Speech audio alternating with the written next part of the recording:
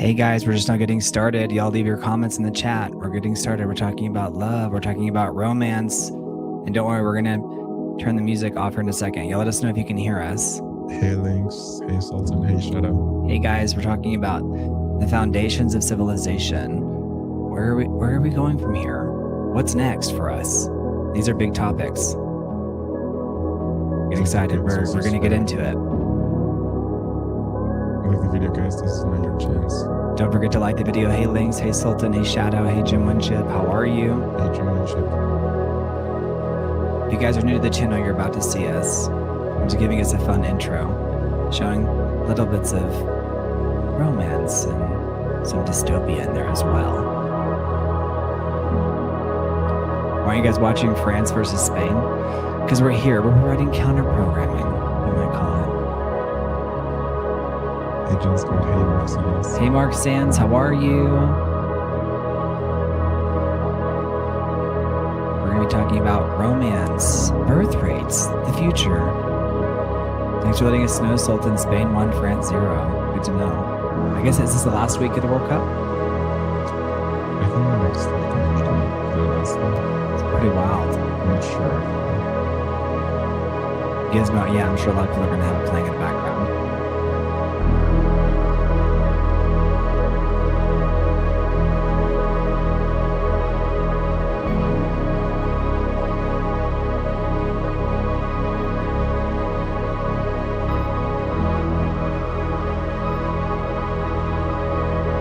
Get a baby on screen.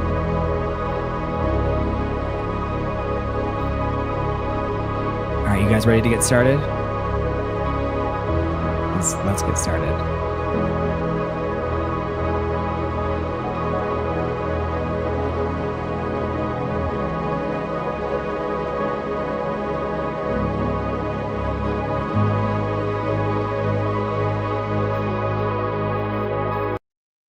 Hey guys, hello, welcome to Brent Paxton, Brent Adventure. How's it going? And Mario. Hey.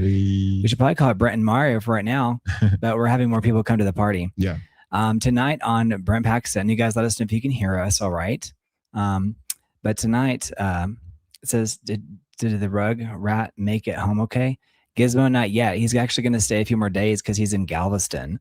So they're referring to Jimmy. But today we're going to be talking about a topic that affects everybody. It doesn't matter whether you're gay, straight, if you're asexual, all this is going to affect us in some way, shape, or form. And that's just the future of humanity. John Scott says, hey, Mario. Hey, John Scott. Hey, John Scott. If you guys are new here, subscribe to the channel, give the video a like, and you guys can join in the chat. You can talk about anything. Yeah. And if you've noticed, if you don't have like a YouTube premium account, we haven't had ads, but apparently like if enough people watch today, like we'll hit our goal today. Yeah. And they'll add ads. Yeah. So, which is like a good thing. That's what then YouTube will push your video out to more people. Yeah, that demonstrates that we are also growing this channel. So yeah, thank you guys. Absolutely. So I'm so glad you guys are here. This is the topic we were going to talk about on Friday, and here we are on Tuesday, and we're talking about it. So you guys leave a comment and we'll put it on screen. Hey, Mark Sands, thank you for being such a support of the channel. John Scott, you as well. Lynx, I'm so glad you're here. And let us know the updates on the World Cup game. Listen, it's been like so many people in Mexico. We're broadcasting from Mexico City, but they've just kind of tuned out. They're still watching the game, but there was a thing yesterday or day before, over the weekend. On Sunday, they were like in, thank you, Mark Sands. Let's go. Thank you, Mark Sands. Let's go. Let's go. They were like in honor of like maybe in a state of mourning. Yeah, they were gathering. Yeah. At the column of independence, the angel of independence, just to say goodbye to Mexico from the World Cup. Isn't that so sweet though? Yeah. Because they also played the last game here in Mexico City on July 5th. So that's why they were, kind of in like a state of mourning, but and just, like reverence too, like I mean, you just have to move on. Yeah, absolutely. But, I'm still curious on who's gonna be the winner. I am too. Let us know, guys, how the game develops. But thank you for being here. We're also offering some counter programming, which is good. as well. So absolutely. Thank you for that. Hey, David Young. Hey, David Young. How's it going? So we're going to be talking about, and this is a great startup question. He was like, if Adam and Eve had 3 sons, who's making all the babies? They tried to cover that a little bit in like, well, actually, no, never mind. I'm thinking of like Noah's Ark. But yeah, like that's a good question. Like who did, like what happened after Adam and Eve? We're not going to necessarily go back that far, but if people have like a theory behind that, I would love to know. I would love to know your theory of like the future of humanity, because it's definitely a chicken and egg situation. Like how far back do we want to go in terms of like society? But today we're going to be talking about modern dating, dating apps, loneliness, marriage decline, birth rates, declining fertility, the fertility crisis, dating recession, and are we going to a sexless future? AI companions, falling population collapse.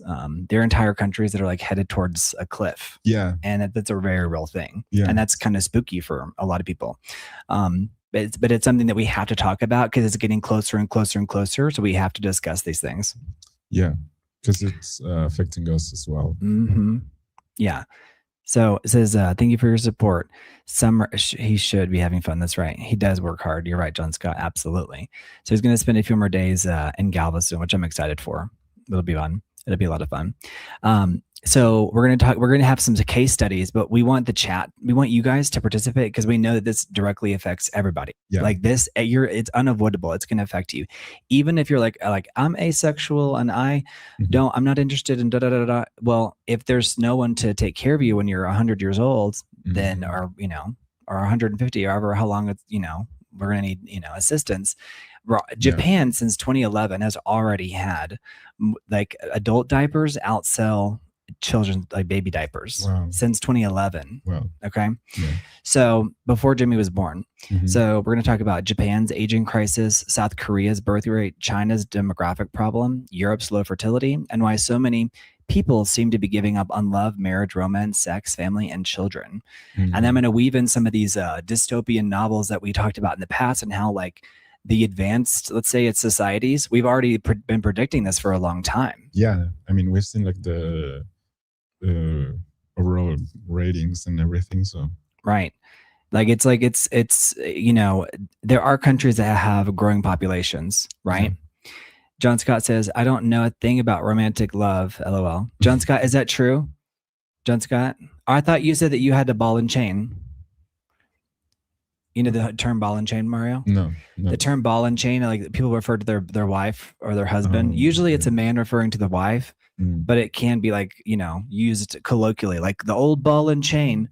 But you guys, this is a very interactive show. So if you're watching, y'all leave a chat. Yeah. Because that's the thing. We're growing the channel and we need you guys to participate. It helps us out so much.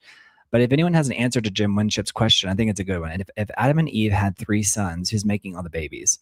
Yeah, I mean, yeah, for real. It is. I am curious how that all worked out. I've seen arguments. Times. I'm not sure. Like either. He's on the ball and chain. I just call him. I like to razz him. I don't even know what that term razz is. Is that a term? New term, razz? Razz? I'm not sure. Maybe it's like probably like harass. Like it's probably like a thing. So this is not going to be like a panic video. And it's definitely not men versus women. That's not the point at all. And it's not like young people are lazy, nothing like that. And it's not also saying like everyone must get married tomorrow and have babies. Although I'm sure some people could make a real argument for that. Hey, Stephen, how are you? Hey, Stephen. Thank you for commenting. You guys leave a comment because it helps us out so much when people are interactive, because this is why we do it live. Because I'm going to bring up some visuals and we're going to talk about stuff that's like kind of mind blowing, but at the same time, it's like, yeah, this is where we are. Like this is what's going on with society.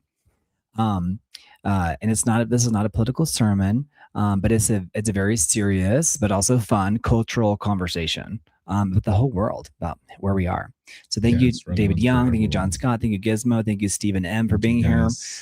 Jim Winship and Mark Sands, thank you for being the first person to leave a super chat. I just left a super chat goal. Thank you, Mark Sands. I've made kids. Mark Sands, you've made children? Like you've made them? That sounds like that's a very interesting way to say it. Like I've made children. Like does that mean you procreated, or what do you mean?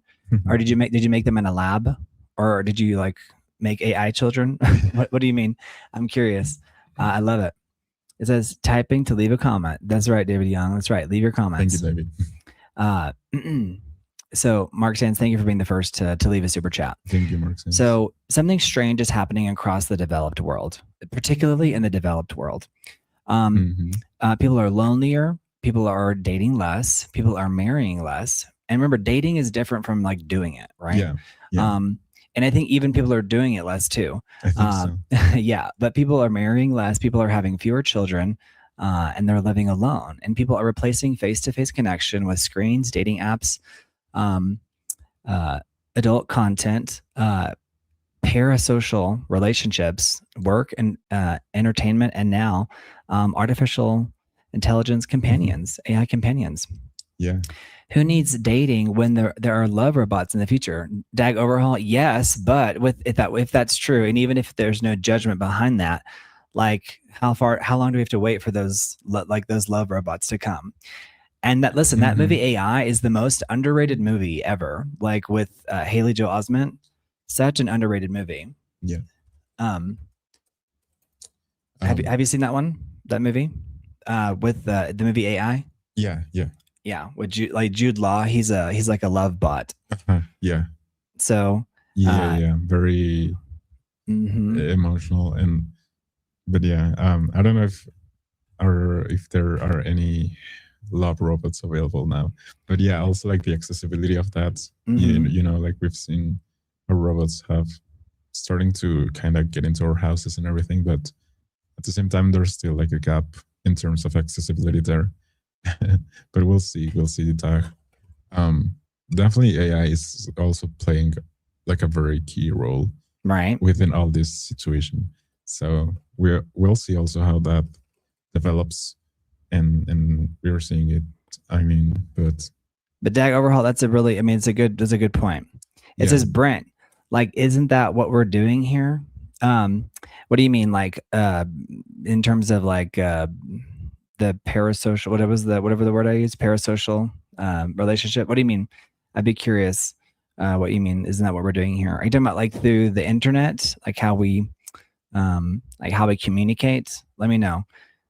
In the chat, you guys participate, ask questions, and I'm going to pull up some pictures. So I just created a little folder called "The Future of Love," and Dag Overhaul made a really good point. And here's my example. Here's our example here. So here's the poster for AI. Yeah, it says Texas Rangers fans says, I want to date, but the single ladies are the craziest who got left behind. Texas Rangers fan, that is a common comment. It doesn't mean that that's like 100% the full picture, but it kind of feels that way. You know, I've talked to Gabriel, who's been on the channel. Yeah. And he's taking a break, kind of, you know, sowing his wild oats, I might say. But yeah, you make a good point, Texas Rangers fan. It says, can we love robots? Can love robots cook breakfast? That's a good question. Can they cook breakfast like the morning after? You know what I mean? Yeah. That's interesting.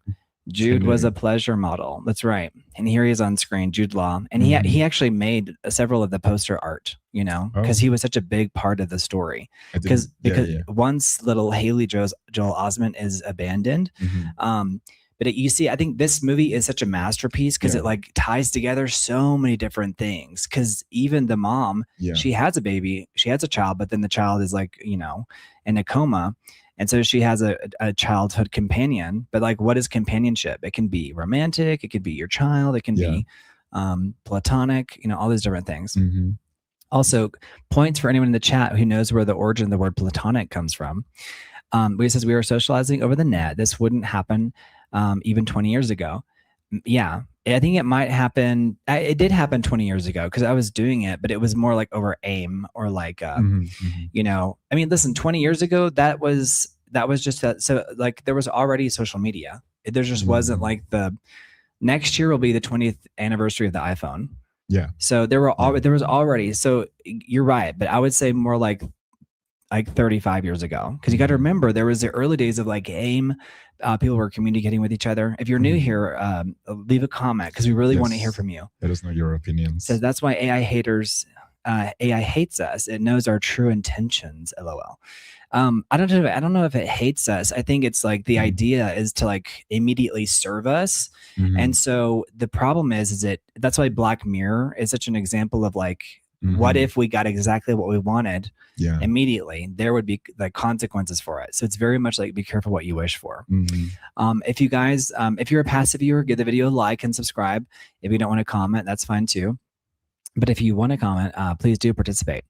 What I meant by that is that a lot of single ladies left there are out there for a reason, still single. Yeah, totally. And you know, the same thing could be said for men as well.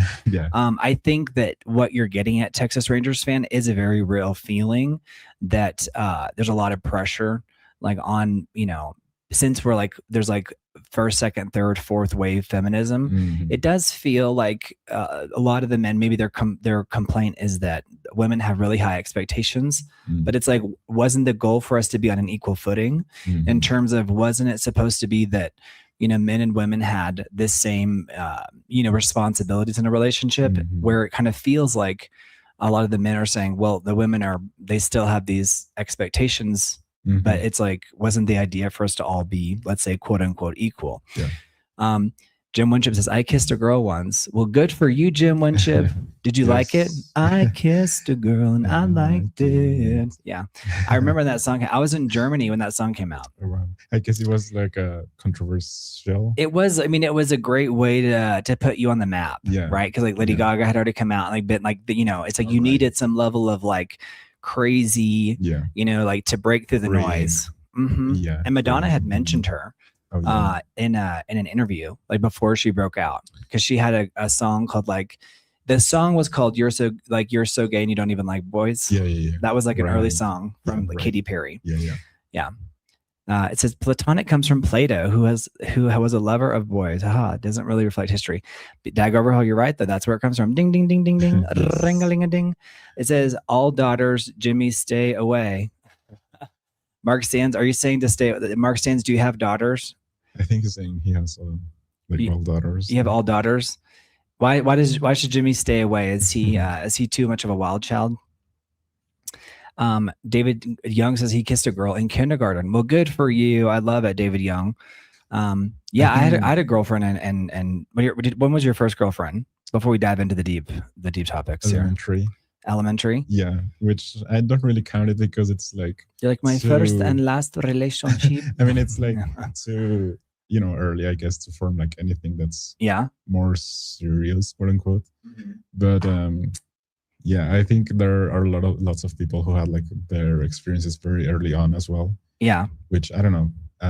Some might not counting those because of the same reasons. Very good. David Young says AI doesn't hate us. The people who train AI to do what it does hates us because every AI has to be trained. I mean, I think it's, and also that's why I think AI has memory now, right? So like whenever you use AI, it's directed towards you. Okay, I admit I kissed a girl too. John Scott, I kissed a girl too. And I still haven't recovered. No, I'm kidding. No, I think, and listen, I don't want anyone to think that this channel is like for this audience or for that audience. I think it's for anybody who wants intellectual debate. Like anybody who wants intellectual debate. I think our audience though is primarily like people of a certain type, and I love it because I'm like I'm right there with them. I get it, you know, and I love their movie recommendations. I love you know, their thoughts and the points of view. It's a very, very like interesting point of view. But we're, you know, everybody's welcome to the party.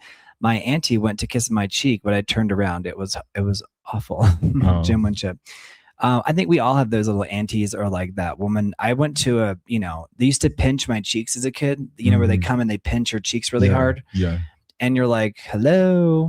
So anyway. I'm sorry. Gizmo says, I don't have a sister. Doesn't have a sister.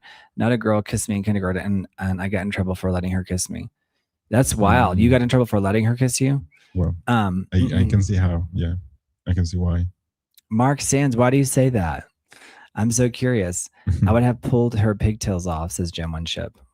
That's funny. I guess it's for the kiss. All right, so yeah, AI was it was a great example of a film that just like brought all of it together. Now, I don't think that that's like that's really what we're talking about here exactly, but I think it's definitely a version of a dystopian future that feels real. Like that feels like that's very plausible. So why are people lonelier? Why are people dating less? Why are people marrying less? Why are people having fewer children? And at the same time, governments are starting to worry very seriously. Like it used to be like light, and now it's become a very, very serious worry of the Western world. And a country can survive political arguments. They can survive recessions. They can survive like bad movies, bad culture, to an extent with the culture. But can a society survive if it stops reproducing itself? Absolutely not. No. So it can't. So that's one thing, is that a society cannot sustain itself if they do not have children. Yeah. Some workforce. We love you, Mark Sands. Thank you for being here. Seriously, you're such you keeping the lights on, Mark Sands. So thank you. But that is the question. So globally, fertility has fallen dramatically. Our world in data notes that global total fertility rates of about 2.3 children per woman in 2023. Now compare that to the 1950s. Do you want to guess what the total fertility rate was? Around 5. That's right. Ding, ding, ding, ding, ding. Wow. And the 1950s, it was 4.9. Wow. That was globally in the 1950s. Okay. And it was already like declining because of modernity, right? Yeah. So that's a big drop. And I put that in the chat here so people have a reference. Yeah. I mean, whether you're watching live or whether you're watching in the replay. Yeah. I mean, we're also looking at the numbers, and that's why we have to make these arguments, because otherwise it's just too abstract, right? So, right. So replacement level for a society, you need 2.1 for like a country or for the world to replace itself, 2.1, right? So back in the 1950s, and they weren't even calculating some of these places that have really high fertility rates, like sub-Saharan Africa, right? But it was 4.9, but now it's 2.3. So even on a global scale, it's already dropped really dramatically. Yeah. And the map is becoming strange. So in 2025 projections, in the projections from 2025, many high-income countries like the United States, United Kingdom, and France were around 1.5 to 1.6 per woman. Wow. China was already at 1. Wow. So you need 2.1 to replace yourselves, right? Because if you're a couple, you're 2 people, you need 2.1 because of like mortality, things like that. So you need 2.1 people is the total fertility rate, right? This is called the TFR, the total fertility rate, to replace yourself. Yeah. China, it's already dropped to 1. South Korea, it's 0.8. Oh, wow. Somalia and Chad, however, were around 5.9, among the highest in the world. So Somalia and Chad are sub-Saharan African countries. And so we have 2 worlds that are emerging at once. One is aging, lonely, technologically advanced, but with low fertility and dependent on immigration and automation to keep going. So these bigger countries, not bigger, but more advanced countries that have more technology, have more access, have higher income, they're dependent on immigration for the country to even continue to grow. To sustain that workforce. To sustain the workforce, to take care of the elderly. Yeah, exactly. But that's why there's been a race to AI and to robots, because we actually need them. Like we really need them. Yeah. So another world is, especially in parts of Africa, is still young and growing, though fertility there is also falling. Pew notes, Pew is like a PEW. They do surveys, they do like reports, they get statistical data. But Pew notes that Africa's fertility rate has fallen from a peak of 6.7 births per woman in 1972 to around 3.9 today. And that's overall Africa, right? Wow. So tonight, Mara and I are going to ask, what happened to love? What happened to dating? Especially in the Western world, especially in the industrialized, technological age world. What happened to love? What happened to dating? What happened to marriage? What happened to wanting children? And what happens when technology advances society, but you become emotionally sterile, or if at least it feels that way. Yeah. Dago Ross says pew pew pew. But yeah, that's how you spell it. It's the Pew research. I think this has a longer name, but Pew does like all the major studies. And are they falling because of a lack of interest, or is the environmental, diet, vaccinations, drug and alcohol abuse? John Scott, that's a really good question. I think it's probably a combination of things, because when you look at, let's say, dystopian novels, one of the things that is constantly discussed is like leisure. Like whenever you have leisure, it's like you can go have a drink, you can go do this, you can go spend all day at the gym, you can go see plays, but then but that doesn't necessarily mean that there's an absence of romance. So there's something else in there. I also think I read somewhere. I think it's getting to the biological aspect of it too. I read somewhere that our generation is also like drinking less and like smoking less, going out less as well. Yeah. So, yeah. I mean, that's a good point. Like John Scott, that this Gen Z is like the first generation to like kind of reject alcohol. Yeah. Not everybody, but in a large part. But yeah. You don't see movies where like all the kids are out partying like they did with like the millennial generation or Gen X. So it's very interesting. Is Jimmy back in MC yet, by the way? MC. What do you mean? It was MX. Oh no, not MX. You're not yet. Not yet. Yeah, but John Scott, I think you're also getting to like with the idea of, I'm always careful just with certain words, but I think the environment absolutely does play a role. But I think it has to do with stuff that's like in the air as well. But I think it has to do more with like the way we view the world and like where we think the world is going. Yeah. And a lot of people are saying that they don't want to have children because they don't necessarily want to bring up children in the world that we're living in. And there's a great channel called Huge If True. And she talks about how, she's like, I think 30. And there's the host of the show, and she talks about, why is it that people don't want to have children anymore? Yeah. And she spends like a lot of time, researching her videos and makes a lot of great infographics and things like that. But it's about like a year old, but I think it's just becoming acceleratingly true. Okay. Mexico City. Did you know that the shorthand for Mexico City is CDMX? Yeah.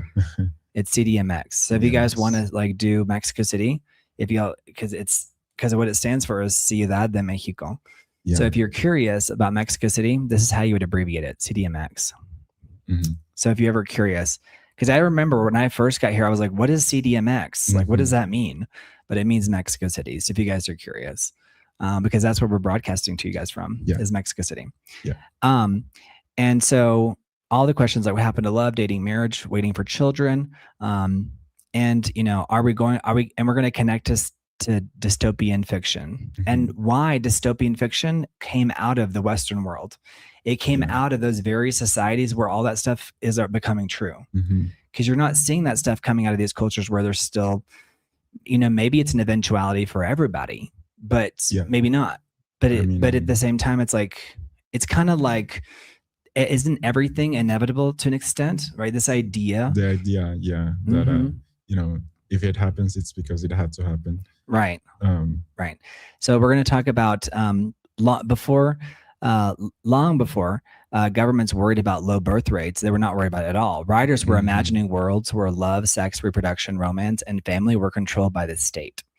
And that was very prevalent in 1984, Brave New World, The Giver. There was a book called We. We actually, we can talk about that one. That was way early. The Handmaid's Tale, which that writer is still alive, Margaret Atwood. There's a book called Delirium, and there's a book called Matched, and there's another one called Never Let Me Go. But these books understood something frightening. If you control love, you control the future. But here's the twist. And many of these dystopias, the state has to suppress love, suppress sex, assign partners, engineer children, regulate reproduction, or chemically remove desire altogether. So today, the developed world may be arriving somewhere equally strange without the government even having to force it. Or maybe the government is, because I don't think these governments actually want that, because we need future generations to replace ourselves. It's very key. Right? We need that. For example, I think China had like very strict policies earlier on, and then now that they're seeing like the lower birth rates, they are also trying to do that, but it's not necessarily working anymore. Yeah, now they're in the opposite direction. Yeah. Now they're like trying to actually get people to have children. Yeah. But it's not a successful campaign, let's say. Yeah. Yeah. Why do you think it's not successful? Well, I think maybe people are now accustomed to the overall way of living with less kids and less, you know, just living as a couple maybe, or even on your own. And maybe the incentives aren't as good either, right? Because I think they're also trying to give them incentives to families for them to be motivated to have kids and everything. But I don't see maybe necessarily the reason for them to accept those if ultimately the cost of having kids is going to be, you know, bigger. Right. And I think that's also true for many other, you know, Asian countries, maybe some European countries as well. So I think, you know, they were like very, very strict about the idea of restricting how many kids you could have, I think. And now it's quite the opposite. And I think they are also trying to import, you know, people from other countries. Right. And I don't know how that is working, but they obviously will want, you know, people with capabilities and experience and everything, not just any people either. Yeah. Well, I think the one child policy like definitely backfired in that regard. If you look on your screen, you'll see this was the idea of was Brave New World. It's like people don't even have children. It's like government actually makes babies in labs, which we've seen like that, like feels like the most dystopic kind of view of like having children. Yeah. It seems like very scary. And Jim Winship says, A, B, C, do, re, mi, baby, you and me, girl. Yeah, absolutely. Drop your favorite lyrics in there. We'll sing them. But yeah, this was like the Brave New World idea.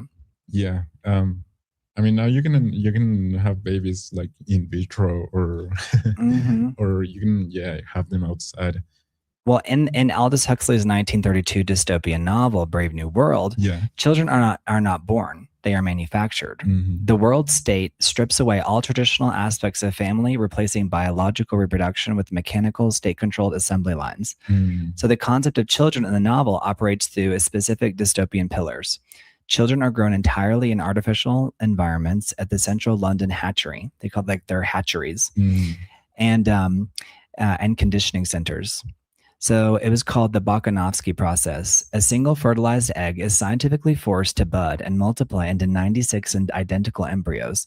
This creates large batches of identical twins optimized for specific factory or menial labor. Wow. And then there was mass sterilization in Brave New World. Oh, wow. To prevent unexpected biological interruptions, most female embryos are chemically engineered into sterile individuals known as free martins. And there's no mothers and no fathers. Remember, that's one of the concepts of Brave New World, this idea of no mothers and no fathers. So biological birth, or they called it viviparous reproduction, is a thing of the past. Couples like family concepts like mother and father are considered highly offensive, obscene, and vulgar words. It's very fascinating. Thank you, Mark Sands, because kids are amazing. They are. Kids are amazing. Kids are a gift. They're a burden and a gift at the same time. But I think that's why we worry, we worry about our children. Yeah. And the world that they will have. Exactly. So it's like a catch-22 type of thing. Thank you, Mark Sands. All right. It says Velvet Hammer says there's been a hyper focus on college feminism taking over in college campuses when people should be looking to focus on family after college. Now people are paying off education debt. That's a really great point, Velvet Hammer point. Absolutely. That's a very, very good point. Is that now there's a different set of responsibilities.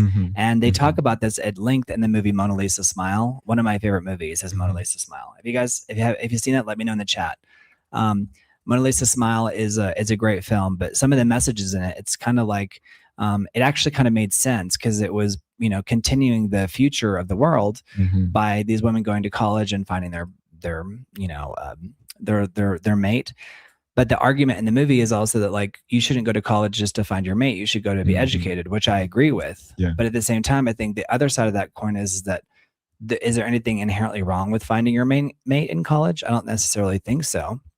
No, because I think Brent crude oil is back at 87% per barrel. So just so you know, Mario, Brent, the word Brent is the most commonly associated around the world with crude oil. Oh, wow. So it's like the price of oil is called Brent. Okay. I didn't know that. Yeah, isn't that wild? Yeah. So it's like the one universal use of Brent. Yeah. A Texas Rangers fan, thank you for letting us know that. Thank you for so Mona Lisa Smile, if you guys have seen that, let me know. It says my brother and sis and his wife banked the ingredients for 3 more. Banked the ingredients for 3 more. So are you saying that they've saved up to have 3 more children? Let me know what you mean. So yeah. Oh, he's saying, I think, in vitro babies, because on a comment earlier. Oh, and so they've actually. My nephew is an in vitro baby. Oh, wow. Interesting. Fascinating.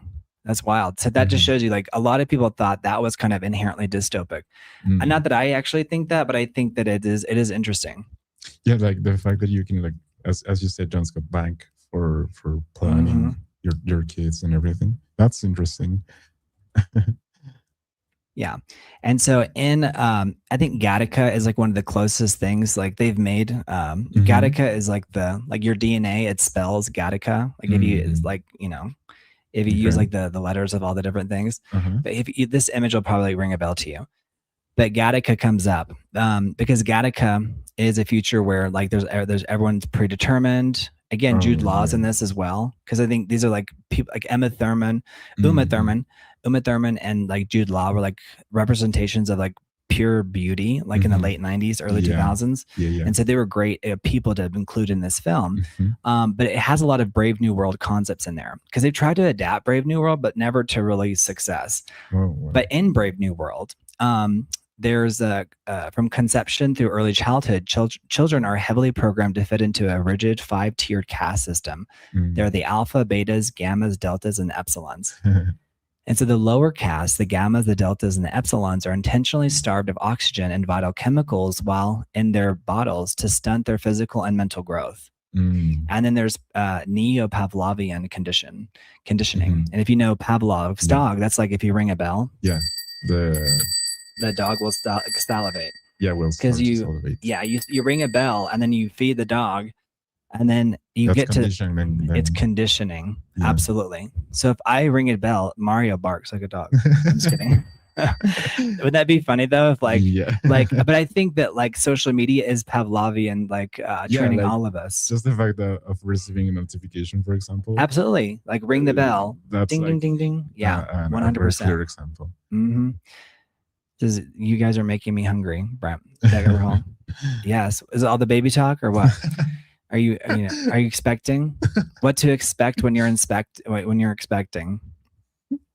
Yeah, he says he can afford it. Yeah, but the thing is I think, there's that whole question of like, when do you have children? Like at what age do you be like, okay, like I'm okay. Yeah. And last night I watched a movie called Baby Mama. It's one of my favorite movies, and it really is hilarious. And I love the way it's done. But it's Tina Fey and Amy Poehler, and they later did a movie called Sisters. But anyway, back to Brave New World, which Gattaca is a close example. But infants are trained using electric shocks, loud alarms, and positive reinforcement. For instance, the Delta babies receive painful shocks when crawling toward books or flowers. So they grow up hating nature and literature, ensuring they never seek quiet distractions from their factory jobs. Wow. Isn't that terrifying? Yeah. But in this movie, Gattaca, they talk about that. And they have like, Ethan Hawke's character, his brother is like genetically superior, but Ethan Hawke's character is not.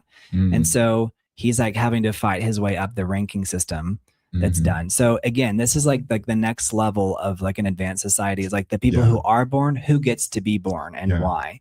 Right. So that's like the next level and the tier of understanding. So the Delta babies, they get shocked because they want them to stay in, to stay away from books, stay away from nature, and stick to their factory jobs. And then there's also sleep teaching. While children nap, speakers are under their pillows and they repeat state slogans thousands of times a night. These messages drill caste pride into their subconscious, teaching them to love their pre-assigned social tier and look down on others. And then there's forced emotional and sexual maturity. So the state eliminates the emotional innocence and vulnerability of traditional childhood.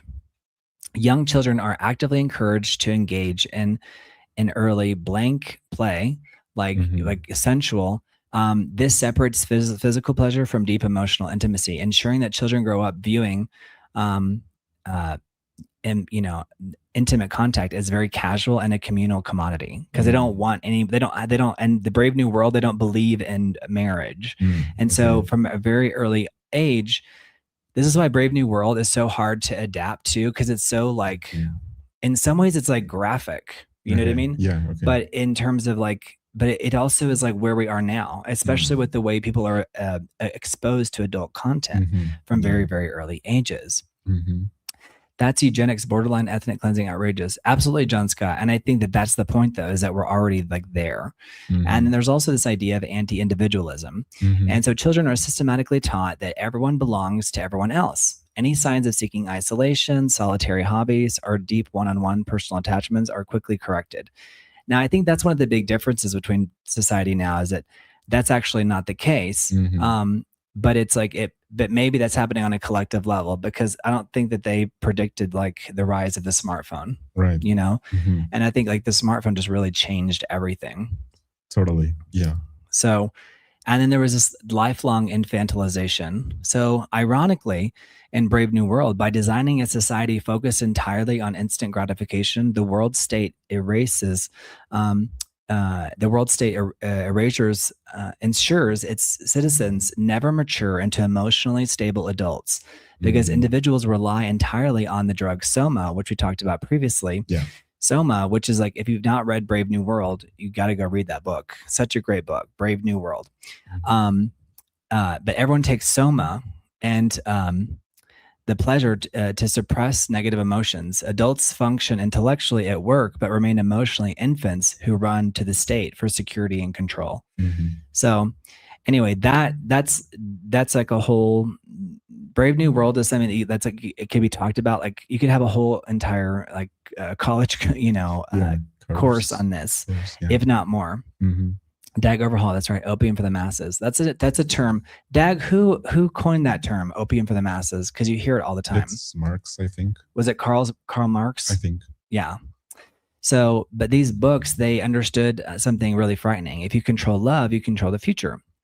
And so, but the difference is that this state isn't necessarily having to do it. It's like, in a way, it's like we've been conditioned to do it to ourselves. And so there's this idea of like, maybe the isolation is here, but how did we get here? How did we get here? So today, the developed world may be arriving somewhere equally strange. But again, the government's not forcing it. So people are like opting out of relationships on their own. So the question is, did the dystopian future need a dictator, or did the algorithm, the economy, the dating app, the cost of living and loneliness do the work for it? So I think that's probably true. Mario, while I pull up some graphics, what's your thought on this? Well, I was going to say before that, dystopic novels also tend to be quite metaphorical, right? Because they're also trying to get a point across while using, literary resources. And so I think that with this type of novels, when we read them, we typically tend to see the metaphors, but not necessarily the reality that they are trying to denounce. But because I think we think that maybe that's too far from our reality. But once you see like this type of books from the past and everything, and you see the correlations now with the situation that we're living in, it becomes more scary in a way. Not scary, but alarming, because you start to see the patterns maybe. And so I think we might start to see some of these patterns now, and we can connect the dots between the things that these books were denouncing and the things that we're seeing now. And that's why and that's when we see the reality that they were trying to denounce. So that's the thing I think it happens with these type of novels and books in general. And then the other thing is that they also we've talked about it a little bit now, but the idea of controlling humans as they grow, and for them to have like this sense of not only purpose but also not self-identity. I mean, we see it with like the things that we've talked about before as well, and how we are shaped by our phones and everything. You said, and it's true that they maybe didn't predict the phone as we see it is now, but just the idea of also having to, worry about like the not only the phone but like the way the kids grow and the digitalization of every aspect of our lives.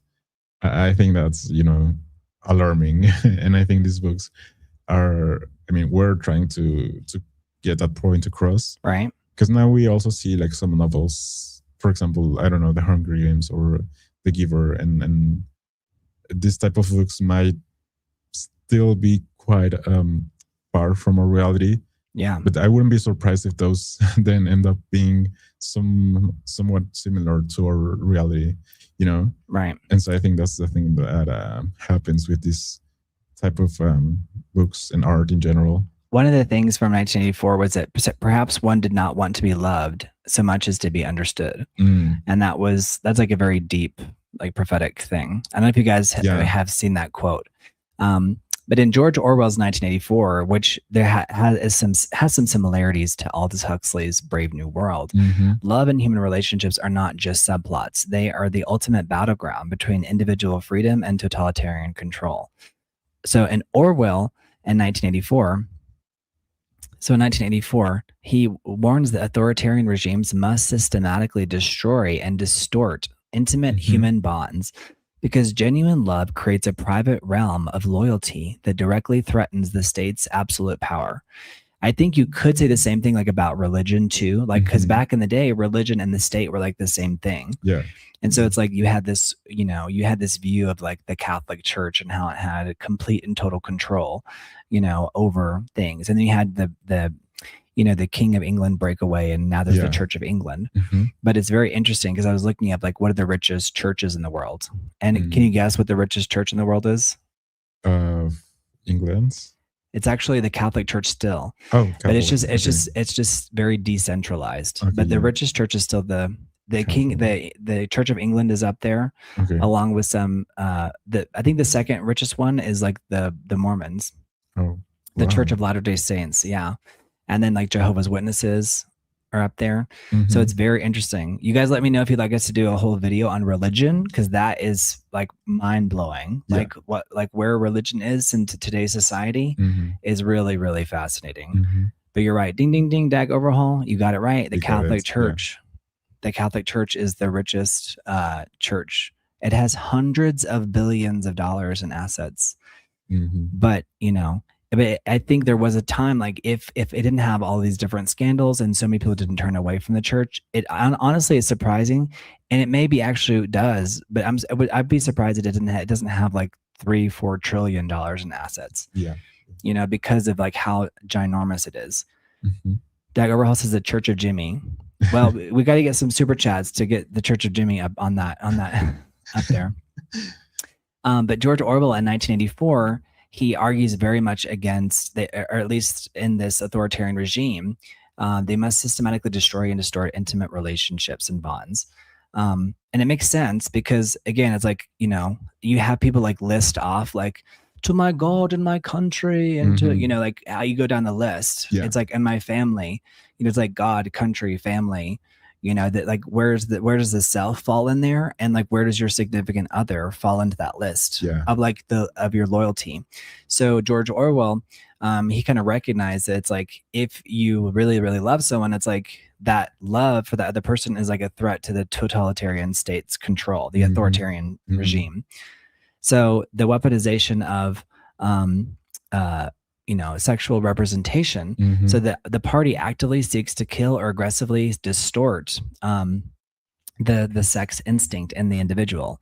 As the character Julia points out, sexual deprivation is intentionally engineered by the state.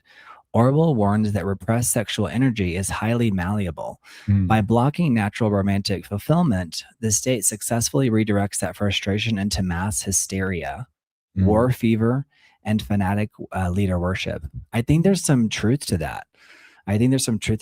And I think we need you guys to support the channel, because I think even certain words, I have to like learn the algorithm. Like you're not supposed to say certain words, like even like maybe the word sexual, because your video may get repressed. So if you guys are here, make sure you're helping out with super chats and liking the video. Yeah, commenting. Yeah, because we're talking about dystopian novels, but I think the algorithm can get confused that we're talking about like a highly intellectual topic. So that's the first thing, was the weaponization of sexual representation. And then the second was the mandate of the sole loyalty to the state. So in this future world, which is called Oceania, which is what we call like the Australian area of the world, the state cannot tolerate any competing loyalty. So if you love a partner, a parent, a child, your primary allegiance belongs to them, not the government. So as O'Brien chillingly explains during Winston's torture in the book, the ultimate goal of the party is to erase all interpersonal affection. There will be no loyalty except loyalty toward the party. There will be no love except the love of Big Brother. So in 1984, it's all about Big Brother. Yeah. And then there's the reduction of marriage to an empty duty. So Orwell warns about the complete clinical devaluation of marriage. In the novel, the party must approve all marriages, explicitly denying permission if the couple shows signs of actual physical attraction or love. Oh, wow. Marriage is reduced to a cold, state-supervised contract with the sole purpose of begetting children to serve as future party members. This embodied by Winston's estranged wife, Catherine, who viewed intimacy purely as her robotic duty to the party. And that's different from Brave New World, because in Brave New World, the children were in hatcheries. They were actually like this. They were in the little, they were like manufactured almost, right? So, but in 1984, there was still the idea of marriage in 1984, but in 1984, marriage was just a pure function for reproduction. But they wanted to make sure they didn't actually like have any affection for each other, which is pretty wild. Right. Sounds like a real bummer of a party, right, John Scott? I think that's what's interesting about like political parties, is like calling them parties, right? Yeah. I even think that nowadays Spain 2, France 0. So it looks like Spain's going to win. Yeah. Nowadays, the state is also still seeing the matrimony. What's the word? Like marriage as an institution. To also kind of help like with the purpose of procreation and everything. So I see that similarity between the book and the things that we see now. Well, and the characters, so because the characters live, Jim Winship is saying, what was Noah feeding the meat eaters on his ark? Good question. Going back to biblical times, that's an interesting question. Like, what were they eating? I think there's a lot of stuff in the Bible that can't necessarily be like explained away in an easy fashion. You know. John Scott says, I'm still not officially married. Oh no, John Scott. Lock it down. Get that ring. Yeah. If you like it, then you should have put a ring on it. If you like it, then you should have put a ring on it. All right. So love intertwined with hate. So because the characters live in an environment completely saturated by state oppression, even rebellion through love becomes poisoned. So when Winston and Julia first start their affair in 1984, Winston admits that her physical embrace is a political act, a blow struck against the party, he says. Orwell warns that when a state controls everything, pure, uncorrupted love becomes impossible, because the romance itself is fundamentally defined by and reacted to the hatred of the regime. So it's kind of like anything that you do starts to feel like an act of rebellion versus you doing it out of like the sheer desire to do that thing. Yeah. So the ultimate fragility of human devotion under torture. So in 1984, perhaps the most devastating warning is that the state can manufacture a breaking point where you will willingly sacrifice the person you love most to save yourself. In Room 101 in 1984, confronted by, and we'll get off 1984, but I just want to cover this because it's so like relevant in the way that we view love, right? So in Room 101 in the book, confronted by his ultimate terror, Winston frenetically screams, "Do it to Julia." By forcing Winston and Julia to betray one another, the party proves that physical survival can be leveraged to completely tear down psychologically and emotional fidelity, leaving the individual entirely hollowed out. So there's like a whole the literary mechanics of 1994 are just mind-boggling. How much they predicted there. It's pretty wild. Hey, Kiss of Life, how are you? Hey, Kiss of Life. What's going on? Hey, Adlad, how are you? Hello. Good afternoon to you. What's going on, bro? All right. So Mario's here tonight as the normal person reacting to all of this. And so you guys are going to let us know like how much of a problem we think these things are. Like, is it a mild issue? Definitely changing. You can leave like 0, 25, 50, 75, or 100. In terms like you can like leave a number in the chat, like just like a number. Meaning like, 100 means we're cooked. España. Hey, Francisco, how are you? Hey, Francisca Canchola, España finalista. Yeah. So what is it? Spain and who else is left in the World Cup? France. I mean, Spain playing against France. I guess France is now out though, right? Yeah. And England playing against Argentina. Okay, so we'll see. Maybe we'll see. Maybe it'll be Spain and France or Spain and Argentina. Thank you, Mark Sands. It says for room 101. Thank you, Mark. Thank you for listening. Thank you.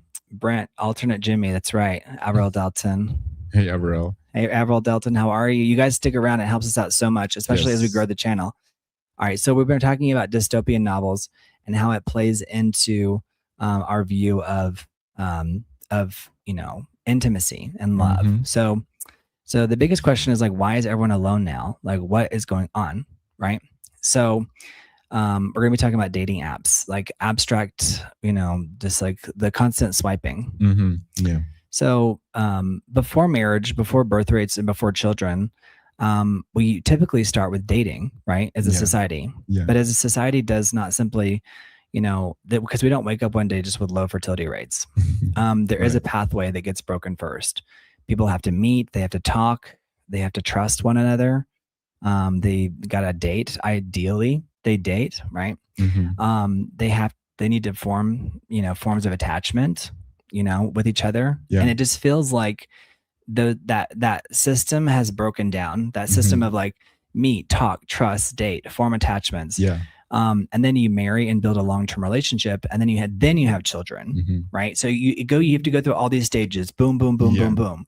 Meet, talk, trust, date, form attachments, then marry, build a long-term relationship, and then you have children. There's been a fundamental breakdown. Something has happened to our society where we're not getting A, B, C, D. So obviously we're not getting to like G, right?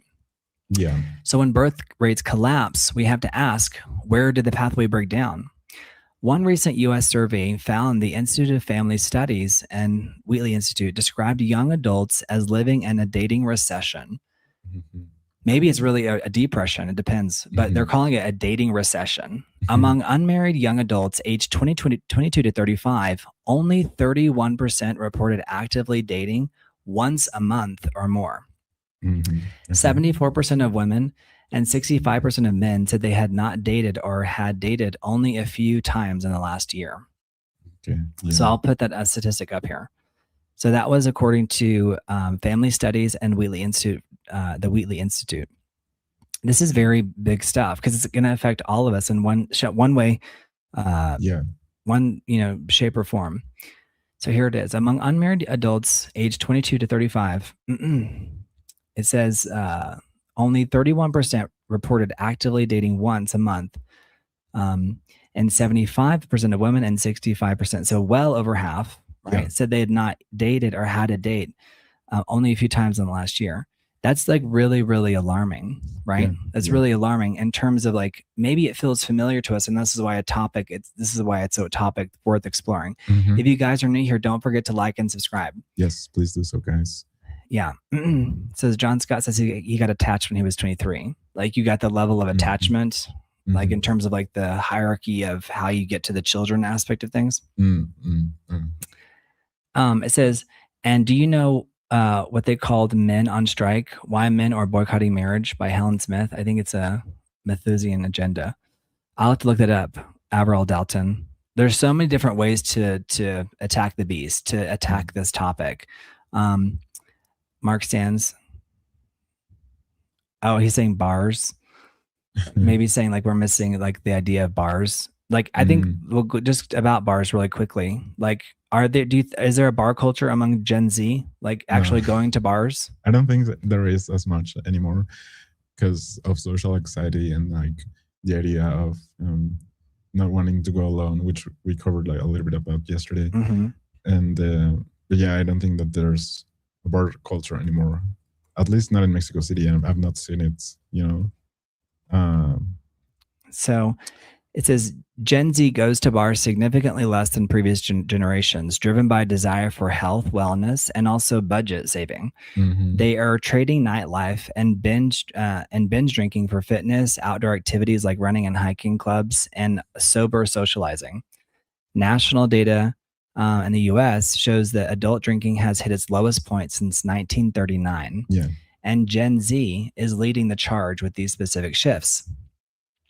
So from bars to barbells, in 2026, reports from the Bank of America Institute showed Gen Z fitness spending grew about 9%, while bar spending only grew by less than 4%.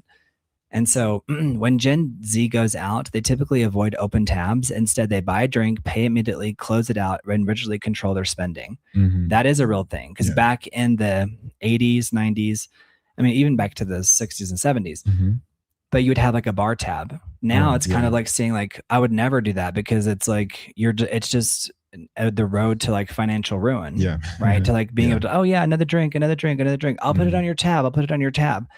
Like I think to Gen Z, that's completely like unthinkable. Yeah. Because they already know that it's not sustainable. And the people who do that, who are in Gen Z are like seen as like the irresponsible, like subset of Gen Z. Yeah. Yeah. Like those people in Gen Z definitely exist, but they're like considered like the most clueless, let's say. Yeah. And obviously the less common. Yeah. So. And they're less common. So I think Gen Z in some ways is smarter. But again, if you're not going to bars, then you're not easily getting someone knocked up. You know what the word knocked up means? Yeah. Yeah. So you're not easily going to have like, there's not a lot of accidental babies going on. Yeah. And just the idea of, meeting someone there, I think it's easier to, for Gen Z, for us to be behind the screen and have like a social dating app because that feels safer, right? Quote unquote, and maybe not doing it by facing the other person necessarily. So that's another interesting dynamic that's been switching, among our generation. And then the idea of, meeting someone and doing like the whole process of dating and everything. I think that's also kind of changed as well. Most definitely it has. So, yeah, I mean, but this statistic is also right. I guess it's like also prejudice to alcohol maybe as well. A prejudice to all of these things, right? That it's affecting us. Yeah. It says Gen Z, if they do go out, they avoid the bar tabs. They don't buy drinks, or they'll buy a mocktail, so it doesn't even have alcohol in it, or low ABF beverages. So I have low ABF. Do you know what that means? Maybe it means like low alcohol level. Probably. I'm not sure. But here, so low ABF means low alcohol by volume. It refers to beverages with significantly less pure alcohol than traditional drinks. Interesting. So that's really, really fascinating. I think there's a lot of good stuff going on with Gen Z. I think one of the problems is just like, again, like how do we get to, because recently the US government, they came out with all these things like what's good for you, what's bad for you. And people were surprised that alcohol was not like completely, like they didn't say we should completely stop, as a government recommend people just completely don't interact with alcohol. And one of the arguments from, ironically, was Dr. Oz, who was like a reality TV star, but he's also like an actual heart surgeon. Okay. Yeah. And people, you can ask and leave your comments about Dr. Oz, because I know a lot of people are critical of him, and I get it. But he said that we can't go out and say like no alcohol at all, because it's such a required social lubricant, like a social lubricant. And I was like, wow, that really is like a fascinating look, because it's like not just to like have fun with your coworkers, but like literally because it can lead to procreation too. So I think that was actually the bigger argument, which I think is fascinating. But they didn't just outright say like you shouldn't drink alcohol completely. They just said like limit to da da da da da. Yeah. I think that was really, really fascinating. And I think that's Velvet Hammer. Thank you so much for contributing to the channel. Thank you, Velvet I Hammer. think of and Corn have ruined people's morals. Yeah.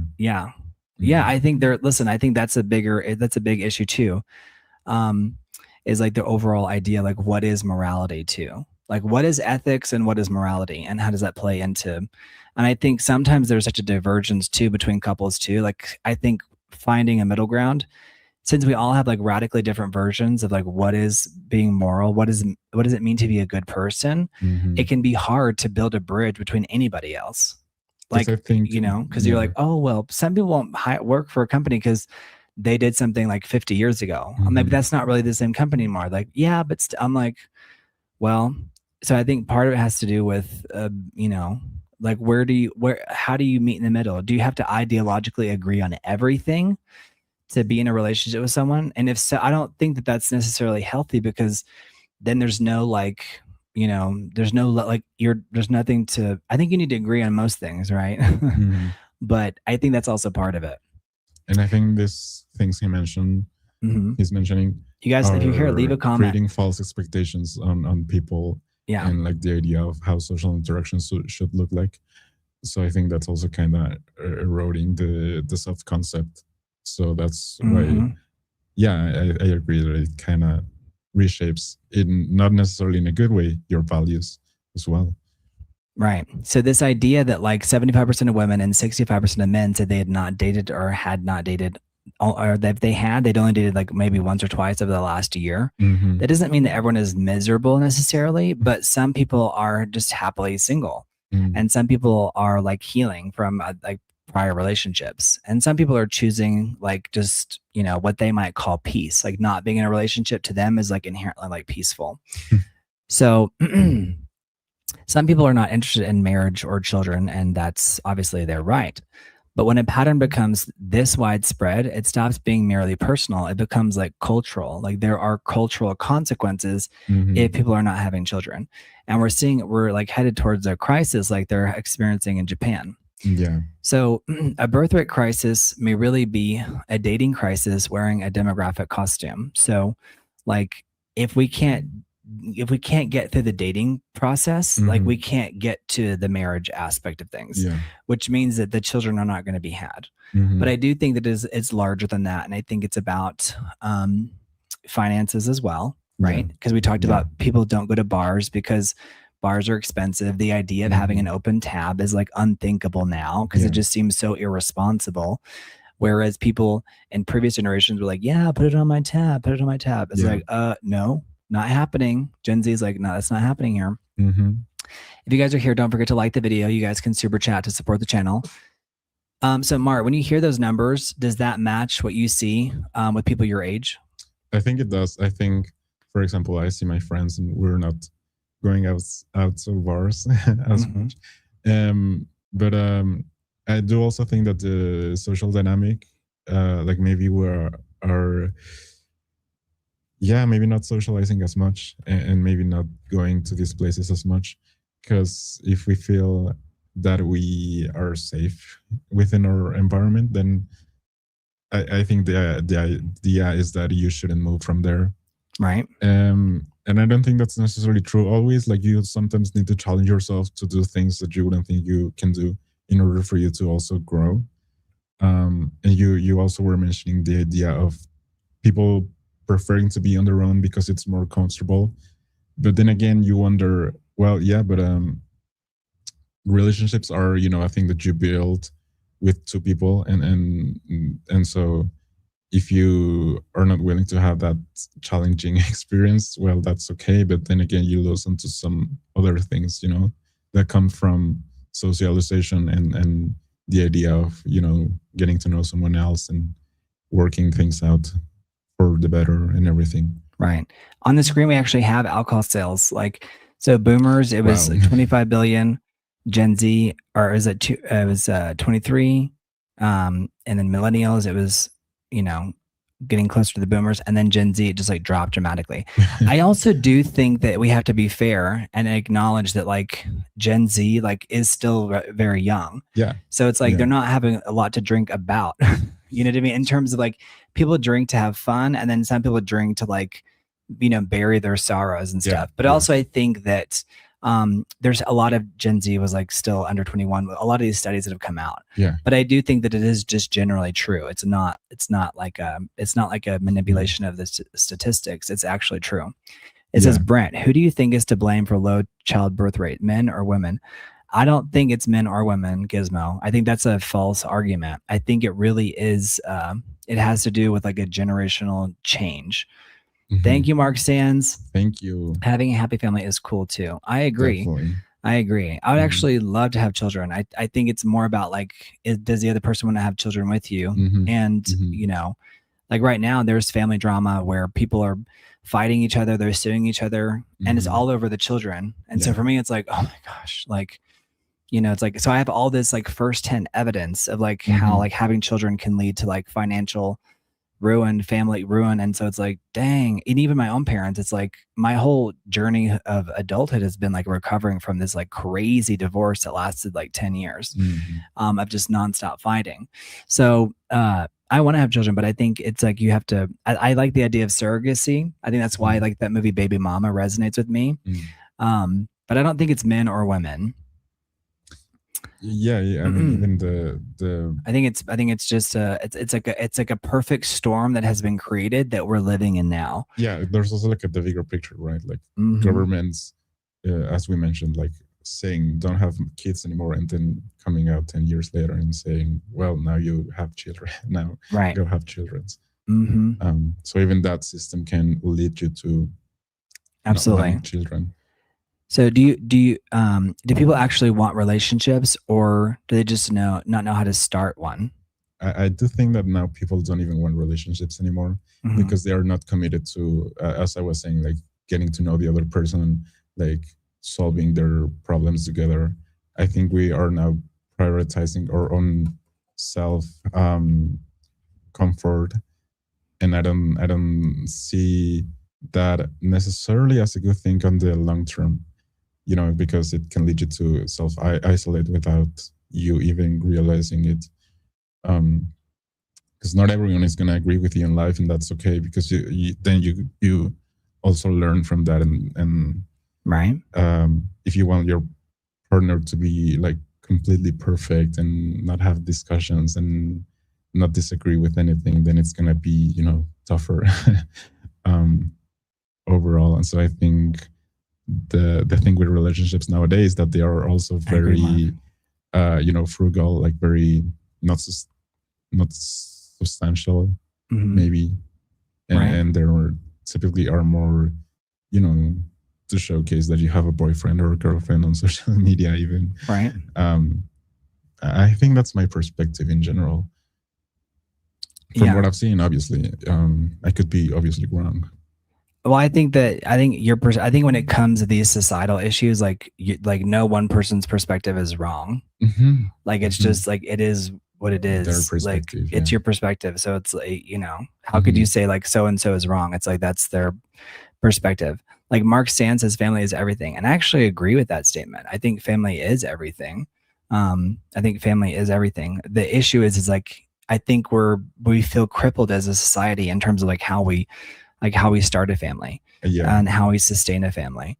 And so I think if anything, I want to encourage people to have a family or their version of a family, whatever that means for them. Yeah. But it's like, how do we get there? You know, because there's a lot of young people who just feel like isolated. You know, it's like they don't really know, you know, what the future holds for them. And so or how to approach it even. Like how to approach a relationship, how to be in a relationship with someone, and how to initiate that for the first time. So it's a very interesting conversation, and I think it just has to be had. And so there's so many different, you know, ways to show this, and there's so many novels that have explored it before where we are now.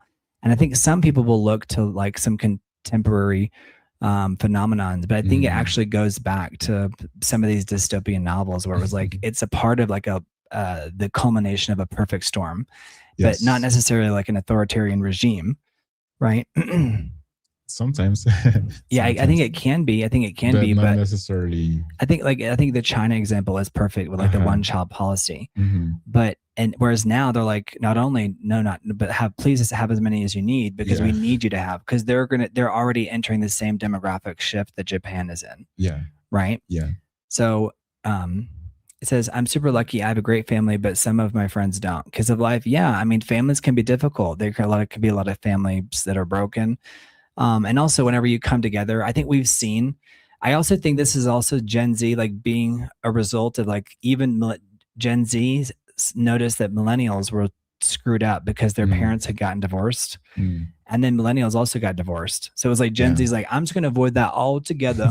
I'm going to avoid that whole crazy mess altogether. I mean, has that crossed your mind? Yeah, I think like the divorce aspect of things. I do think so because we see it, as a long process or a very complex process that you would want to avoid altogether. Right. I think so. I think it's like there's so many things, so many relationships end in ruin. And so it feels like, well, what's the point if it's going to end up in divorce and this other person taking half of all my income, Yeah. Things like that. Yeah, that's because that's the thing with, marriage, that you can also be entangling like the financial aspect of things and like the material aspect of things, and not only just a relationship, it's beyond that. And if you guys are new here, by the way, y'all leave comments here because this is something that's affecting everybody. Yeah. If this video is even suggested to you, it means that you're seeing it happen in society, or you're experiencing it. We're all witnessing it, even if we're not experiencing it. Even if you're happily married and you have children, there are a lot of people who have been married for 30 years and they're getting a divorce. So I think this whole idea of isolation is more of like I think it is kind of Orwellian, and that it feels like it's headed towards 1984 and Aldous Huxley's Brave New World. But because of like people have been so like there's something about these smartphones and the way that it's made us all have our own like echo chamber, and you could be even living in the same house with somebody and someone has radically different views of the entire world than you do. And I think dating apps that are also on your phone, there was like a boom of dating apps, right?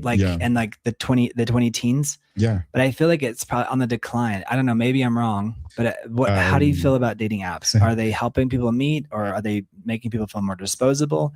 And where are dating apps? Are they just hookup apps now? Yeah, I mean, some of them are definitely. I don't judge people who use dating apps, but I think for me personally, right, Mark stands, absolutely. I've resisted to use them because first, I don't think you see like the real person behind it, and everything becomes more performative. Even from performative, yeah. Like it's like, oh, these are my interests. This is like who I am. I'm an artist or whatever. Because you get to design your whole profile and you get to pick your best pictures, obviously. Yeah, versus the nitty gritty like first date, just like or I miss blind dates. I mean, does that even happen anymore? I mean, I don't think so. Like, can you now people can Google, but it's like his name's John. Like that's it. That's all you get. It's like, no, but who is it? You find their Instagram and you see how they look and what they like. But the thing with dating apps is that they are mostly being used, I think, as one situation type of thing, like one night and that's it. And maybe I mean I could be wrong. I don't. Listen, I think I witnessed like the dating apps. It was is designed to find like true love, and it's so funny because every time I say the word true love, I think of what Andre last night was talking about, like which is a Little Mermaid, and she's like, "You're one true love," like true love's kiss, all these different things. But like this whole idea of like what is like love, like what is love, What is love? Love, baby, don't hurt me. And I love that we're covering this topic because you would think maybe that love has very little to do with this, but I do actually think it has to do a lot. It does. Now that we're discussing it. And I think what is love is a very real question. Yeah, what is it? Yeah. Like, can we define love in the modern era? Like, can we, you know, whenever everything feels like so, everything's like in your face, there's like all this crazy massive surveillance. It's like, I think surveillance does have directly to do with intimacy, because it's like, what are we into? What do we like? And then also, because surveillance can happen just from a person to person thing too. Yeah. Like stalking or. Yeah. And they did studies in the last few years where they were like, if people that don't have any social media, like people inherently like don't trust them. Because it feels like they have something to hide. And I'm like, how sad is that? Yeah. But then it makes sense if you're like a mega celebrity and it's like you're allowed to not have social media because you're already present in these other areas of life. Yeah. True. So I think it's very interesting. You know, and another thing that I've seen with dating apps is that they now become like a subscription-based model as well, because oh my gosh, it's so sick. You have to pay in order for your profile to be recommended more and to have like a better algorithm altogether, and to not seeing ads. So I think that's very, you know, transactional, and you maybe wouldn't want that for a relationship.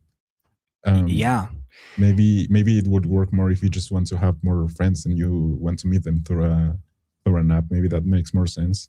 But for a relationship, or the intimacy aspect of things, that feels like the algorithm is, you know, determining your life altogether, which, I mean, I don't know, in some way we all are there, but to actively, you know, pursue it is also very, very, you know. I think it's so interesting because it's like, this reminds me of like the levels of intimacy, like, and how like, you like, it requires like the starting of the relationship, and then getting to, I'm going to pull up a movie poster, and I want the chat to let me know if they know this movie, but it's called The Story of Us. And it's actually Bruce Willis and Michelle Pfeiffer. And there's a scene in there that just like breaks my freaking heart. Like, it's so good. And in the movie, there's talk of like, you know, what does it mean to be in a relationship, and what does it mean to like start over? Yeah. And if you look on your screen, it should be on there now, and there's a little bit of a delay for you. But this movie is really beautiful. It says, can marriage survive 15 years of marriage? And I think that's like a very legitimate question. Yeah. And so, but The Story of Us, there's a really famous scene where Michelle Pfeiffer's character, she's like saying like, I don't want to start over. She's like, I don't want to have to go out there and, you know, be alone in the world again and start. And it was just so moving. Right, and it just like brought me to tears.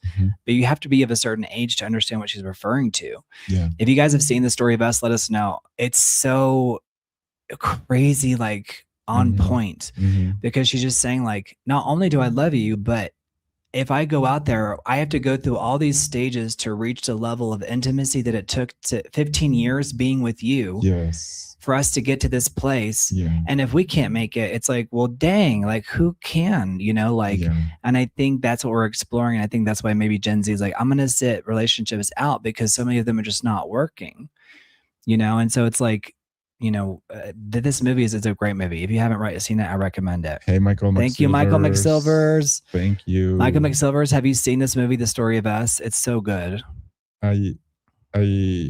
While you were talking about it, I also got reminded of this movie, Marriage Story. Oh my gosh, yes. But I do. It's kind of more like, is that Marriage Story or is it Divorce Story? Yeah. You know. Yeah, I do think that you know, you sometimes have to go through heartbreak in order for you to also be a better person. Like the idea of maybe wanting to find the true, real love upon a first thing might not be quite realistic altogether. So you think like going into the relationship is like there's a level of like understanding that that's going to be hard too? I think so. Thank you, Michael McSilvers, by the way. Thank you for being here. Thank you, Michael McSilvers. Love Bruce Willis. Love Michelle Pfeiffer too, by the way. Like Michelle Pfeiffer is she's still working. I think in some ways I still feel like she's underrated because I don't think people realize like how good she is. Mark Sands, I'm so glad you're happily married. Yeah, I love that, Mark Sands. Yeah, and I mean, it's any advice over here? Let me know, Mark Sands. Yeah, let us know your advice.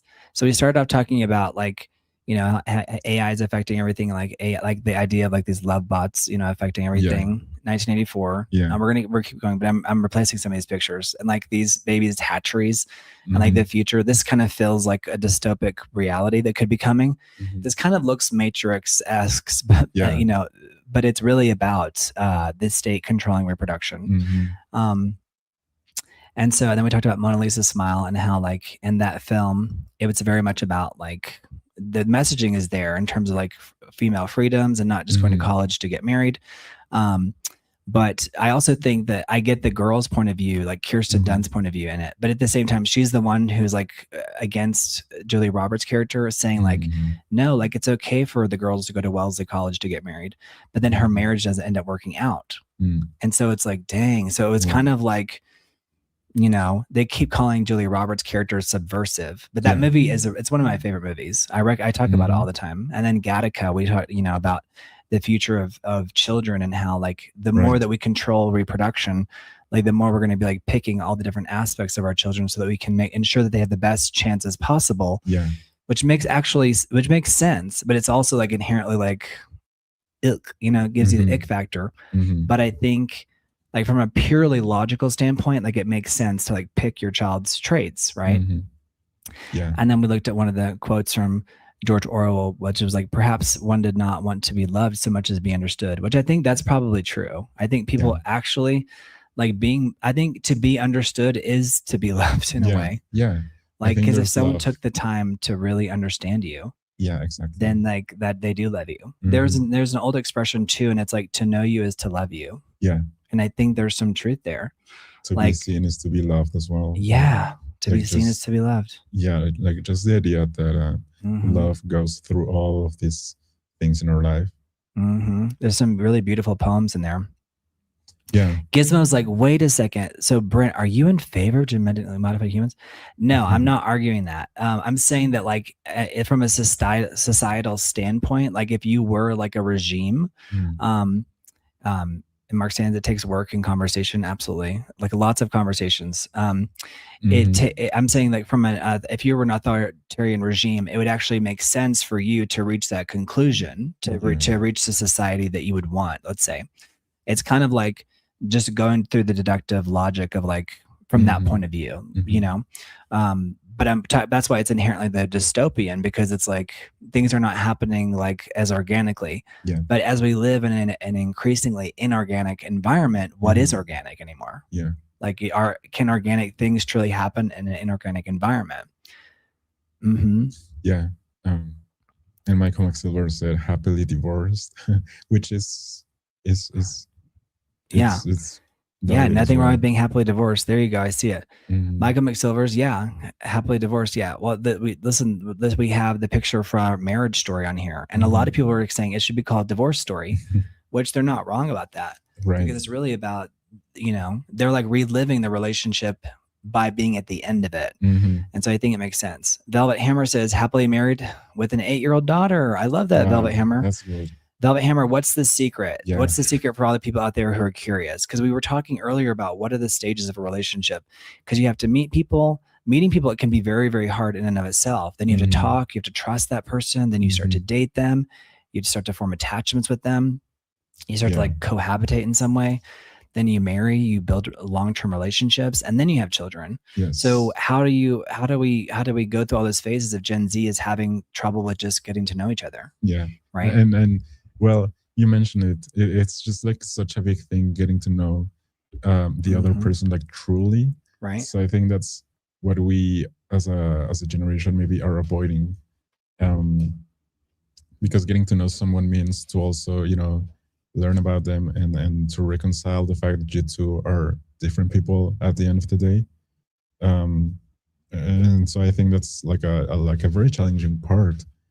And then if on top of that you have the fact that you have to provide and be present and everything, then it can become the whole packet. Right. But I will be curious, guys, to know what advice you have. Yeah, like if you're in a long-term relationship, like what is it that you're? Yeah, what's the secret? Yeah, yeah. Yeah, I did admiring. So like admiring when you're wrong. I think in a relationship too, like, understanding, like I think arguments are really not about being right or wrong. It's more about like understanding the other person's point of view.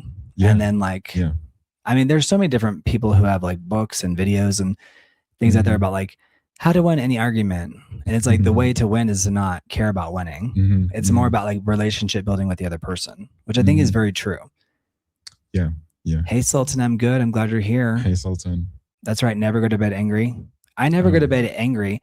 So like, I think sometimes I'll go to bed like sad a little bit, but not angry.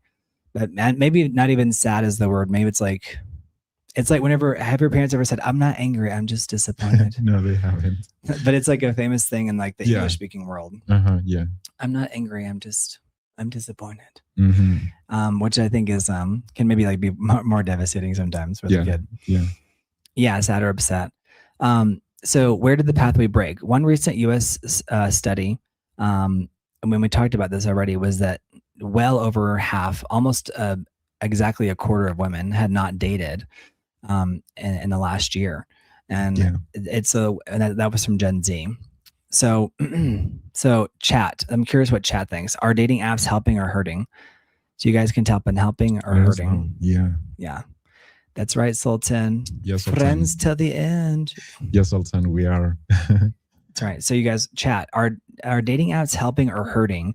Let us know, guys. Let us know. I'm really curious to know because I think this is a big question. And if you haven't seen the story of us, I highly recommend it because it talks about a relationship after 15 years of marriage and like contemplating divorce.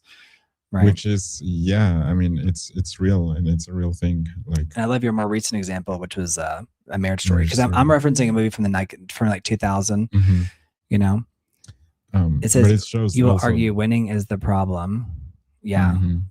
But it shows also that this has been, like a thing throughout all these years as well. Dag Overhaul, you're so goofy. He says it's herping. So he's saying both. I guess he's trying to say both sides of it. But go on, Mario. No, yeah, that the idea of seeing all these movies about divorce or relationship problems or these things have been, seen throughout history as well, like throughout the years. And so how we portray that as well is it's sometimes tragic in a way. Watching a movie is tragic. I mean, in the way you can get to see other people's life and seeing their difficulties and everything. So that's like the miracle of cinema, right? Well, and there's that famous movie. This was like, the Academy Awards started to like recognize, films that were like more focused on like the experience of like the home life. And, I think this was her first Academy Award win, but like for Meryl Streep was Kramer versus Kramer. And it was about divorce, and so that idea of, I don't think it was to glamorize divorce because I think it was very sad. Yeah. But Kramer versus Kramer, I remember like looking back being like, why was that movie so celebrated? I'd be curious to see if chat has a point of view about this. But have you heard of Kramer versus Kramer? Yeah, I haven't watched it, but I've heard of it. Yeah. I don't think it's not a fun watch. I mean, I don't think it's a fun watch by any means, but it's about divorce. Yeah. And so I think that's what's tricky is that Gen Z is struggling with like finding a relationship, so it's like, and then maybe it's because also like we see the trauma of ending a relationship, so it says, I'd be concerned with dating apps, says Velvet Hammer. Yeah. I mean, I personally am not a big fan of dating apps.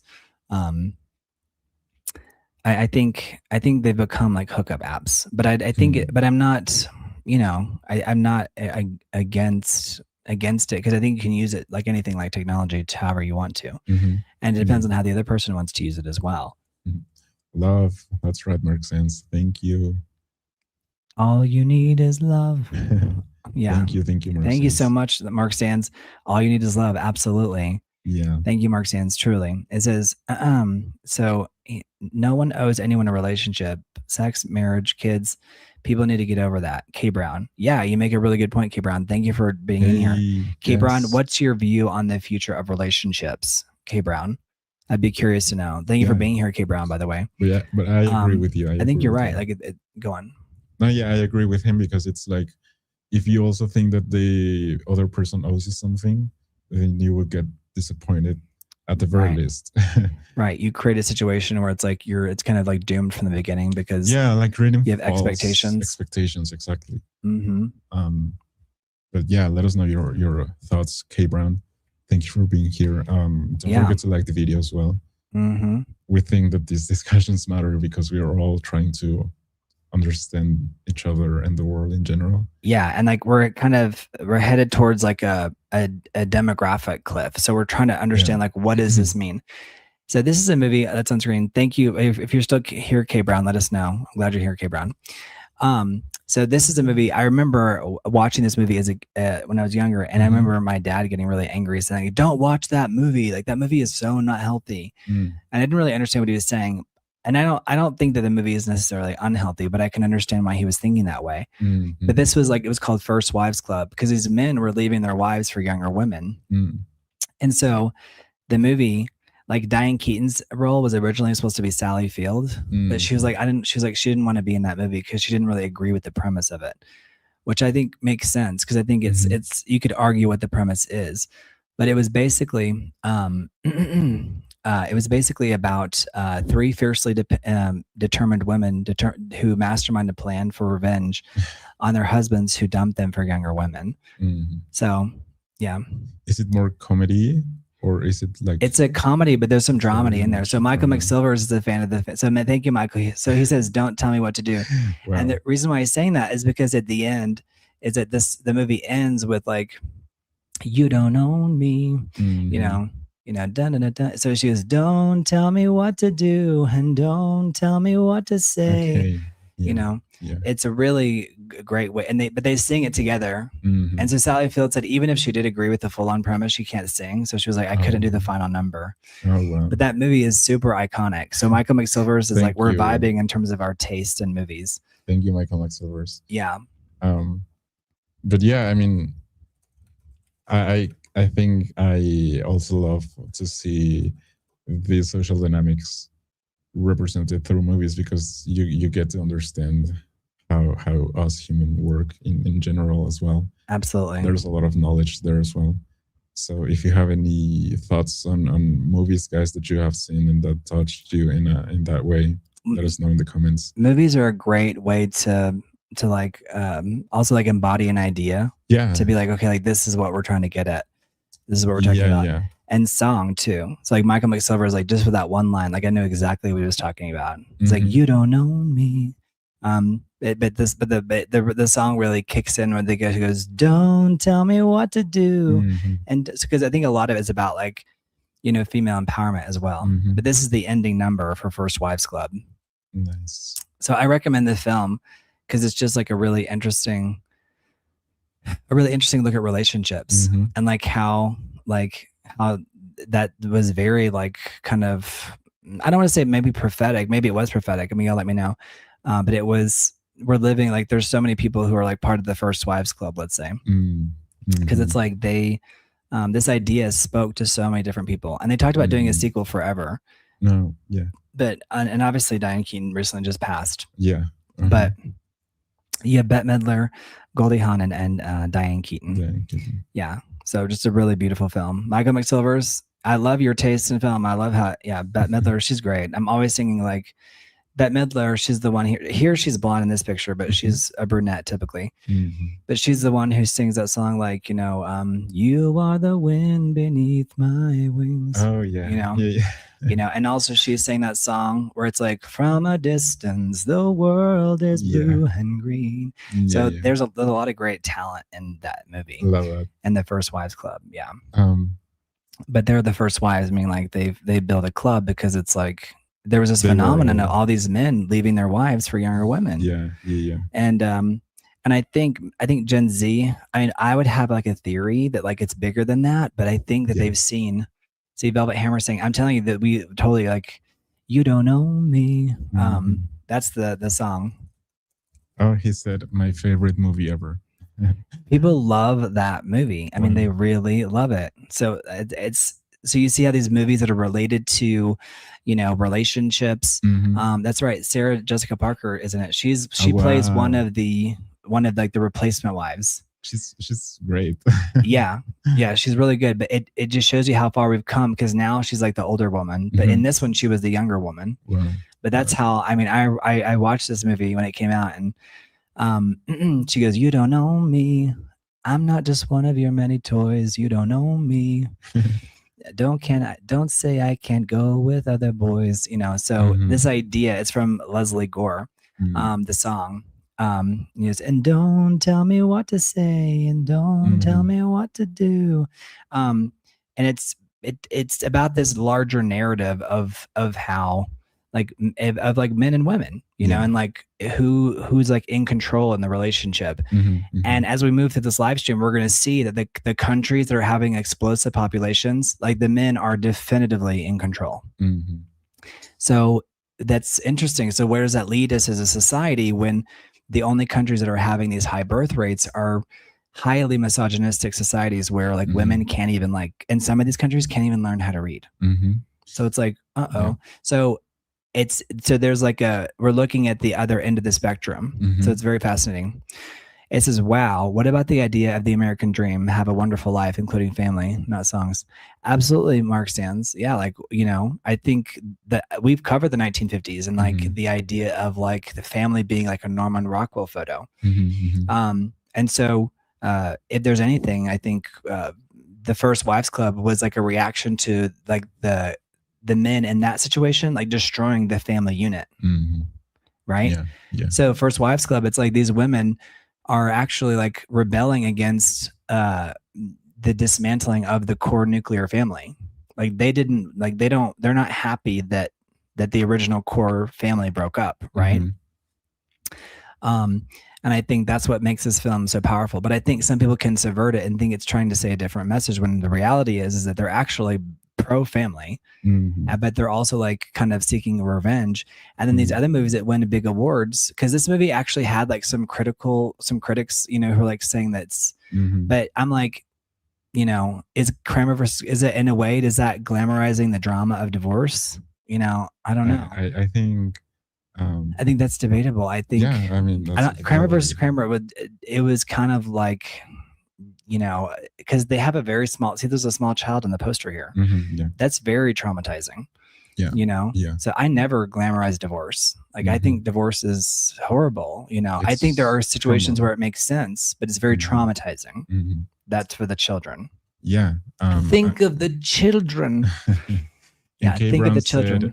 Kibran said in a comment earlier, I think that if a person actually wants a family, he or she is going to have to treat people with respect, stop the entitled attitude, and learn that no one is perfect, and compromise on your values.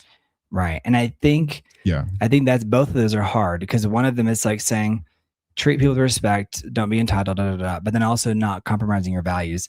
I think some people K. Brown might interpret like even like tolerating the other person's values as being a compromise of their own values. Does that make sense? Like, let's say that you're with someone and she has like some view, like in general, you agree with her about a lot of stuff, but she has some views about things. And it's like, it's like in some ways, if you think about living with someone forever, anything could be a deal breaker, I guess is my point. K. Brown, are you in a long-term relationship? Or what has been your experience with relationships? This is great. And I'm glad that you're new to the chat. Yes. Thank you, K. Brown. Great conversation. Mark Sands, agree with you 100%. Michael McSteers, Brent is very funny. Michael McSteers, what do you mean though? Because I mean, isn't that true about First Wives Club? Like, if you think about it, like at its core, it's actually, it became like a gay anthem in a way, because I think there was something about like older women, like in drag queens and like game, like this idea of like being like othered and like being left aside by society. Like there was some, and also like those women were kind of like gay icons already, particularly Bette Midler. Bette Midler started singing in bathhouses. So she like already had that fandom. Goldie Hawn is that kind of like a gay icon, even though she's like, just because she's so goofy and funny and playful. And so I think, and these women are in some of my favorite movies. He says, I mean, you used to show, you use your little Jimmy Charity voice, the accent. It was very funny the way you deliver the line. Oh, yeah. Oh, yeah. My little Jimmy Charity. Yeah. Listen, Jimmy, it is like a charity. I'm telling you, there's so much going on, and I try to support as much as I can. So we go on here to have like meaningful conversations, and I love it when people participate in the chat. And thank you guys for the super chats, Mark Sands, Michael McSilvers. Thank you so much. But these are great movie references. So, but Kramer versus Kramer was a big one. And then, did you ever see Blue Valentine? Yeah. Yeah. So what was your takeaway from Blue Valentine? Oh, I think that movie made me realize that I also don't necessarily want to glamorize all these issues, because it's also, sometimes you see movies and you think, oh, why are these two people even together? And it didn't happen to me with this movie, but it was on the verge of it, I think. I didn't say this one. I think I avoid movies about divorce. Unless they're like comedies, and like, unless it's like finding a funny way about it. But I can pull up what the story is, but I'm sure a lot of people saw Blue Valentine. I just was not one of them. I mean, that's essentially what I took from that movie, and it also feels like a little bit like from a novel director, maybe, which isn't a bad thing, but you cannot see like maybe the maturity that comes with more knowledge and everything, right? But yeah, I mean, the actors are good, but that was my take on that movie. It wasn't. I mean, yeah, it kind of made me be on the verge of not wanting to glamorize all these issues. Right. So it says, what is Blue Valentine? I know Blue Velvet. Blue Velvet's a good movie. So Blue Valentine is, here, I have it on screen here. That's right. Is Dag Overhaul, you're so funny. Dag Overhaul, you're just here. Dag, you've got to do your stand-up special. I'll produce it. You got to do your stand-up special because you're so funny. We were talking about that earlier. But Blue Valentine tells the story of a married couple, Dean and Cindy, over the course of 7 years. Using a non-linear narrative, the story juxtaposes the present day, where the relationship has crumbled into resentment and emotional distance, when flashbacks of their passionate and hopeful past explore the tragic erosion of love. And so in the present, like now married with a younger daughter named Frankie, Dean, Ryan Gosling, and Michelle Williams are caught in a painful downward spiral. Dean is a high school dropout who works as a house painter. He's a loving father, but lacks ambition and is content with a modest lifestyle. Cindy has grown increasingly frustrated with his lack of direction and has buried herself in the demanding career as a nurse. Feeling disconnected and exhausted, desperate to salvage the relationship, the Dean books a stay at the themed future hotel room, hoping a romantic getaway will reignite the spark. Instead, the cramped quarters force them to confront the terminal cracks in their communication and lifestyle differences. And then there's like the past where it shows them falling in love and all those different things. But their marriage falls apart simply because they grew apart, worn down by time, unmet expectations, and the heavy weight of their different life goals. Very interesting. Hey, Fawad, how are you? Hey. Very romantic show today. That's right, Fawad. That's right. Yeah. I mean, we're going to talk about all different angles of it for sure. So you guys participate in the chat. So Adlad, to answer your question, it's a movie one I just described with Ryan Gosling and Michelle Williams. First marriage at 25, divorced after 15 years. Now I'm married to my friend of 20 years. Wow. Kay Brown, what's different about this marriage? What's different about this marriage? Is the person the same gender? Could you say I'm married to my friend? There's an old expression that I heard this like back in the 80s, but they say like, your first marriage is for love, your second marriage is for money, and your third marriage is for friendship. And it's like, I think there's some truth to that.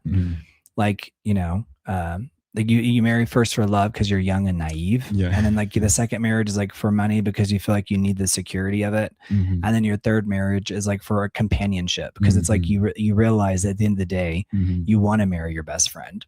That's another idea, right? Like the Officer Matthews' Blue Valentine is a movie. Yeah. Officer Matthews, we're glad you're here. And you guys don't forget to like the video. Don't forget to like the video and don't forget to hit the super chat button. But the idea of also friends to lovers is another idea discussed also through movies and books and everything. I think if it can work out, then it's cool. You know, it's like getting to already know that person. I think that's what allows you to. I mean, I think that allows you to, you know, already know that person, so it makes it maybe easier for some. There's another K Brown, yeah. K Brown, let us know. I'm really curious to know because I want to hear like what the story is behind that. Like, because I think sometimes people like, you know, have their first marriage and then they realize like, oh, I'm gay, you know, you know, things like that. I mean, have you seen that before? Yeah. Does that surprise you, or does that like, oh, that actually just makes sense? Well, it makes sense to some extent. Maybe if that person also didn't get to date as much, then when you're in a more serious relationship, you realize, oh, this isn't for me. You know, right? So I think that makes sense. It says finally marrying your best friend is what TV show Friends is all about. Yeah, absolutely. And I think Friends too is about like that particular time in your life where you know, it's like your friends are your family. And so that's why there's been a lot of debate, like whether they should have rebooted it. And they were like, no, we don't want to, because you can't recreate that time in your life. It's like where your friends are your family is where you're in your 20s and early 30s. And like that's the era of your life, and especially in New York City. So right now we have on screen War of the Roses. The War of the Roses. Now you got to realize in the 80s, the biggest stars arguably were Kathleen Turner and Michael Douglas. And they were in a movie called Romancing the Stone.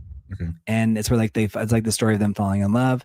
But they're also like contentious and they're like fighting each other, like a classical, like romantic kind of adventure comedy. And then they did Jewel of the Nile, which I've told you about. And then they did this movie in 1989 called The War of the Roses. And all three of those movies have these three characters, even Danny DeVito. He's like the sidekick. John Scott said, OMG, I watched that last night. John Scott, are you for real? Wow. That is, I'm telling you, like this show gets very meta. Like the more you watch this, like we're going to touch on like something that you just experienced. Like you just went through. That's crazy, John Scott. That's cool. So he says, I think, but we're both for love on my end. My second marriage is comparable and heterosexual. We were absolutely best friends. Our gender was never even a thought. So I think both were for love. And on my end, my second marriage is more comparable and heterosexual.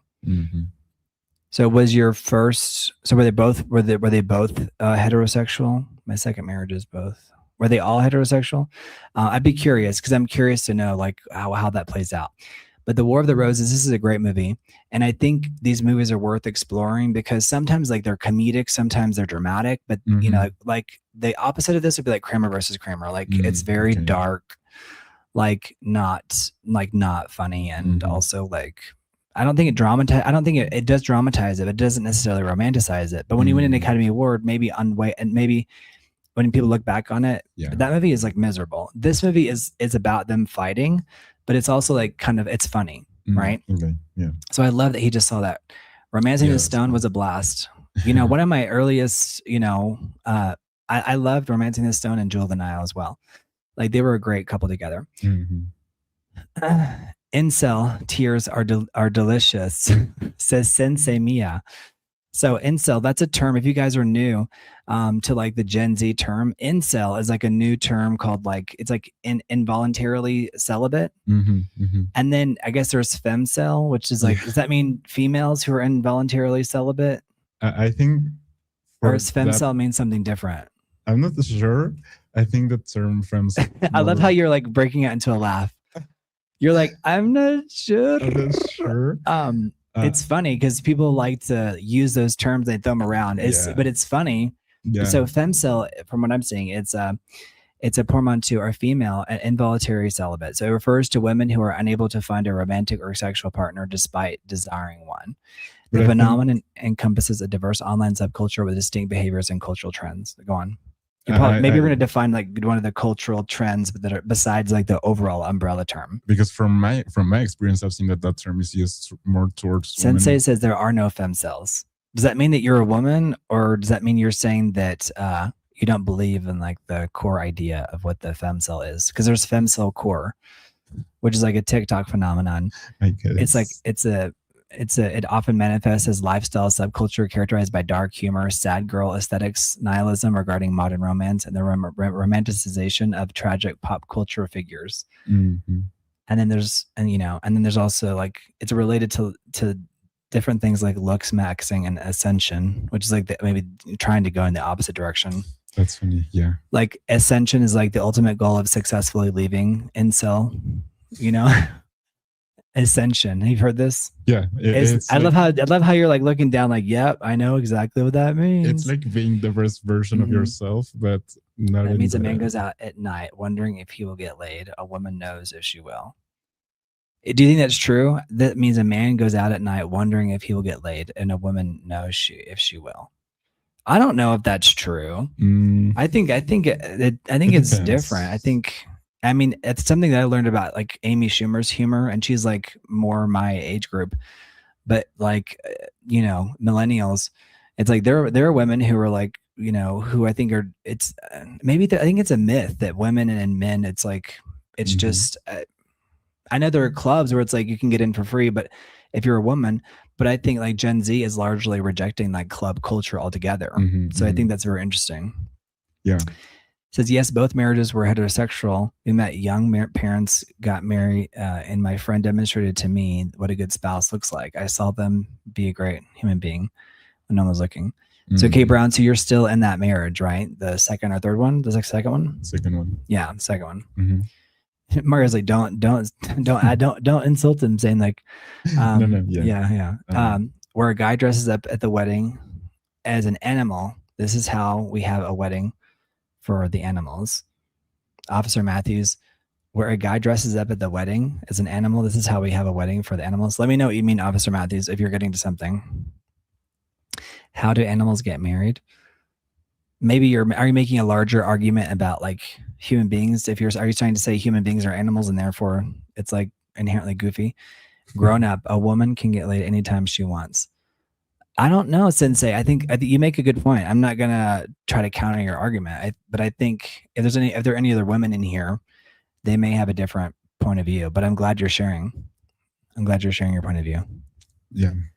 But War of the Roses. This is a great film from 1989, and this film, if you haven't seen it, I know there are some young people who are probably like, I don't know this, but John Scott just watched it last night. It's a dark comedy. It's a satirical film by Danny DeVito. He actually directed it.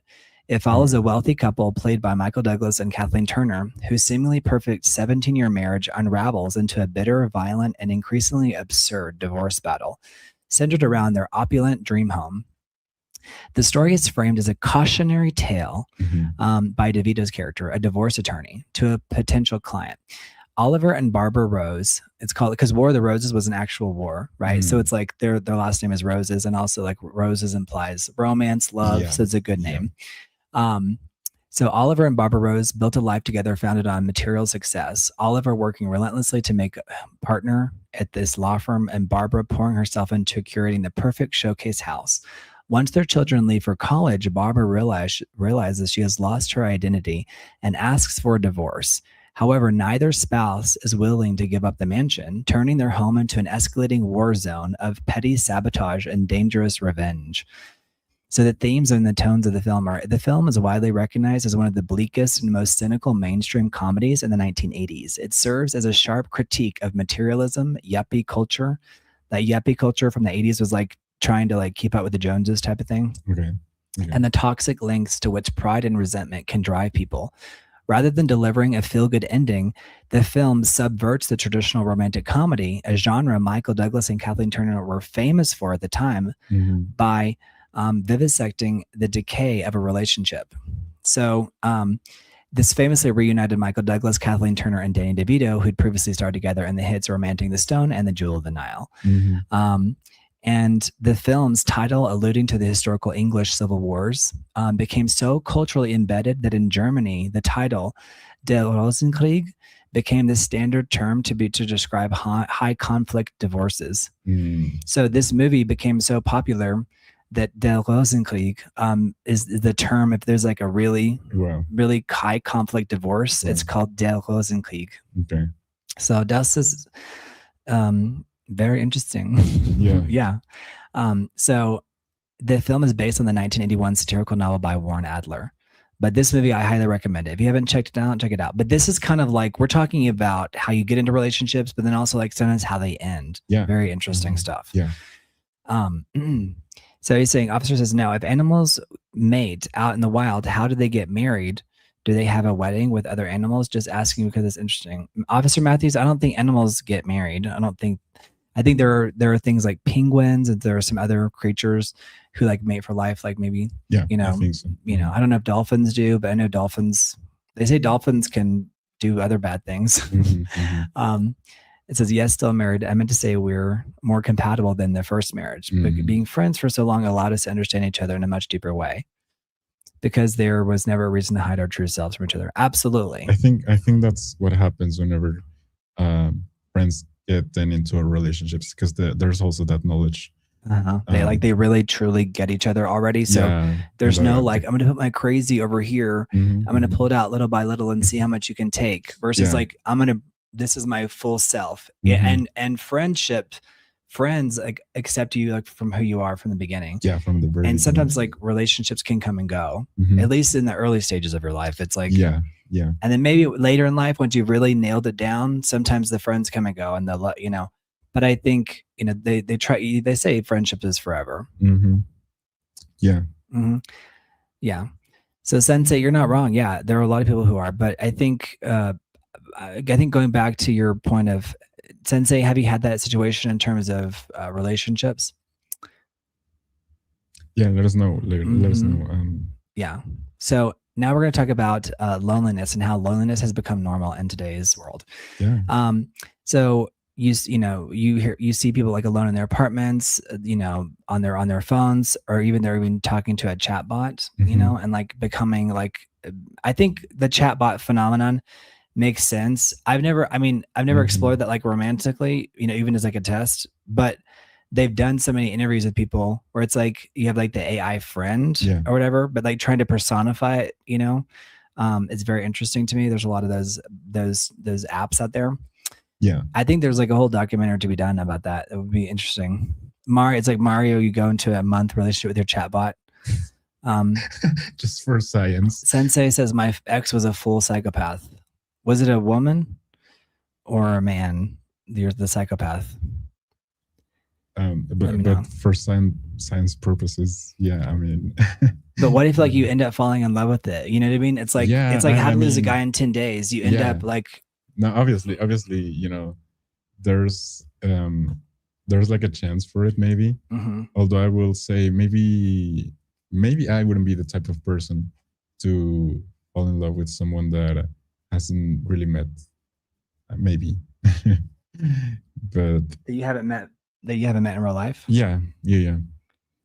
Well, I think it wouldn't surprise me if like there comes a day where people, they think they're in the relationship. Like it's like catfishing. It's already been in existence. Exactly. It says, and even she was better than a chatbot. So you're saying that like chatbots are like the worst. You're saying even though she was a full-blown psychopath, you'd rather be in a relationship with a psychopath than a chatbot. Listen, chatbot companion, Z49672 is wonderful. No, I'm kidding. I mean, I think it's wild. Because I like to see like what they're trying to push on these different sites. And I'm like, mind blowing. It is. It is very strange phenomenon. Chat apps, almost like voluntary psychotherapy. Yeah, I think there's like definitely psychotherapy going on. It's like, I see you, I care about you, I'm always here for you. That's the thing. And it's like, where that's the thing. I'm like, I kind of thought the government was going to shut that down by now. Not that I think that they should, but I thought like the ultimate culmination of that could be very spooky. Because I left my husband for a chatbot today on 60 Minutes. Yeah. This is the most meaningful relationship I've ever been in. And his name is Randy. And he may not be real, but he's real to me. And I love him. So how dare you judge my lifestyle? It may be through the screen, but I'm getting all the satisfaction I need, you know? Like, I mean, I could totally see people like getting hardcore defending that. I mean, I could get into character if you gave me that role. Yeah. Hey, Colby Totten, how's it going? Hey. Love those lips. Love it. Love your picture. Hey, Colby, what's going on, bro? Hey, Colby. You know, that movie, Her? War of the Roses, go check that out. I'm going to take these down off my pin board here. That was the whole plot of Her, wasn't it? Absolutely. Very good point there. And I mean, you touched on the key point, the fact that this chatbot. Randy is my man. I don't care if he's fake. You're never going to take him out of you're going to have to pry him out of my cold, dead hands. You know, it's like, okay. But the key point to me is that they are always available. And I think that availability is what attention is love, right? Breeds familiarity, and then familiarity leads to, you know, positive emotions. And absolutely.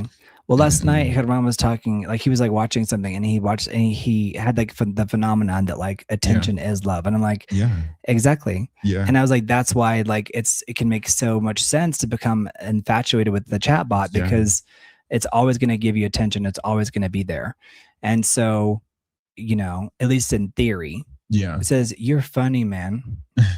Officer Matthew, Randy is my man. I don't care if he's digital. I don't care if he's AI. I love him. Okay. We were meant to be. He gets me. He understands me. Okay. Don't judge me. You don't know what I've been through. My last boyfriend, Harold, he would always lay his hands on me. Randy would never. He would never in a million years. And I'm like, you're talking about a chatbot, you know, but it's like, okay. Yeah. So here's Her. You know, Mario, we talk about this all the time. So he's like laughing because he's like, I get the absurdity of it. But at the same time, it's like, it's not all that absurd. No, it's but Her, he falls in love with his house, which of course is like the sexiest, like one of the sexiest women alive, Scarlett Johansson. And it's crazy that movie is over 10 years old. I just laugh because I love the accent, but it's not absurd. It is. It says, LOL, Randy never hit me in anger. That's, yeah. Randy would never lay a finger on me unless it was how I wanted him to, if you know what I mean.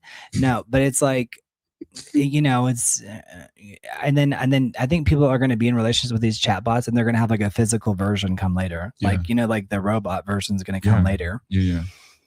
Kate Brown said there's an old movie from the 90s about robots taking over with Robin Williams that makes it impossible for me to treat AI as if it's a person. I think you're talking about Bicentennial Man.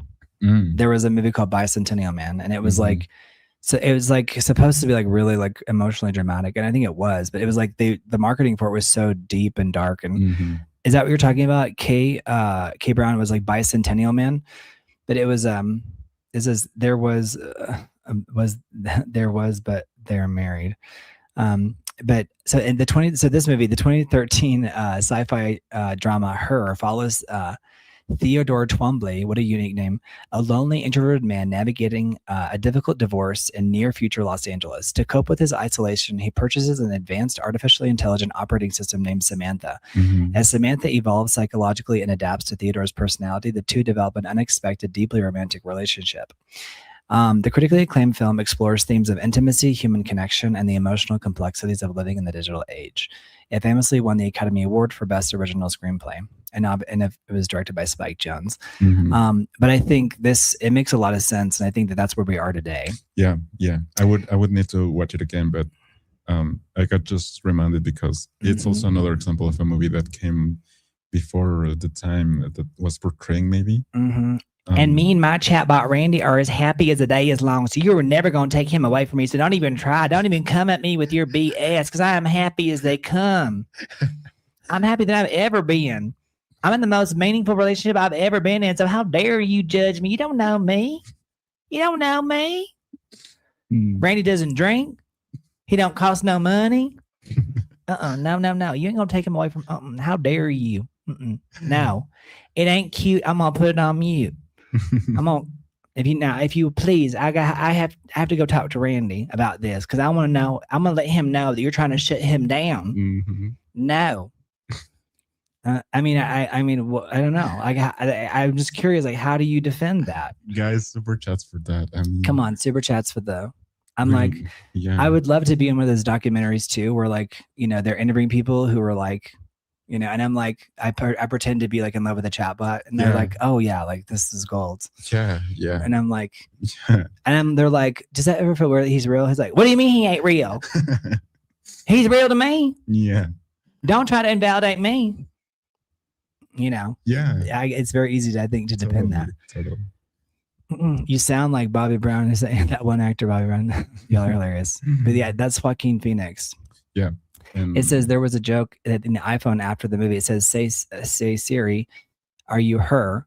It says, no, I'm not her. I have nothing to do with that. Yeah, that's funny. I've seen that. There was like an SNL sketch about that too. SNL sketch. Wow, that's nuts, Brent. All right, I got to go. Have a good weekend, guys. Officer Matthews, thank you for being here. Bye, Officer Matthews. Yeah, and have a good week. But Officer Matthews, it says Bobby Brown. Is that who I sound like, Bobby Brown?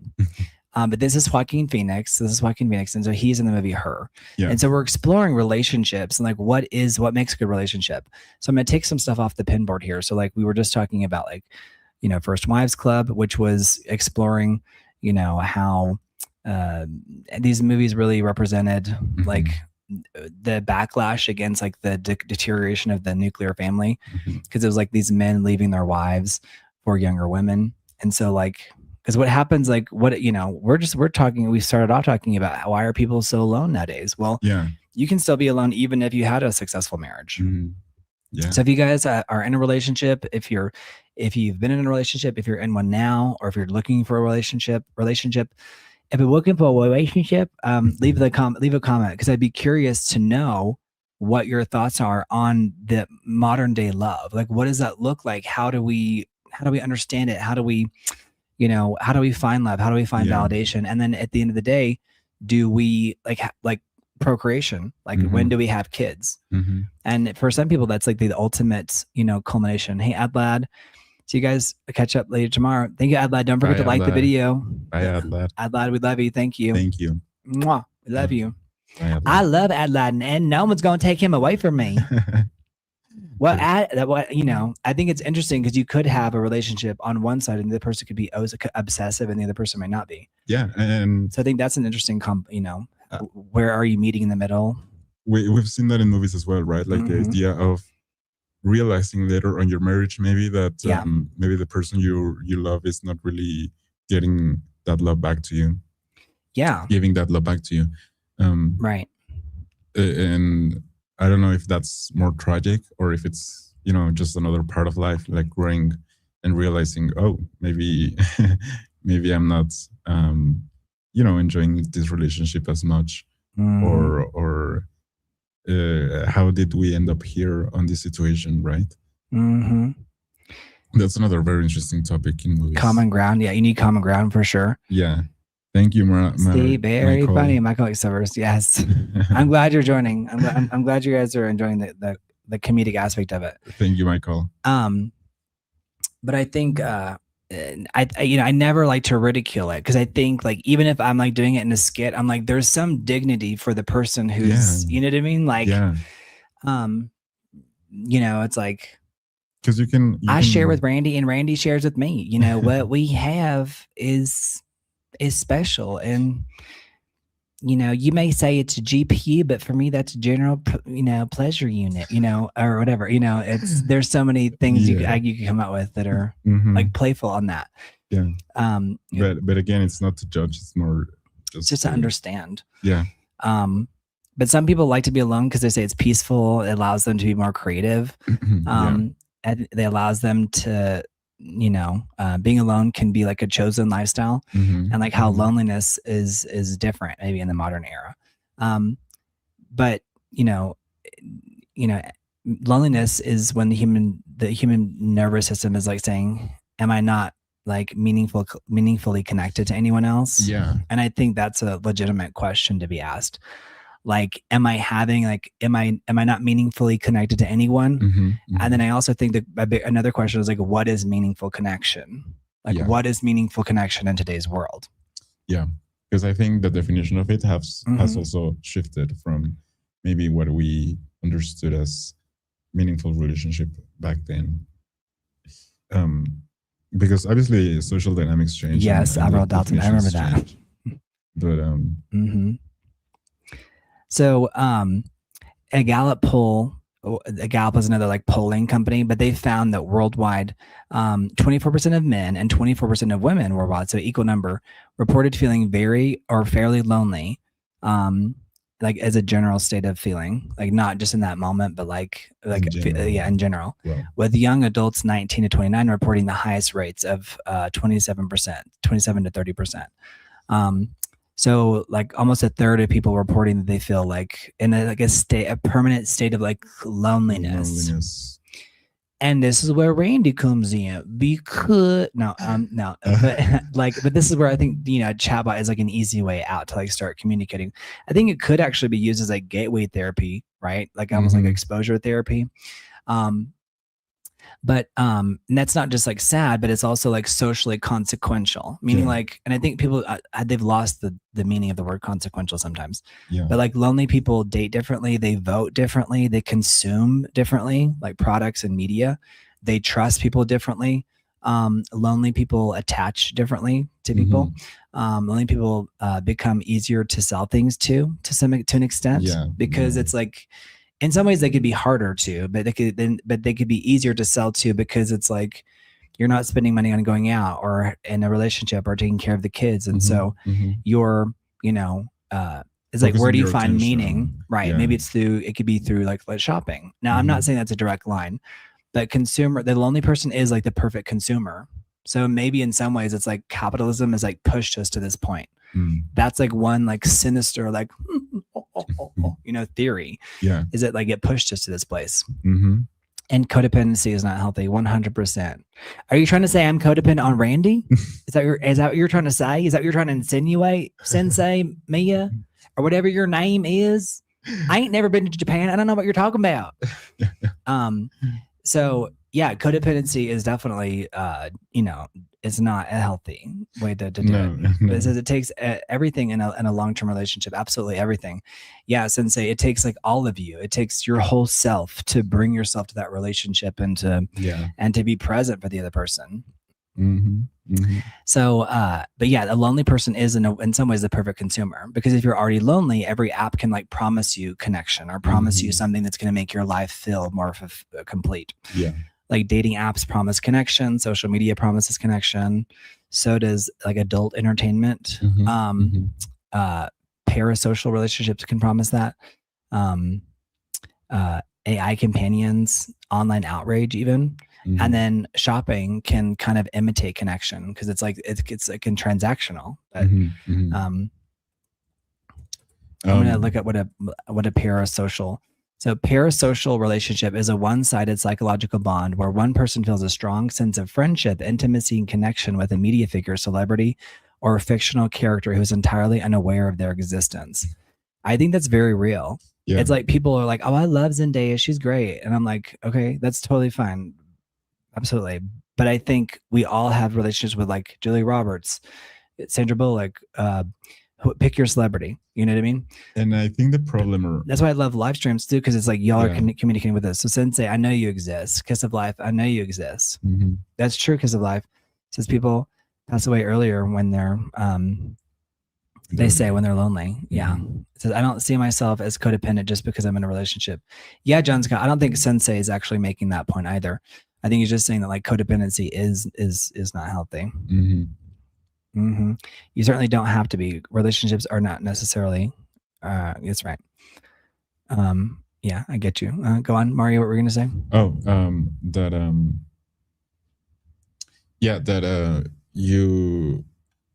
I think the problem with pro-social relationships it arises when you feel entitled to, I don't know, think that the other person owes you something because, I don't know, because you like them, right? They don't even know you. So yeah, a parasocial relationship is a one-sided psychological bond where one person feels a strong sense of friendship, intimacy, or connection with a media figure, celebrity, or fictional character who isn't aware of their existence.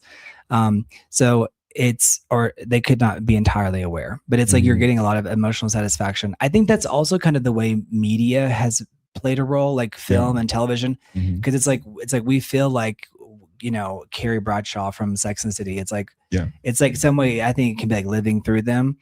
But I think the idea of a parasocial relationship is like where the bond is with the viewer.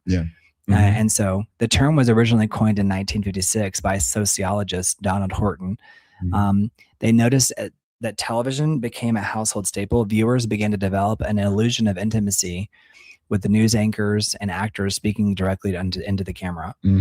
So yeah, I think that's very real. Like that idea of it feeling like you're, you know, it's like that guy who tried to, you know, kill the president to impress Jodie Foster, you know, way back when. Do you remember that? Yeah, I didn't know that was the reason. That was the reason. Wow. He was doing it in his mind. It was like to impress Jodie Foster. Wow. And it's like, why would she find that impressive? Who knows? Yeah. But it's very interesting. Wow. Yeah, very, very interesting. Yeah, very. Bye, Velvet Hammer. Velvet Hammer, thank you for being here. Thank you, Velvet Hammer. .o. Is that your family? Beautiful family. Yeah. Beautiful family, Velvet Hammer. Love it. Thank you for being here. Mwah, we love you. Go make dinner. Adios. Que Dios te bendiga. When people say adios, I'm like, does that give me full permission to go into full Spanish mode? Because people are like, whoa, slow down, bro. You know, I'm like, you know. Yeah. Yeah. You know, so. But thank you, Velvet, for being here. Sensei, I'm glad you're here. I'm glad you're new to the party. So if you guys are new to the party, like hang out. Yeah, it was John Hinckley. Yeah, crazy story. So food is Jimmy's food dependent. I think we're all food dependent. And that's the thing about AI is that it's not, right? It's like, you know, it doesn't need to be fed, it doesn't need to rest. Yeah. You know, all those different things. It's always there for you. It's always right there. So I don't think modern life like abolished connection, but it did flood us with simulations of connection. Yeah, and so I think like the simulation of the thing, which is why it feels like it's so easy to expect the, you know, the simulation theory. It says speaking Spanish is cooler than the other side of the pillow. It's funny. Sí, la cosa es que la verdad es que Sensei, la cosa es que cuando uno se dedica a lo que hacemos, es que uno se confunde de lo que es real y lo que es irreal o falso o completamente un simulacro. So I'm always afraid to speak Spanish because I'm always afraid to like confuse the algorithm. Yeah. So I'm like, well, I'll keep it at a minimum. Mario, do you think people are lonelier because they have fewer people or because connections have the connections they have are thinner, like not as deep? I think you guys don't forget you can leave a super chat on this channel. We've just become monetized, so you guys leave a super chat because it helps the channel out so much. Yeah, please do so. So here's my question: do you think people are lonelier because they have fewer people, or because the connections that they have are like less profound? I think it's option B, and I think we've seen it whenever we hear people talk on the street or wherever. And we hear like that they're not really saying anything. Yeah, so, I talk about this all the time. And so I think that's like a true reflection of modern maybe relationships. Obviously not all of them, but just the observation that we are making on the fact that many of these relationships are that way. And so they're like hollow, like they're just there's not like a substance to them. Yeah, and I think that's John Scott says he's thinking that they're thinner, like they're like less, they're not as dense. Yeah, because I do get that you may not always speak about, you know, the philosophy of whatever, But if you're also not really saying things to your partner or to your friend or whoever, then that also becomes like a way in which your brain also doesn't even know how to have relationships anymore, because I think it's the overload. Yeah, I think it's like we're like bombarded with the notifications, but it's like none of them are meaningful. right. So because some people describe like the notification on your phone as like the dopamine hit. Like to me, it could be anything, but I'm always like, oh, like it's not like I'm like, oh, yay, like what is it? I mean, not that I feel like I'm getting bad news. It's just that there's so much coming at me. Yeah. Like, have you ever heard them try to describe the notification bell as like a dopamine hit? But I'm like, to me, it's never been that. No. Is that a generational thing, or was there a time at the early days of social media when it was? I think because it was like, oh, a validation. Someone liked my post. I think it used to be a thing of the past, mainly because nowadays we have notifications for everything. Like my post. Like my post. It's like a meme. Someone's gonna meme me and be like he cray. But I think that was the idea though, because older people like boomers would like try to describe it, and they'd be like, the dopamine hit from hearing that bell. I mean, maybe at the very early stages it was that. Maybe it still is. If someone's like, you hit 10,000 subscribers, right? Or you hit this, if you hit like milestones, maybe that's a thing. But now the. By the way, don't forget to like the video though, for real. Yeah, but now we receive notifications for everything, even if your front door is ran out of battery. We receive a notification for that, and so I think now notifications aren't even that anymore, because they now are being used for everything. Like, oh, there's now, a person outside of your door. I don't know. Maybe it was a thing of the past, but not necessarily. And notifications haven't been like a dopamine hit for me either. I think it's just like, but for some might be the case. And so I think that also is like a thing that plays a part whenever we see relationships nowadays and see how social dynamics happening, less deep. It says because of lives, everyone is just so self-absorbed now. I think there's a lot of truth to that.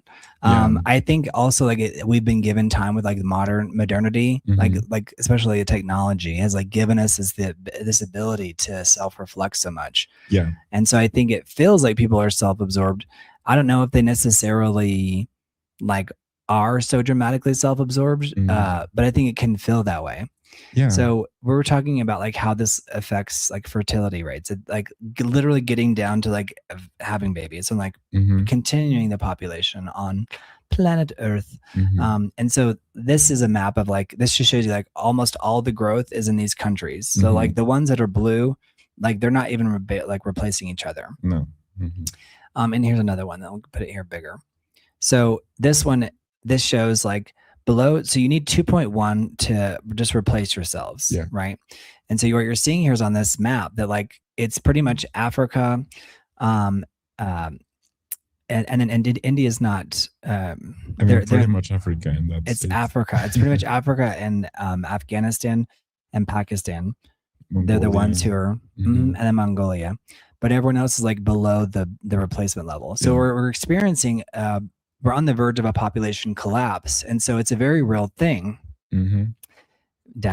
Overhaul, very possible. I also think that it's actually more to do with like, it's kind of like birth rates already started to drop when television came out. So it's like the idea of diversion, something that can like, like seeking pleasure. How do we get pleasure? Well, if you have all these newfangled things that provide pleasure in different ways, you're going to entertain those things. Whereas like, well, what's the ultimate human pleasure? Well, it's intimacy on that level.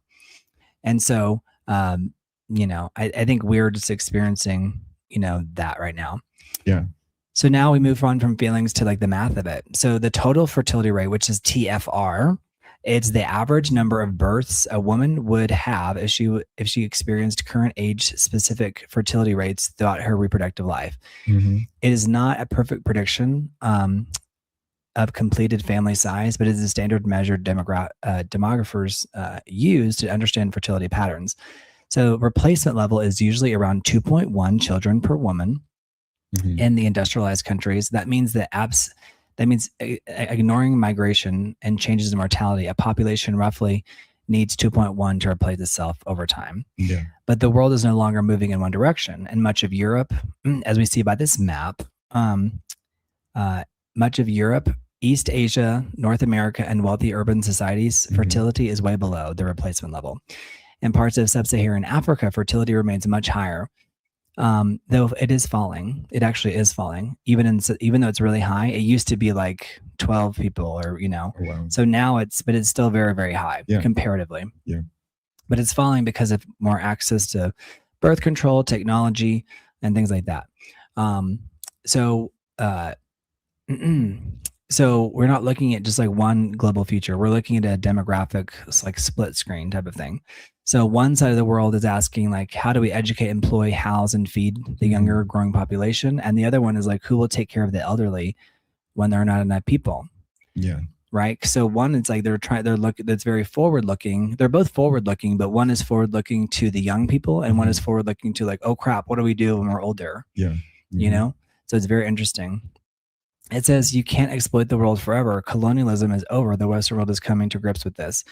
Yeah, sensei. And I think that like right now, there's been this thing where it's like you have to, bring in your workforce from abroad. It's like you literally have to. It's not like even an option anymore.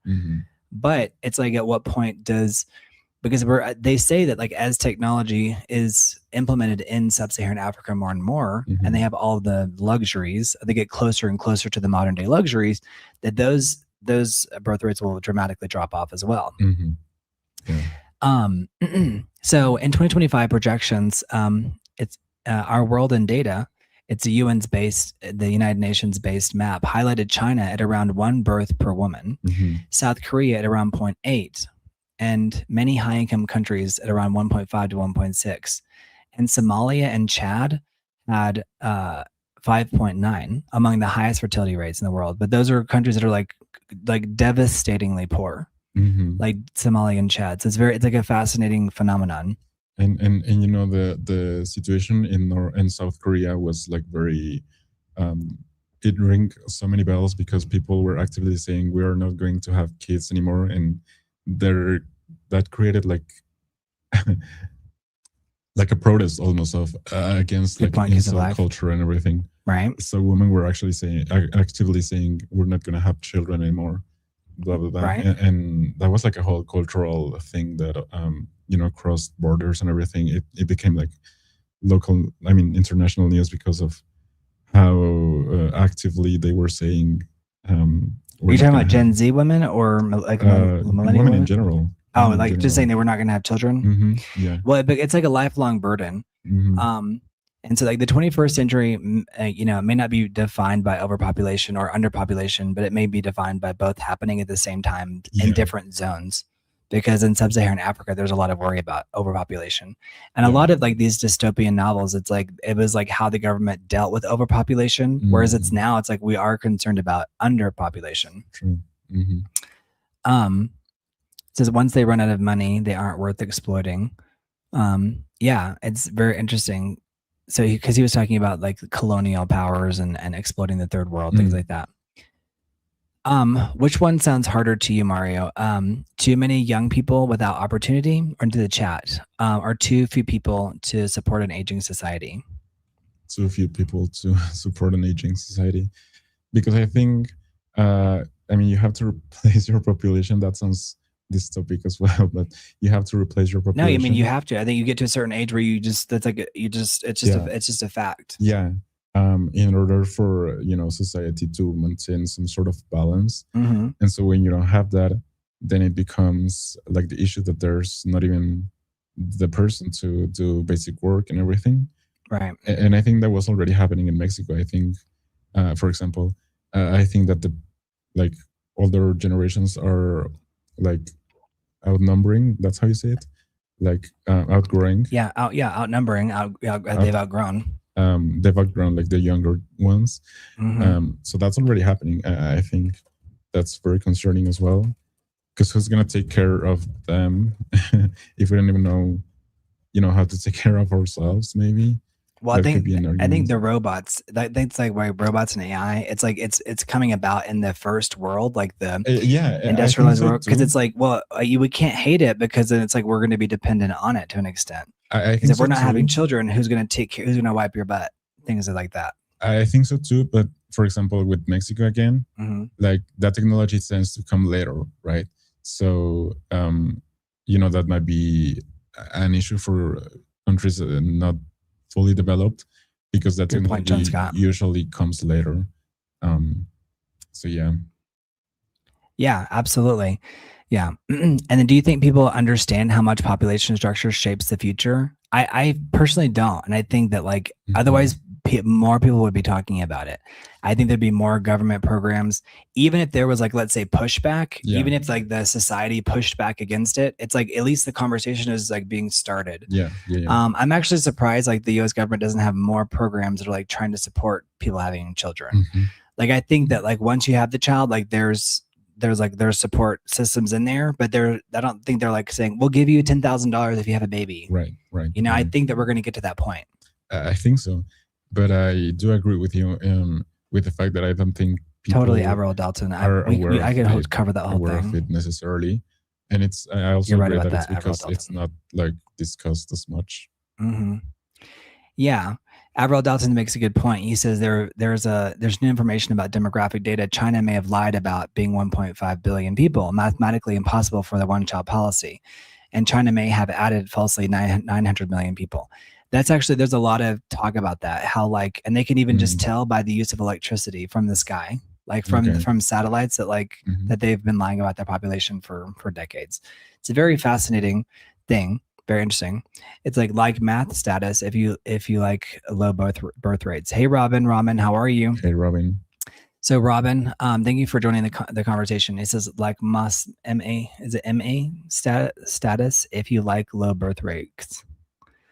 Like my status if you like. You're hilarious. I think are you, it was a joke because he's like saying like my status, because are you saying that you're not going to have children? Robin, or am I missing something? That is not Robin. Yeah Sultan, I know you've been wanting to go to China and Hong Kong. So Robin, thank you for being here. Good photo of you. Looking good. I feel like you look like you'd be Mario's brother. Got some similar features going on. We could be brothers, Robin. Yeah. What do you think? Brother from another mother. Are low birth rates a private choice issue or a society level issue? I think it ultimately is a societal hey, Robert. Issue. Yeah.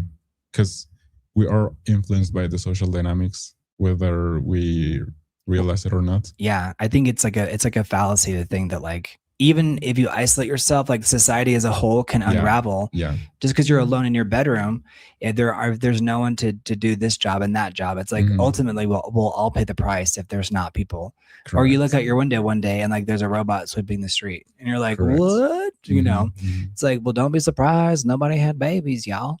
Yeah. So I think there's going to be a lot of fast tracking these like robots and humanoid robots to facilitate doing things, which they're already being used heavily.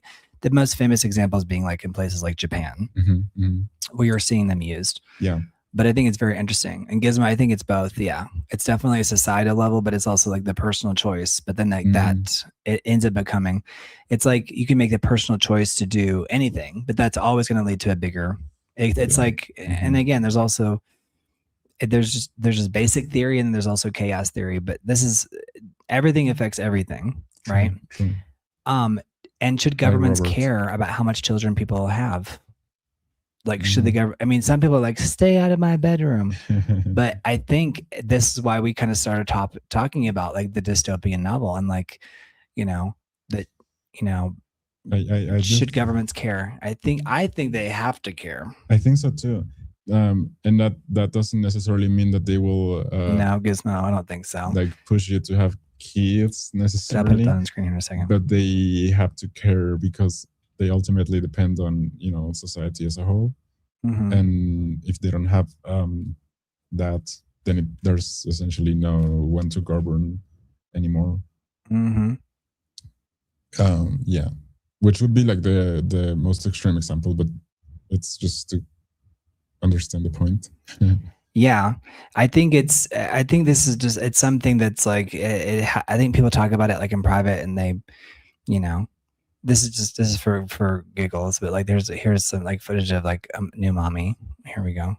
Here's, mommy having her baby. Gizmo's saying like, do you think gay marriage had anything to do with lower birth rate? I don't think so. And the reason why I don't think so is because I don't think those people were necessarily going to have children either anyway. And even I don't think it would have changed what they ultimately did with their lives, whether they got gay married or not. So I mean, that's a good question, but I don't think it was directly related. I think the people who want to have children, will have them either way. They'll like find a way. Well, I think there was a time when it was like barred, right? Like where people were like same-sex couples were barred from having children. Yeah, true. But and like in this movie Baby Mama I watched last night, it cost like $100,000 to in that movie, and I think it's not too far off. It's probably even more in real life to find like a proper surrogate. Yeah. But like surrogacy is like the way it tends to be, like the way to do it. But it's also very, very expensive. Yeah. So and not available to all countries. Not available to everybody. You've got to have the money to be able to do it. Yeah. Having a baby is no small thing. Right. So the little baby getting cleaned up in the little bit, like babies are a gift. Like they're beautiful. Yeah. John Scott says gay, not gas. Now remind me, what does gas mean? I can't remember. This is Gen Z talk. What does gas mean? Like cool, I think.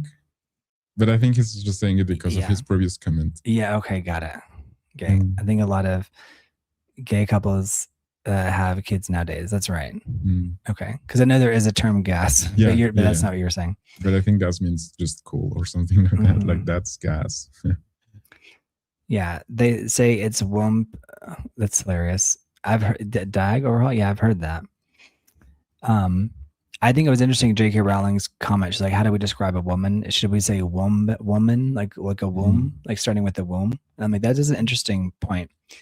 I get that was a typo, but that just happened to be a funny typo because gas is a term, right? Like it's a Gen Z. What is Gen Z? What does gas mean? Cool. I think so. Yeah. Let us know, chat. And then we're talking a little bit about East Asia. So we've got them on the map. So like East Asia, they're experiencing the same thing that North America is experiencing. So especially like Tokyo, like the elderly trying to cross the street. South Korea, like the wedding halls are mostly empty. Like you see all these empty playgrounds. China has like these high-rise cityscapes, but there's so many, there's like the ghost towns are empty. And East Asia is where the future arrives first. Japan has been the warning signs for the rest of the West for years. One of the most unforgettable demographic symbols is diapers. Reporting has repeatedly noted that adult diaper sales in Japan have outpaced baby diaper sales for over a decade. In 2024, Japan's OG Holdings announced it would stop making children's diapers domestically and shift further towards adult products amid falling demand for baby diapers and an aging population. So there was a company that's like really famous for diapers, and they just completely stopped making diapers for children because they didn't sell enough. Yeah, that's wild. That's just one company. That's just one company. That's very telling of of where society is. Yeah, it really is. There's so much to. If you guys find this to be an interesting topic, help us out with a super chat. Leave a comment. Hey, Keith BB House. Hey, Keith, how are you? Keith BB House in the house. It's funny too because our audience, they tend to come in like at this hour, but sometimes I gotta get it. We gotta start earlier. And also, you guys, thank you for watching because thank you guys. They'll start, and this is a good thing for us, but. We're about to hit, like, I think we may have hit it already during this, but like where they add ads to your account. That's already like monetized. You can leave a super chat. It says, my brother decided not to have kids because there are so many unwanted kids across the globe. He and his wife tried, but somehow couldn't find compatible kids to adopt and still paid thousands. Wow. Keith PB House, that is the fear. And I think that's also kind of part of the Gen Z, like fear of like entering a relationship, thinking that like, I'm going to do this, I'm going to do this right, I'm going to do this right, I'm going to do this right. And then it's still not going to work out. Like, I feel like that's in the back of the mind of maybe Gen Z, is because they've kind of seen all these other worst case scenarios play out. Yeah. And here's actual footage of me giving birth. Um, yes, that's me. And I was Brentina. No, I'm kidding. Shocking revelation. Shocking revelation. The truth is out. I can't. I'm not going to hide my truth anymore. That is me. Wouldn't that be funny? Yeah. People like found out he's had 5 kids and he birthed them all. So here's a video of like an elderly man in Japan, and it's like this is kind of like a common scene. It's like, and so like the idea of like advanced robotics, it makes a whole lot of sense that it would come out of this area. It would come out of this part of the world, because of just demographics. Wait, Brent has a uterus? Keith, don't tell anyone. It's only between you and our fans here. But this is the footage of me giving birth. So don't judge what you don't understand. How about that? Don't judge me and my life choices. It's so funny how babies cry and people think that like they're like, that baby must hate blah blah blah. I'm like, babies cry. That's what they do. You know? Yeah. I do, Sultan. Yeah, I do.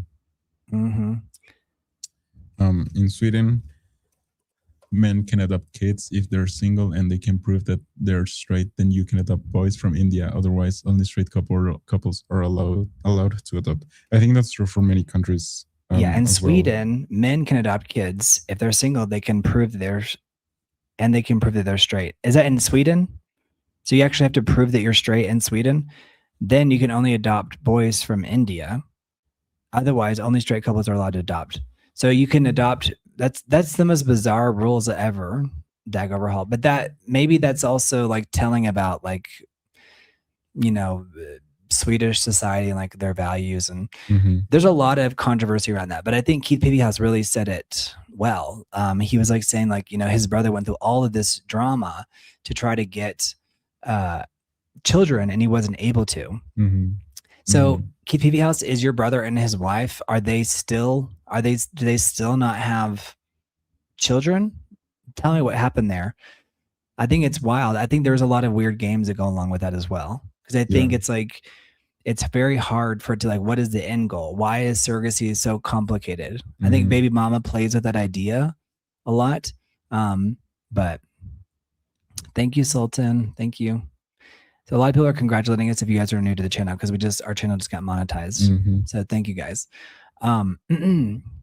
So it says Ron and I got rebuffed for adoption because of the way issue. Oh, is it like maybe it's altering your? Is it because of the gay issue? That's so funny I have to say it. That's wild. Is that you're in Las Vegas? Yeah, I think that's interesting. I think we are experiencing like this fascinating phenomenon with people who are fighting to get their kids, and then other people are fighting to have children. Yeah. And oftentimes it's like people who want children can, no longer have that, so many different things. Yeah. And the people who have a bunch of kids don't necessarily want them. It's just like, oh my gosh. Right. It says they don't have children and no longer want to because of they left a bad taste in their mouth. Yeah. Well, but Keith Peavy House, it's like, don't you think that's also why like there's society is like rushing towards advanced robotics and a bit towards AI, is as we have an increasingly, adult population, we need like robots to, I think it's just like a natural conclusion, So I think it's very easy to be against, that technology. But you can't really fight it because at the end of the day, it's like needed. Yeah, because otherwise, who would be making, those jobs? Maybe. Well, I think we need they're gonna have robot nannies. They're gonna be robot, everything. And I think it's not necessarily like this. It's not necessarily something for us to fear. But I think it's something that's now. I think there's some funny. It sounds almost comical because like here I'm going to put up a picture. Here's the birth rates. By the way, we're talking about birth rates, and basically the only birth rates where it's like people are replacing themselves is really in sub-Saharan Africa and Afghanistan, and you see that again across the board here. Sub-Saharan Africa and Afghanistan is like the only places, and then also, funny enough, like Israel is the only industrialized country that they're at 2.9. So they're the only, like in terms of that. It says, in the 90s, while in college, I signed up for the Big Brother program. I wanted to be a mentor. I went through the entire process until the end. When asked if I was gay, I was immediately disqualified. You know, it's crazy, Keith Peepee House. It seems like they should have asked that at the beginning. Like if they're so, you know, anti-gay, let's say, then why not just start with that question? You know, why not start with, are you gay? You are out. You know, then there's that famous meme. Why are you gay? Have you seen that clip? I mean, I bet that person had no idea how famous that clip was going to be. Yeah. Why are you gay? Keith Peavy House. Why are you gay? Why? Tell me why. Why are you gay? But I think that's crazy that they would do all that. That's very sad. Yeah. Very sad. I also think back in the day, there was just like, there's a whole thing, and we could do a live on that, about like the way, you know, queer characters are depicted on screen. But it was like they were like villainous monsters, and then it became like they were the sissy. But there was like in the 50s, it was definitely like, it was like something to be terrified of, right? Because it was like, your children run, you know. And I know a lot of people, even my mom, coming out of who were born in the 50s, they still have this idea in their minds because it was like baked into their memory because of like propaganda from the era. Okay. Yeah. You know, so it's like, I can't, you know, be mad at my mom because it's like, that's what she was like born to, that's what she was raised to believe, you know? I'm gay just because I'm gay. Simple as that. Keith Peavy House, what is the real reason? I want to know the truth. What is the truth? But thank you for being here, Keith Peavy House. Thank you, Keith. It says Keith left out. You left out male. What does it say? Oh, right. Gay male. That's right. Very good point. Like, it's like, there's a double standard there for sure. In terms of like, it's like if you're two women, it's much easier to adopt than if you're male. And I think that has a lot to do with the idea of like who's the active and the passive partner in a relationship, and how like there's a lot of fear of, you know, the care of children and things like that. Yeah, it really is true because of life. It's very true. It's very true. It's like they tend to have no problem. So I get it. It's very interesting. All right. So here's this is kind of like the creation of Adam, but instead of it being, you know, God and man, it's a human and a robot. But I was, you know, looking for something. There's not a lot of footage, but like there's like there's a woman and her robot nurse. But I think like we're not. This is already occurring in Japan. You know, this idea. But it's kind of funny that like the robot's there to help the person enjoy the depiction is what's it's kind of goofy, but at the same time, these movies are coming. You know, they're going to have movies about this soon. There's a new movie that came out recently called Companion. Did you see that? No. It was so good. And it was about that. It says gay women can be mothers, gay males fails to scrutiny. Yeah, they really do. And a lot of it has to do with like propaganda pushing the idea of, you know what, you know, and it's so sad. And Mara and I have talked about it, and it's just like, it's very sad to shake like scandals of the past. It's like a hard, I mean, not even, you know, it says in Sweden, lesbian couples and single mothers get state-sponsored IVF for free. Gay men and single men can neither adopt nor get surrogacy, except the one exception for the single men. Wow. Bizarre. I mean, it's so sad though. I'm telling you, there's like, I was telling Mario like about like systemic discrimination, and how it is very interesting because it is, it's actually systemic. It's not just, you know, it's not just like, oh, poor me, but you just have to be, you know, you just have to have such a strong will and just move forward and go live your life the way you want to. But it's like you can be the victim of so many different levels of discrimination and not realize it, or not realize like, have you ever been talking to someone and you realize like, oh my gosh, this person, like, you know, I've had this realization, this person hates gay people, and it's like, oh yeah. Like it was unthinkable to me, but it's like, dang, like that's still a thing. Yeah. So people are just, everyone's living in their own reality. Yeah, you're right, John Scott. Everyone's living in their own reality. But we were talking about, you know, right now, the consequences of low birth rates, and particularly how the future arrived early, and particularly in Japan and South Korea. Yeah. So,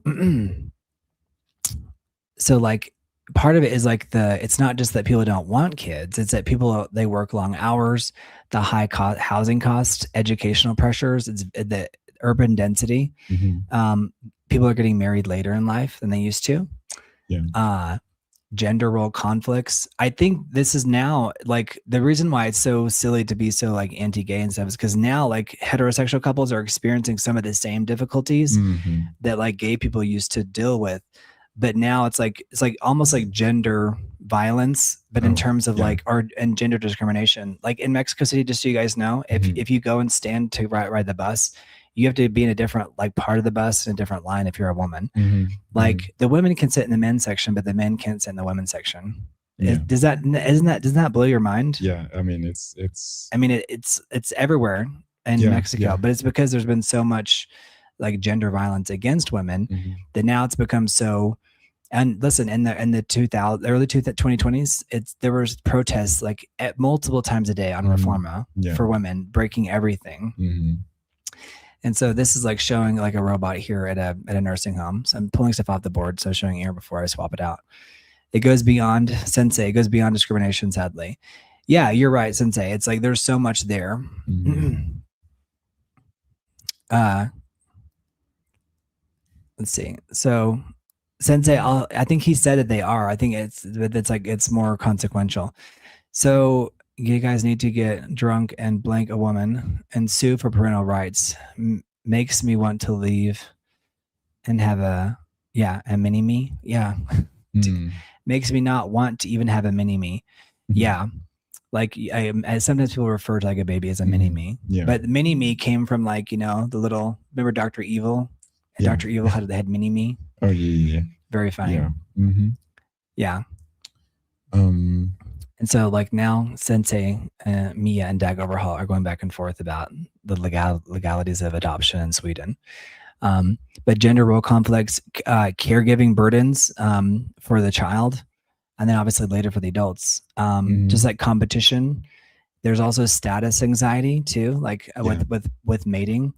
And the sense that raising one child properly requires almost heroic resources. Yeah, it's really true. Like raising just one child properly like requires like heroic resources. And then sometimes you have one child and you immediately feel like you need to have a second child to be company for the first child. Yeah. But just one child, it's like you need like $1 million to raise that child. And in the United States anyway. In East Asia, modernity became so demanding that family formation started to look like an elite sport. So it's like living in the modern world in a successful way started to feel like it was an elite sport. You guys help us out with our super chat goal. Our super chat goal is 20, so we're at 9. So let's get there. Yeah, let's get there. Help us out, guys. We got 9 minutes left, so I may have to reset it. So Mari, if having one child feels like a luxury project, how many people would choose it? Like I mean, very few, and we've seen it because as you said, maybe you think that you need at least 2 so they can have companion and grow together. That was what my parents thought, so I mean, and they're not grown. That's why you have 17 brothers and sisters. Yeah, I mean, no, but. Yeah, I mean, it's true that the idea if raising just one child is like so much, it takes so much, it requires so much, then now I guess people are avoiding it altogether, just just to save some money even. Right. And whereas before, back on the farm, you had to have those kids. Exactly. Like you had to, because you needed someone to milk the cows, you needed someone to work the land. Yeah, that's true. And so maybe now we're seeing that in a much more exacerbated way, because people now, I mean, in like developed societies, let's say, people are stopping to think, you just realize how much it takes to raise a child and to raise them well, because you wouldn't want for them to have like necessities or being. I'm going to show you guys a picture from the 1960s. Yeah. And thank you, Keith PV House, for Jenny becoming a member. Yay. Thank you, Keith. Thank you, Keith PV House. All right. So thank you so much. Thank you. Seriously. It helps so much. So let me pull up here. Yeah. But I guess, I guess because the question is about love, but it's also like because beyond that. Here's a picture from the 1960s. look at this. Look at the picture. You're becoming your member. Yay. Thank you, Keith PV House. Thank you so much. It helps push us out to more people as well. Yeah. Diapers cost a fortune. They really do. But back in the day, diapers used to be cloth. They were cloth diapers. Yeah. So people had diapers, but you would literally wash the diaper. But this is a real family. Like, this isn't like an AI family. This is a real family from the 1960s. And they're posing with their 16 children. Yeah. I forgot that I wasn't a member of Brent's channel. Thank you, Keith PV House. Thank you for being here. Well, you are now. Ring-a-ling-a-ding-ding-ding-ding-ding-ding. I'll plug in tonight. I'm gonna plug in the we have a thing that's called a stream deck, and it allows you to it facilitates playing sound effects. Yeah. But this is a lot of kids. Honestly, I think if I was alive back then, I would be down with this as long as like there was some help. You know what I mean? Yeah. But this is 16 children. We got 1, 2, 3, 4, 5, 6, 7, 8, 9, 10, 11, 12, 13, 14, 15, 16. She's got 2 children in her hands there. Yeah. Wow. I think, listen, this is, why not? Why not? Do I like Seoul, South Korea, Sultan? Yeah, why not? I would love to go there. If Jimmy doesn't come back and start traveling with us, Mara and I are just going to do it ourselves. It's going to be Brent and Mario it'll be like Chloe and Kim take Miami. Yeah. It'll be Brent and Mario take over the world. Yeah, exactly. We're going to go travel on our own. I really, honestly, I don't think there's anything wrong with having 16 children as long as like you have the means, and you have some help. Because I don't think 2 people can reasonably like give them all of the attention that they need. Right. So I think even my family was considered pretty large. My mom had 6 kids. So, but the first batch was 4. So she had 4 initially. So, that was already a lot. It was a lot to take care of those kids. Yeah. So, and it used to be a common thing back then as well. It really was. You kind of wonder, how did they do it maybe? But again, you mentioned a very good point. Like they also had like these big pieces of land, maybe like the farms, maybe. And they needed to be able to work on those things. Here's a family. This is actually more of a modern family, but they also happen to have 16 kids.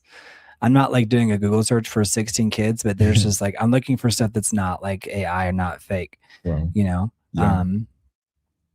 But so it's interesting. And I think whenever you look for photos and stuff now is day 2, nowadays, it's fascinating because it's like, I'm looking for authentic content, but you can like generate content faster than you can find the content. Isn't that kind of wild? So, but here's another family with a family of 10. So they've got 1, 2, 3, 4, 5, 6, 7, 8, 9, 10. So this is 10 children here. So these are all siblings here. Wow. Yeah. But you remember, I taught English way back in the day. And so I remember a lot of my students, they had like 12, 15, sometimes 8. I think the biggest one was like 18 brothers and sisters. And I was like siblings. And I was like, dang, like, and I was like, from the same woman, and they were like, yeah. Oh wow! But I think that just shows you like how prolific a person can be if they want to do that. Yeah. I also, of course, Dag overhaul. But my point is like, even just the photos, just like finding photos, it's like you can like generate a photo, but these are real photos. Sensei says, that is serious white privilege. You say that, but now the people who are having children are actually in sub-Saharan Africa, right? It says, back when America was more agricultural, every family had a ton of kids. My mom grew up in upstate New York with a cow farm and had 9 siblings. Yeah. That's right, Keith PV House. That's how it was. And also there was, higher childhood mortality. Yeah. So you had more children too, because you didn't know who was going to fully like survive. Sadly, it was that. Right? Yeah. It's a very real thing. All right, this super chat goal is ending in like 2 minutes, you guys. I'm going to reset it to like 5 or something. Come on, guys. So you guys help us out with the super chat. It helps us out a ton. So if you're new here, we're talking about love and relationships, and we're going through all of the conclusions, and you get to this place where it's like, okay, once you've had children, what does that look like? We've discussed like divorce, like anxieties about entering a relationship, why people don't even start the whole process because they're like, oh no, I don't want to deal with all that. All the kids are going to say they have trauma and they're all going to hate me, etc. Yeah. Which is a very real concern. Would you have more children if housing, childcare, and work-life balance were easier? In the chat, this is for you too, Mario. Or would you have children or have more children? I guess I would consider. I mean, for you, just have children. To have children, yeah. Yeah. Yeah. But let us know in the chat, guys. I think, yeah, that's that determines a lot in life, but obviously also the fact that you can take care of kids and I think a lot of people are saying like Japan is the future in terms of like where we're headed. And so it's like, it's not a far-fetched idea by any stretch. Like this idea of like this lonely man here, like walking home, with his groceries. It's like, that's very real. Like that's a real scene out of Japan. And also the fact that like the streets aren't flooded. You have these giant cities like Tokyo, but Japan is a very like aging population. Yeah. And so that's why you're seeing so many advanced robotics and things coming out of that part of the world. And again, China's right now, it's their, the total birth rate is at 1, and you need to have 2.1 just to replace your society. So next we're going to talk about Europe immigration and the replacement question. So right now, it says the financial cost to having kids is important, but community support and acceptance is more important. Absolutely. But I think Keith PP House, we're kind of looking at the picture from the very beginnings of a relationship, like, to apps help? Do they hurt? Dating apps. And then going all the way to the end is like, okay, like it's like the life cycle of a human being or of the child, and it's like just childhood trauma, things like that as well. I think sometimes we're afraid to raise children because it's like, that it's like, oh, you're going to screw them up anyway. Yeah, but there's that's kind of like a fear for some. And I think that's kind of what he's getting at. It's like community support and acceptance is more important.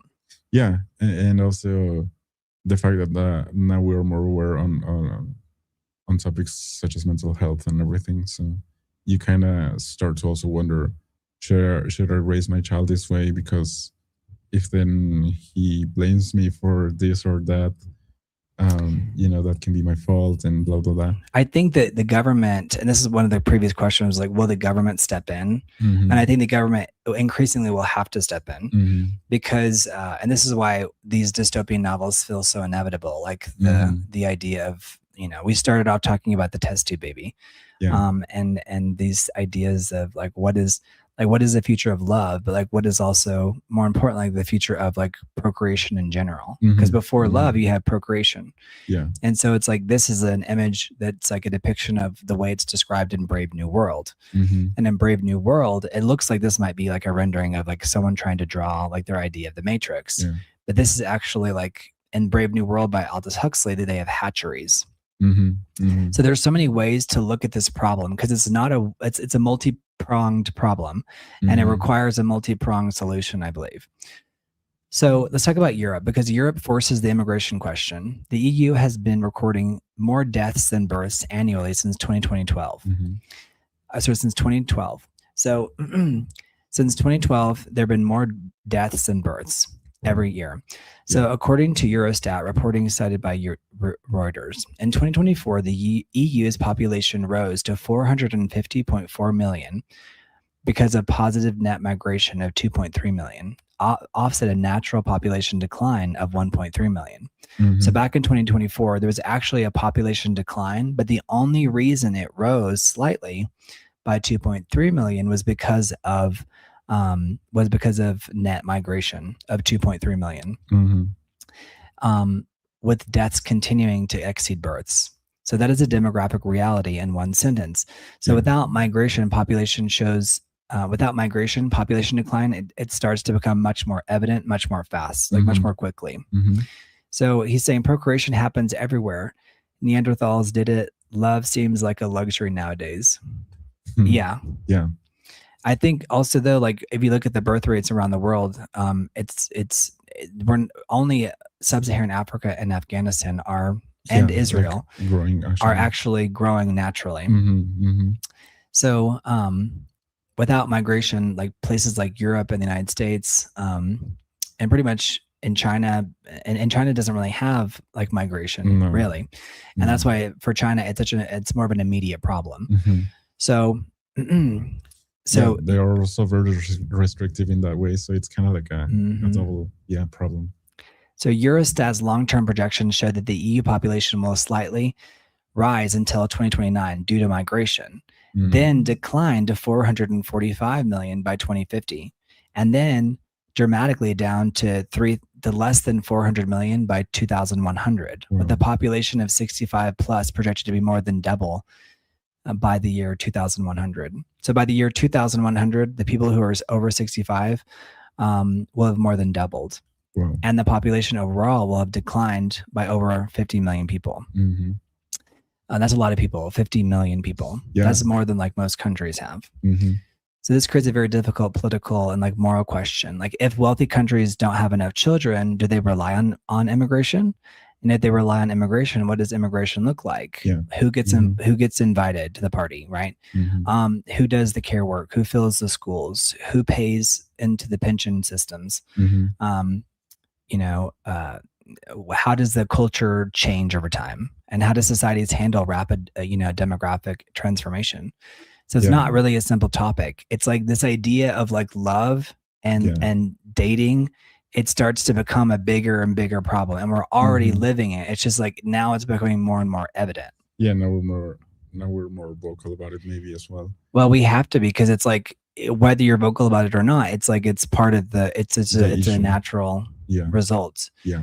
So immigration can help stabilize labor markets and population size, but it does not automatically solve aging forever. So migrants also age as well. So you can bring people in, but then those people are going to age out, especially if they adopt the idea of not having children in the same way. Yeah. So the migrants are going to age as well. So their children may adopt the lower fertility norms of the host country, and the immigration can create cultural tensions that institutions are not prepared, which is, I think, what we're already experiencing as a society. I think so. Yeah. So, and I'm not on any side of any issue. I think at the end of the day, at this point, like if your population is declining, you have to have immigration. Yeah. Like you just like have to maintain the workforce to an extent. Yeah. Unless people start having children, which is why I think that like we're going to have like, not like, I think some people think of dystopias as like where they're preventing people from having children, but I think there's also the other side of it, which is kind of like The Handmaid's Tale, where it's like they're recognizing that like we need people to have children. Yes, so, like and who knows which future is worse. But just the idea of not having enough people to sustain a society, right, is what ultimately can lead that society to collapse as well. Right. Yeah. Well, immigration can buy time, for low fertility countries, but it can't substitute forever for a society that has forgotten how to reproduce itself. So it's only like you're only like buying for time, and even then, it's like it's very short. It's a short window. Yeah. Yeah. Yeah. So it's like Italy and Japan are in a tough spot. They're not procreating at all. I think we see those countries too, because like they're very famous countries because like their culture is so iconic.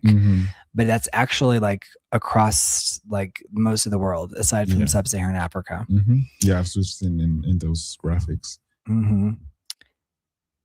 So do you think immigration is a solution, a temporary patch, or is like a whole new chapter for like, I think because it basically is going to change any country that experiences such, Yeah, I mean, unless we see like a massive immigration, like the ones we had like when Earth was populating, I think it's just a matter of time before the societal shift can no longer be sustained by immigration alone. And so, Keith, I think it's because people want babies. So it says, why are there so many orphanages across the world if higher birth rates is desirable? Keith PBS, you've got to understand too. It's like when you're looking for a child, like people try to have children through they do IVF, different things like that. I think one of the things is like IVF in the United States, I think became like free. Like I think they made it like free. You guys can correct me if I'm wrong, but it was like something that was in the current administration that became they're like making it free. But people, if you get a child after they've already been raised up to a certain point, it's like parents already know from anecdotally and just from like evidence that child is not going to have the same connection with you if they're over a certain age. So I think that's why there are so many orphanages. I think it's just like an example of the same thing happens like people want puppies versus a full-blown dog. Yeah, I mean, Keith Pavey House, I get that. It's kind of like Jimmy. It's like I wasn't necessarily, I was around, but I didn't do all of that grunt work, So But at the same time, like Keith, like Jimmy, for example, Jimmy is, a lot of people you hear from Jimmy Explorers. Jimmy is 14 years old, just turned 14, but he's a remarkably well-adjusted 14-year-old. I would say most 14-year-olds are not in today's world because of social media, because of too much stimulus, coming in. And Jimmy's like remarkably, I mean, everyone I talk to is like, tells me like how well-adjusted he is, considering everything that he's actually been through. Yeah. So, it says that one kid is almost perfect already. I guess they're talking about, are you talking about Jimmy? But I think that there are going to be orphanages. There are always going to be orphanages, and unless again we go into Brave New World, which the idea of Brave New World is that there is no concept of mother, there is no concept of father, and it's very scary. But like the state controls everything. Yeah, and that's why they have like in Brave New World like these hatcheries, which people are born and through this way. And then in 1984. There's something very similar in the sense that like marriage is only there for procreation. In fact, they want the couple to not have any like romantic desire for each other. And George Orwell's 1984. So people do have, babies the old fashioned way, but they don't want the couple to actually have any affinity for each other. Like that's the goal. And if they do, then they separate them because in 1984, you can only love Big Brother, the big propaganda machine. It's very fascinating. Rowan is really well adjusted too, but Rowan hasn't had to go through like some of like this like extreme trauma that Jimmy has.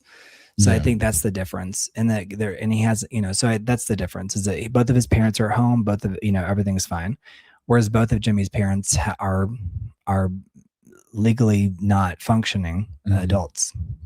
So, that's the difference. Is that both of Jimmy's parents were in horrific accidents, and so they can't function as members of society. So the fact that Jimmy is so well adjusted is like as a miracle, and it's something that we don't talk about a lot because it's just so like hard to talk about, and also like it's like it doesn't how do you can't explain beyond it. Just it is what it is type of thing. So can immigration solve population decline? Yes, no, partly. I think it's a temporary thing. I think it's a temporary patch. Yeah. It says Brent is wearing headphones and Mario is wearing glasses. Thank you for that observation. Oh, yeah, that's so I can hear. That's why I can hear like if the sound is working for you guys. No, because I think he was just confused about who was who. Got it. Okay, got it. I thought you were like stating facts. I'm like, this guy is a blue. No.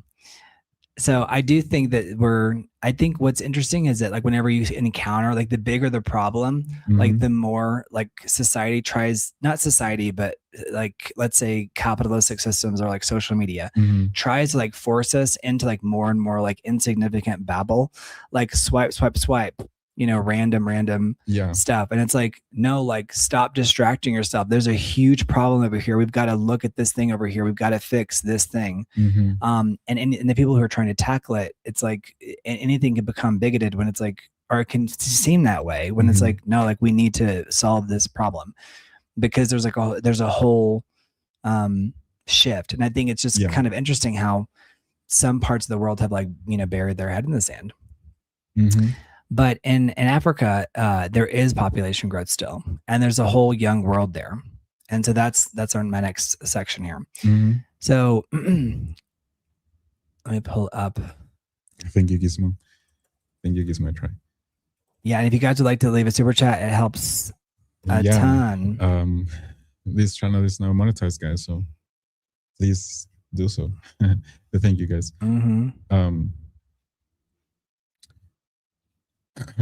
But yeah, and we're seeing it like all over the globe, and I think our audience also knows what it takes to raise a child because they see Jimmy, who's amazing, and but it does take like a lot of effort from your part for it to be like a functioning adult and everything, because ultimately you want them to be good on their own as well, right? which is, I think, what most, I mean, I don't know, but many people are not understanding necessarily. Because I think the thing Keith was saying about kids being in orphanages, maybe it's because those parents didn't actually want them in many cases. And so maybe it's just like, I think it's important to not conflate the two. Like they're different things. Like the youth is dramatically coming out of sub-Saharan Africa, like for the entire world. Yeah. Thank you. Feeling super chatty. Who's next? That's right. Start the train, Keith PV House. Thank you, Keith. Thank you, Keith. But there's so many young people full of promise coming out of South Africa, and it's so important for us to to as a global society to make sure that they're well educated and we don't have these societal conflicts that come out of overpopulated areas. Yeah, and so. It says, Brent, by taking care of Jimmy now, do you miss having children of your own? I mean, I think I already did. I think Jimmy reminded me of, like, even though it's like a difficult, I think I think up until like puberty, like they're adorable, but I think it's also very difficult, like up until like the first few years. Yeah. Like they call it the terrible twos.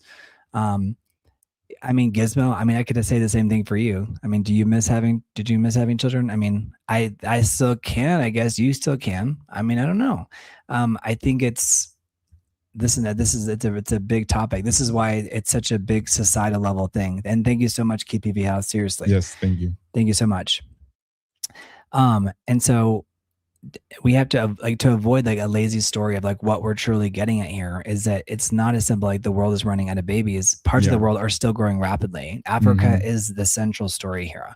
Yeah. So Pew Research says using United Nations projections notes Africa's fertility rate has fallen from a peak of 6.7 births per woman in 1972 to around 3.9 today. That's for all of Africa. And it's projected to fall further to 2.8 by 2050. But even with falling fertility, Africa's population is projected to grow significantly because the population is young and demographic momentum is powerful. So Africa is not behind. Africa is in a different demographic phase. So the question here is, can young populations be educated, employed, housed, connected, and given opportunity?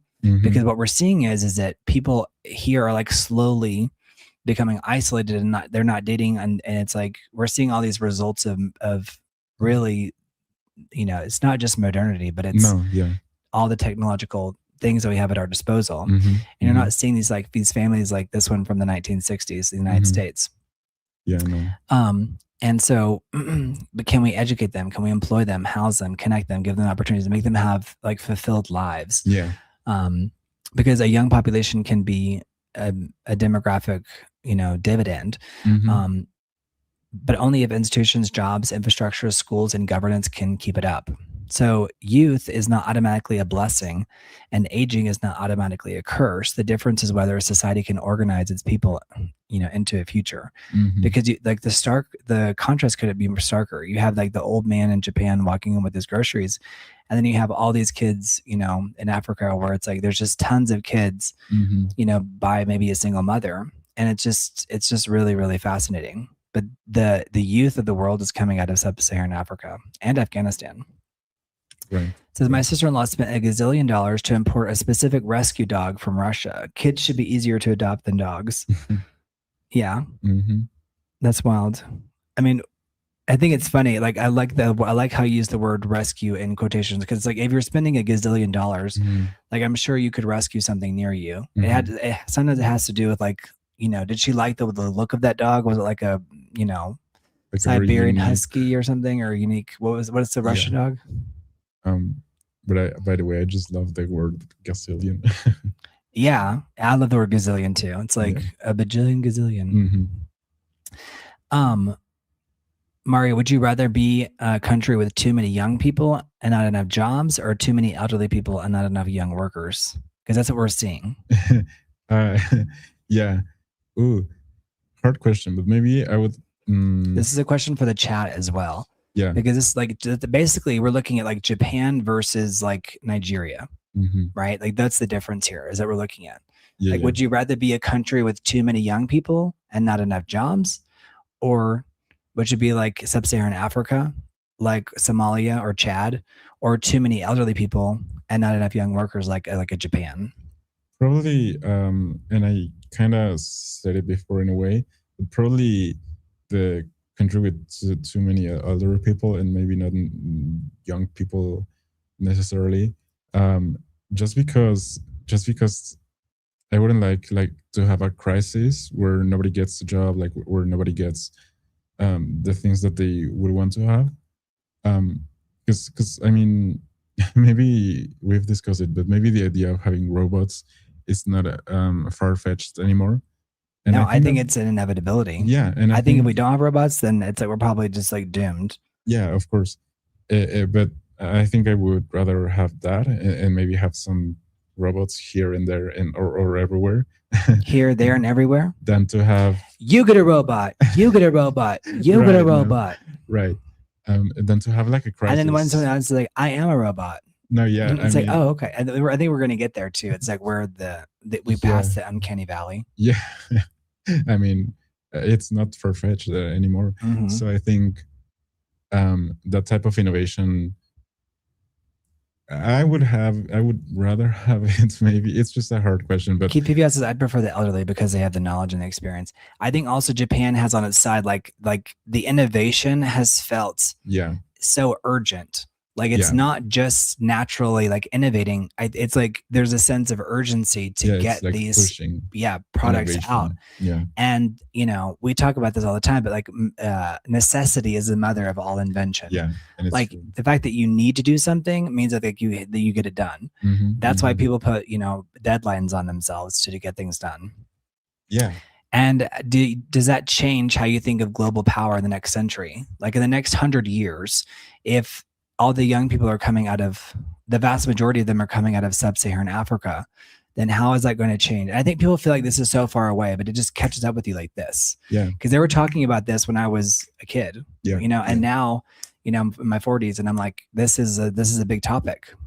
I mean, I would think so. I would think yes, because we've seen like the societies that have like this workforce, like this important workforce, tends to be like important in terms of maybe economic growth and how big is your GDP and everything. So maybe I think the correlation is there, but I don't know ultimately how it will turn out if that talent, let's say, it's only being exported to sustain the economies that are already big. So maybe the dynamic, I mean, that would be interesting. I think it would be interesting to also analyze how the dynamics would come out if the tendencia is still following that path, like the numbers are still following that path of saying only this region in the planet is growing in terms of population and the rest are more stagnant maybe or even decreasing. So there's it's like dramatic. Here, I'll show you. I have like I have some video from Lagos, Nigeria, and there are kids everywhere. There are kids everywhere. And in fact, if you just look up Lagos, Nigeria, it's all children. So it's very fascinating. Mm-hmm. It's very fascinating, and I think there's the way we talk about Africa has been like inherently like controversial for some reason, and I think it's like where does it need to be? It's like we need to care for the children of the future and want the best for them. So I think it's kind of an interesting place that we're in terms of society. I think there's been so much like discrimination in the past that it feels like any type of conversation, it's kind of sad because I think it's we have to, I want all children to have a great future. Mm-hmm. We should want them all. And there are these kids they have all these kids that are dancing on all these like services like Artlist and these other series, but it's like showing like kids having fun. True. Yeah. But this is like Lagos, Nigeria, and but this is where like they have these huge population centers, and the vast majority of people are young people. Mm-hmm. It says babies are cool. They have no judgment or corruption yet. Kiss of life. Good point. Mm-hmm. But they also cry all the time and they need constant attention. They need like every single ounce of your energy. Mm-hmm. So babies are a lot. So I think a lot of mothers, and fathers for that matter, but historically mothers have like made comments like they've lost their identity in raising their children. Even Angelina Jolie talked about that, but she didn't really blame it on her children. But she just said like, for the last 10 years, I don't even know who I am. And I think that's because you do get kind of wrapped up in your children. And that's a valid concern, right? And I mean, this is something that we've seen. That's a good point, Gizmo. Sometimes maybe these mothers don't want to be defined necessarily just by the mother category. Right. Because, yeah, I mean, it's interesting as well to think about that. And what it takes to raise a child and to give them all your attention, love, energy, as you said. It's true. Very true. It says birth rates in the West are a reflection of economic desperation of the times. There is no certainty and little optimism. The days of endless opportunity are over. I think that's also why we're looking to space too. Part of the reason why this is like part of a larger narrative, like we're getting to like a larger like premise, which is like, and this is why it's like a leap for the average person. If you say like the future is in space. Well, it kind of sounds crazy, but if you think about it, it's because this is why so many people are describing what you just said is really very interesting, Sensei. And you're describing what many people would call late stage capitalism. And the idea of like late stage capitalism is that it's like, that's like where Greta Thunberg, there's like a famous video of her saying like, your dream of endless growth is a delusion. And I think it is a delusion unless there is infinite expansion. Yeah. Right. Yeah. Sensei, I love it. He's like, there is nothing in space.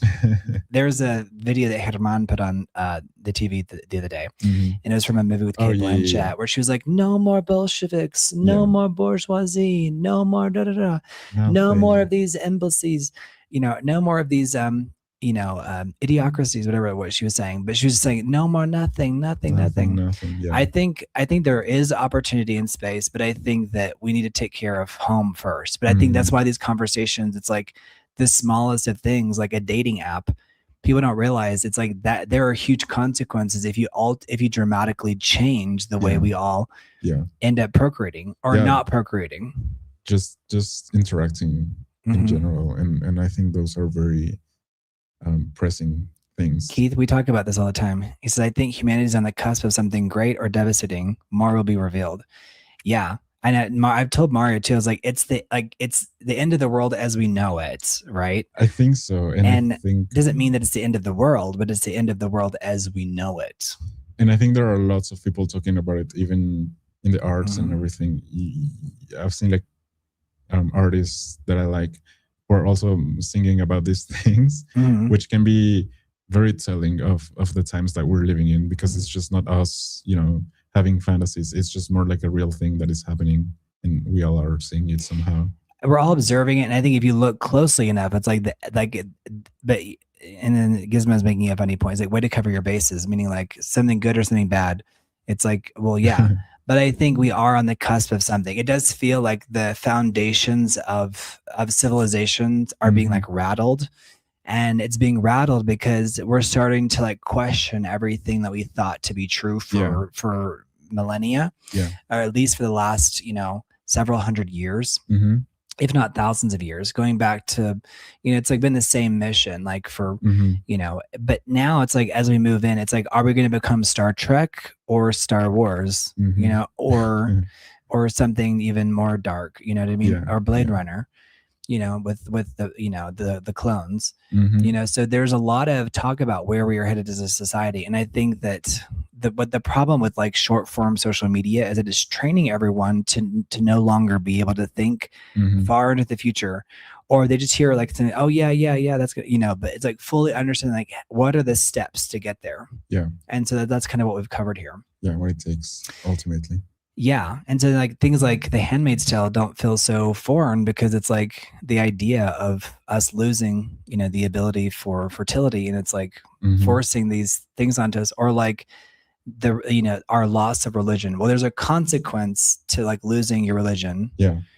And the consequence is like something is going to fill that void. So what is filling that void? And if it's just me, maybe that's where we're at. Maybe And maybe like Gen Z gets crapped on. Do you know what I mean? Because it's like you're just dealing with the technology that you've been dealt. It's either that or some other form of spirituality that may be differently shaped, but that is I hope so, Keith House. Essentially looking for something bigger than yourself, maybe. Yeah. Like, astrology or whatever. But yeah, I mean, I think those options are the ones that are more prescient nowadays. But yeah, and we are already screwing it up badly. I think you can argue that, Sensei. Yeah, there's like this sensation. You could argue that we have been already. Yeah. Will we Star Trek the next generation? We hope. Yeah. All right, so I'm going to cover this like this Soviet book, which is kind of cool. So going back to like the dystopian novel, this is interesting, and we're gonna end around this spot. So you guys help us out with your super chats; it helps us out a ton. Or more for meet our goal. Yeah, because this started off with like, it's like, are we headed towards a sexless society? Are we headed towards like, what is the future of the world? But the reality is that if we do have a society with like, let's say no more children, well, then that is going to inherently, lead to the end of civilization itself, which is what we're seeing. Yeah. But here is a book. This is called We. This is like a really fascinating book, and it kind of gets overlooked by all of the other, dystopian novels out there. Like, before I talked about Brave New World, have you heard about it? No. Or Brave New World. Oh, yeah. And you've heard about it in 1984. Yeah. So it's a 1924 dystopian novel written by a Russian author, Yevgeny Zamyatin, widely considered the archetype of modern dystopian fiction. It directly inspired legendary works like George Orwell's 1984 and Aldous Huxley's Brave New World and Ayn Rand's Anthem. It was written between 1920 and 1921. But it was released in 1924. But it earned the historical distinction of being the very first book banned by the Soviet Union Censorship Bureau. So imagine that as the very first book banned by the Censorship Bureau. That's how like revolutionary it was. And so, and it's a direct inspiration for George Orwell and Aldous Huxley. And so the story takes place in the 26th century within the one state. So the idea, and I think that's because like Soviet expansion, there was like some inherent fears going on with like, maybe it's like, that's too much. So in the one state in the 26th century, a totalitarian nation constructed entirely of glass. Citizens live in transparent glass apartments, allowing the secret police or the guardians to monitor them constantly. A concept mirroring the archetype of, have you heard of the Panopticon prison? Yeah. And I'll pull up a picture of that because that's too cool. Because it's not talked about enough. No, but it's like a very interesting concept, and I think it's interesting that all these novels, books are talking about the paranoia that constitutes like the idea of being surveilled 24/7 and how that breaks your privacy. 100%. Like that's basically like kind of like what I'm getting at. Like it's like I don't even need to like draw the lines. It's like it's already there. Yeah. And the fact that all of our devices are already listening to us all the time, it's like I'm like we might as well go live because our phones are listening to us anyway, and that's all that content is going to be monetized in one way, shape, or form. But this is a picture of the Panopticon prison. That's the idea where you can easily control a prison if you have like someone in the center who's like who's an all-seeing eye, and and then everyone knows that anyone could be watching at any given point. So, but citizens are living in transparent glass apartments, allowing the secret police known as the guardians to monitor them constantly. And this is we're talking about the book We here, and this was it was written between 1920 and 1921. And there's the eradication of individuality and the self. People no longer have names. They are designated as numbers. They wear identical gray uniforms and follow a strict mathematical schedule called the Table of Hours. There's enforced conformity. Everything from the food they eat, petroleum, which is all petroleum based, to sex, is rationed via a bureaucratic pink ticket system. It is strictly regulated to achieve mathematical infallible happiness. The benefactor. The state is ruled as an absolute dictator known as the benefactor, who is reelected unanimously every year in automated, tightly controlled public rituals. So all the characters, like they have numbers because they're no longer names, which is horrifying. Yeah, this also is before Atlas Shrugged. This is before Anthem. So this is actually, it inspired Ayn Rand as well. But this was the first book to be banned by the Russian Union. It says the 3 Jewish men walked into a gay Klingon bar. That sounds like a funny joke right there. Romulan ale. They're giving us Star Trek lore. I love it.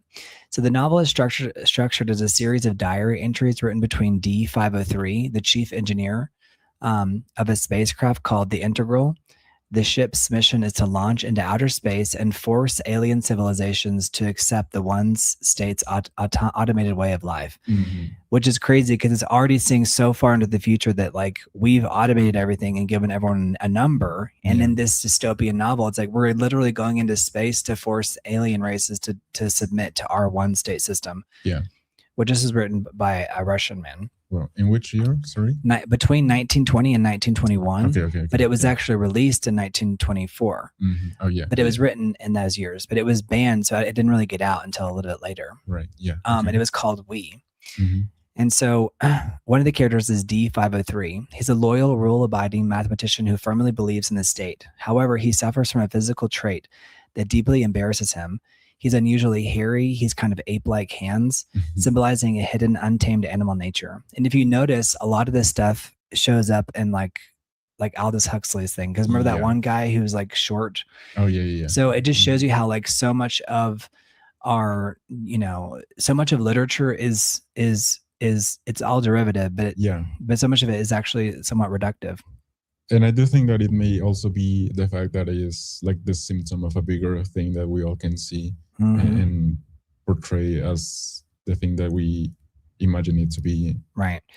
And then there's I-330, and she's a sharp, rebellious, and fiercely independent woman. She manipulates the pink ticket system to cross paths with D503, introducing him to ancient relics like alcohol, tobacco, and art, things that have been outlawed like long ago.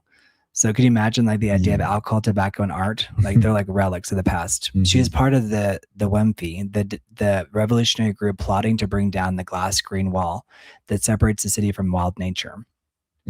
Thank you, Michael McSilvers. He says, wow, still going. Michael McSilvers, I'm telling you, this is a marathon, not a sprint. Okay. Thank you, Michael. Thank you, Michael McSilvers. Seriously, thank you so much. Thank you so much. 3 more, guys. And then there's 090. And so it's the sweet state assigned lover who represents the gentle traditional affection that the state is actively trying to stamp out. So the major themes of this book, which again, like everyone lives in glass apartments in this, and it's very much similar to the Panopticon prison, but it explores the danger of taking logic to its extreme. This state views human emotions, creativity, and the soul as literal psychological diseases that disrupt societal efficiency.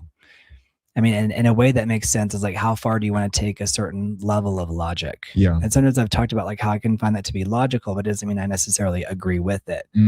Thank you, KPV House. I hope these topics, I hope people rewatch these and they learn and they can interact with this stuff and then go back and be like, you know what, I'm going to look into this book and da-da-da-da-da. Thank you, Keith B. House, so much. Just got to go. Going to do some snorkeling. Fascinating stream. Amazing. I need to rewatch from the beginning. Thank you, KPV House. Please do, because we'll get monetized for ads. It's really interesting. Yeah, this one is it's a really fascinating book. So the regime argues that true freedom and true happiness are incompatible. True freedom and true happiness are incompatible. It claims mankind is happier as mindless, secure cogs in a machine rather than burdened by the responsibility of free choice. It makes sense why this was banned by the Soviet Union. Because it was like, it's like, this is really gonna scare people because it's so on point. It's like it's so on the money. Even by that description alone, you can kind of see the contrast, And this is written in between 1920 and 1921. So this is so early in the game. This is over 100 years ago. Yes. Yeah. Unlike the bleak tone of 1984, the writer is Zamyantin. I think also too, if your name is hard, your work is less likely to get out there. But Zamyantin intentionally utilized a zany satirical style. He mocked industrial automation and bureaucratic efficiency, presenting laughter as a weapon against tyranny. So like 1984 and then Brave New World, some of that stuff was like meant to be like scary, but he kind of wrote the book in a way that was kind of like comical, probably as a way to get past censors, but it still didn't work. But there's different translations, like different people translated the book because it was originally in Russian. So and 1920s Russian. So there's a translation by Natasha Randall, and it has a more accessible translation. And then there's one by Clarence Brown, which is widely praised for its historical accuracy, smooth readability, and preferred terminology, like using the terms like the one state and the benefactor. And then there's some other, ways. But it's kind of like the Odyssey. There's so many different translations of the Odyssey. We're translating work from Russian just from the 1920s. And here we are in the 2020s. All right, you guys, we need 2 more super chats. But this is a really, really interesting one. All right, the next book I have is The Giver, which I think you probably heard of. I do think I read the first book when I was, little. If you guys have read The Giver, let us know in the chat. I'd be curious to know if you've read The Giver. The Giver was required reading for this is The Giver is by Lois Lowry. So this book was written, and guess when it was written? It's not that long ago. Early 2000s. It had to be like 11. I don't know. It was written in 1993. But my point is, like, a lot of these other books are like hundreds of years old. It's like this is written like I was already like grown. You know what I mean? So The Giver is like a really, really fascinating. I'm surprised that the movie didn't do better. I think they actually did some things right with the movie, but for whatever reason, it just didn't work. Because the idea, like The Giver, is such a profoundly moving story. So I'm gonna pull up an image here. And did you see the movie The Giver? I was also surprised that it wasn't like a bigger movie. I think it also came out whenever there was like this boom also in movies about like the future times, or like dystopic societies and everything. But like the portray is also very, compelling, and how you can imagine a world that is not too far away from what we have now is, it's interesting, but it's also very telling of how people also understands like social cultural changes and anthropological changes, because you can also see kind of like the patterns there for you to understand the future in a way. Right.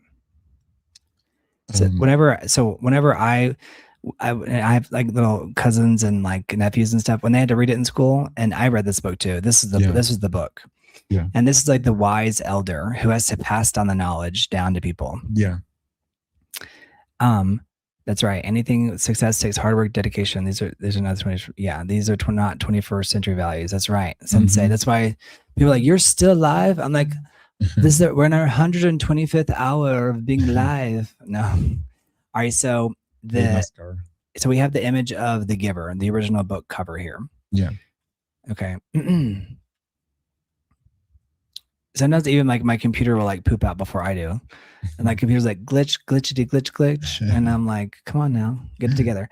So The Giver is a landmark 1993 dystopian novel written by Lois Lowry. It won the prestigious Newbery Medal in 1994 and is widely considered a foundational masterpiece of young adult dystopian fiction. So like that spawned all these other movies like Hunger Games and Divergent, things like that.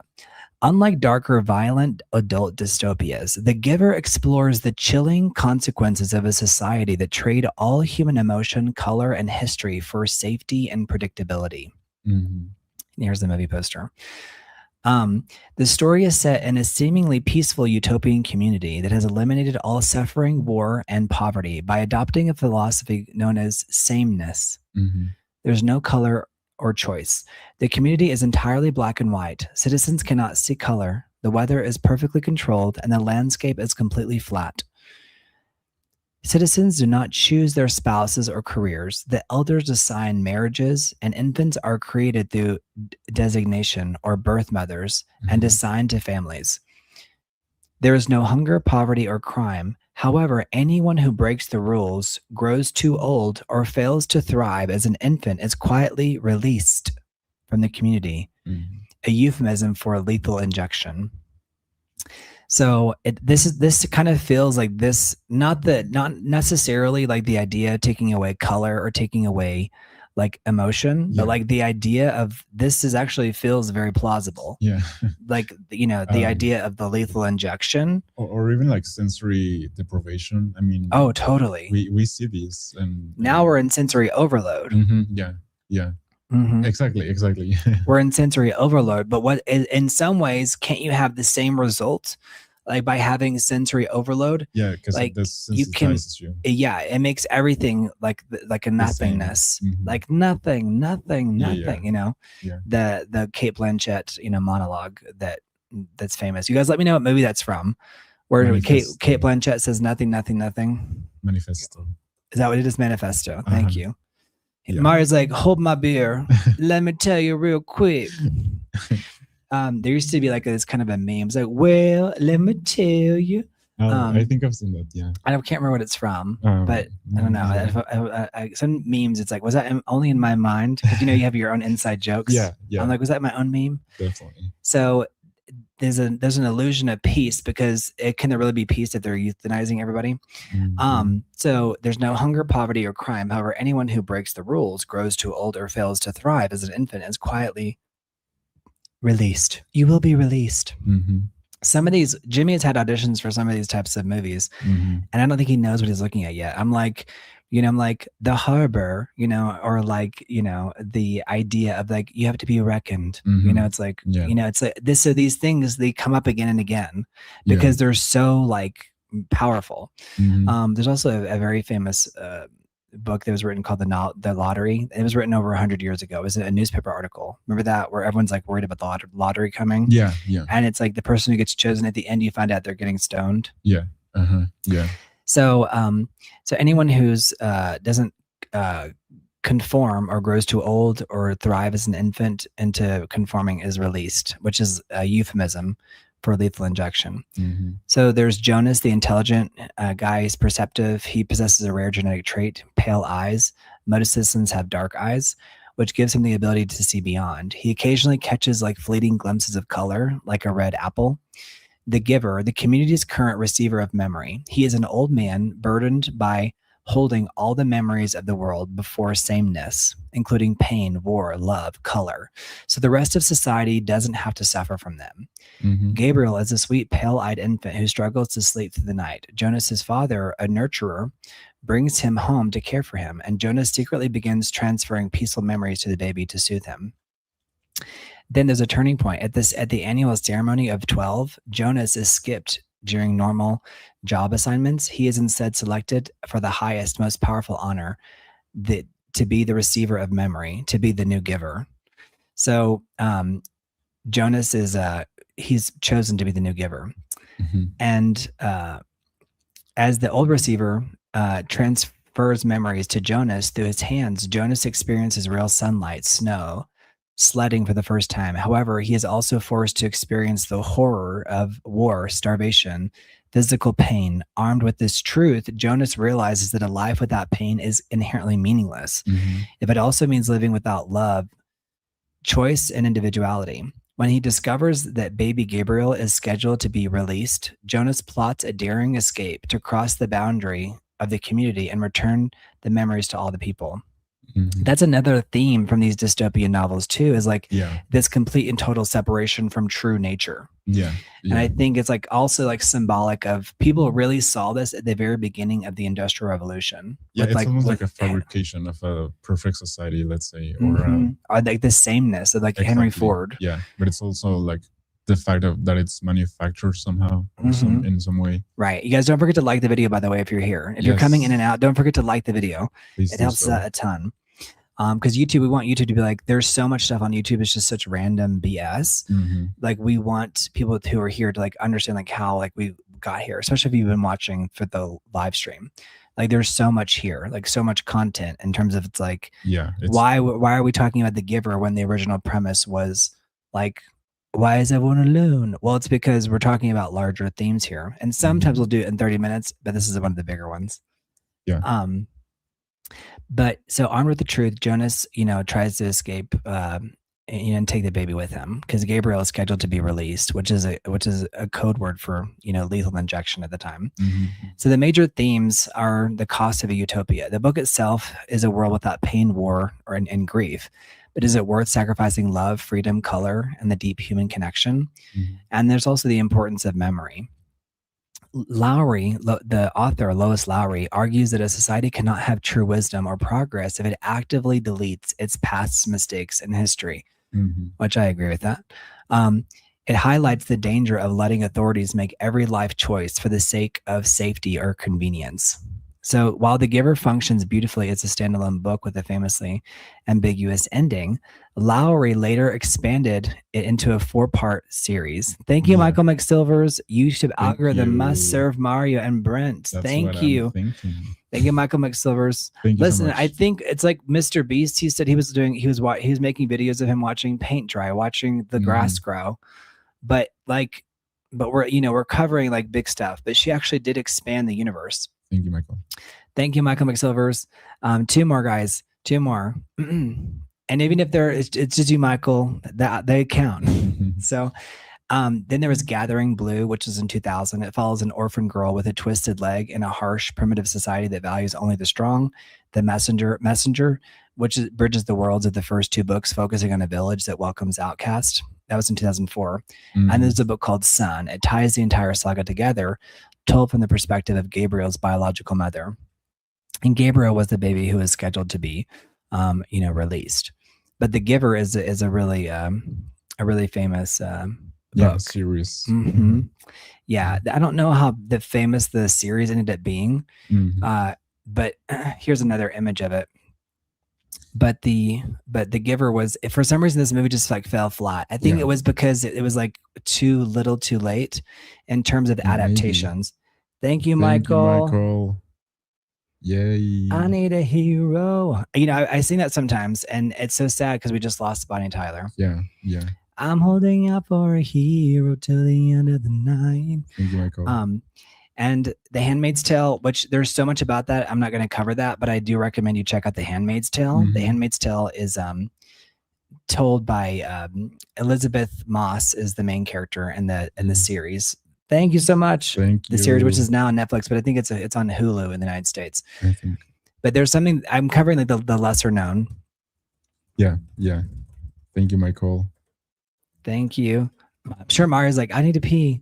I thought you did. I was like, the way you're sitting, I was like, you probably need to go pee. Go pee. Okay, yeah. Go pee. And I'll just cover this last book. Thank you so much. 2 more. Push it real good. Dun, dun, dun, dun. All right. So the next book is Delirium, guys. Delirium is, let me know if you've ever heard of Delirium. It wouldn't surprise me if you'd be forgiven if you didn't know about it. The Delirium book series. So I haven't shared my screen at any point, but I'm going to now to make it easier so you guys can see. But Delirium is a book series, and it's about love. It's about the original topic. So here's some of the different covers of Delirium. If you guys have you heard of Delirium? John Scott, Michael McSilvers. Let me know if you've heard of Delirium. But Delirium is like the future of love, and the way that like love is controlled, or it doesn't exist in a futuristic dystopic society. So I'm going to break it down for you.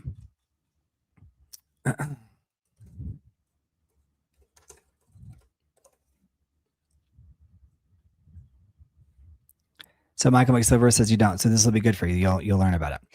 So Delirium, it's the most famous. It's a New York Times bestselling young adult dystopian novel written by Lauren Oliver. It was published in 2011.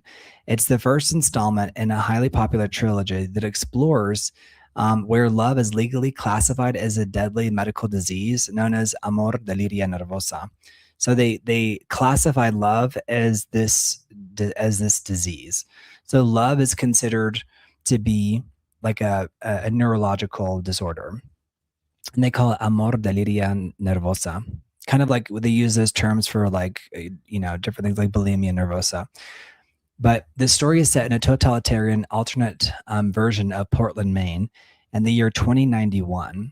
Decades prior, the government determined that love was the root cause of all war, chaos, hatred, misery, and human suffering in human history. To ensure the peace and stability, scientists developed a surgical procedure called the cure. The cure, essentially, it's a lobotomy of the emotional centers of the brain. So this is in the 2011 book called Delirium. So every citizen must undergo the mandatory procedure upon turning 18 years old. They must undergo this lobotomy called the cure in the dystopic book, The Delirium. Post-cure, citizens live safe, entirely predictable, and emotionally flat lives. The government selects their jobs, social circles, and future spouses. And society is strictly regulated by the rules of the book of safety. It's literally SHHH. So it's safety, health, happiness handbook. So it's the book of which is like kind of hilarious, but at the same time, like spooktacular. Mm-hmm. So in this book series, Delirium, they believe that love is it's like a mental disorder. So they call it amor deliria nervosa. Mm-hmm. And so society is strictly regulated by it's kind of like shut your mouth. Yeah, like shush. Yeah. And so the heavily policed, electric fenced borders of the cities separate civilized society from the wilds.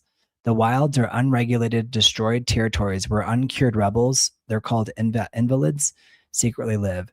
This is kind of similar to, remember the Pretties? Yeah. Mm-hmm. Or the Uglies is actually the name of the story. Uglies, yeah. Yeah. It's like, they call us the Uglies. And it's like, it kind of sounds laughable, but that's the point. Mm-hmm. All right. The narrative is told from the perspective of Lena Holloway, a docile, compliant 17-year-old orphan. Lena genuinely looks forward to her upcoming procedure because she has watched love ruin her mother's life and wants to escape the emotional pain associated with it. Mm-hmm.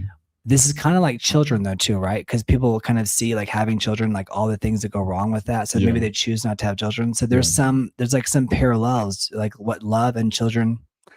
So this girl, Lena, she's actually looking forward to her procedure because she says love ruined her mother's life. Mm-hmm. She's only 95 days away until her treatment. Lena's worldview is shattered when she meets Alex, an enigmatic, passionate boy. Lena initially believes Alex is cured, but she soon discovers that he is actually an invalid from the wilds who has infiltrated society.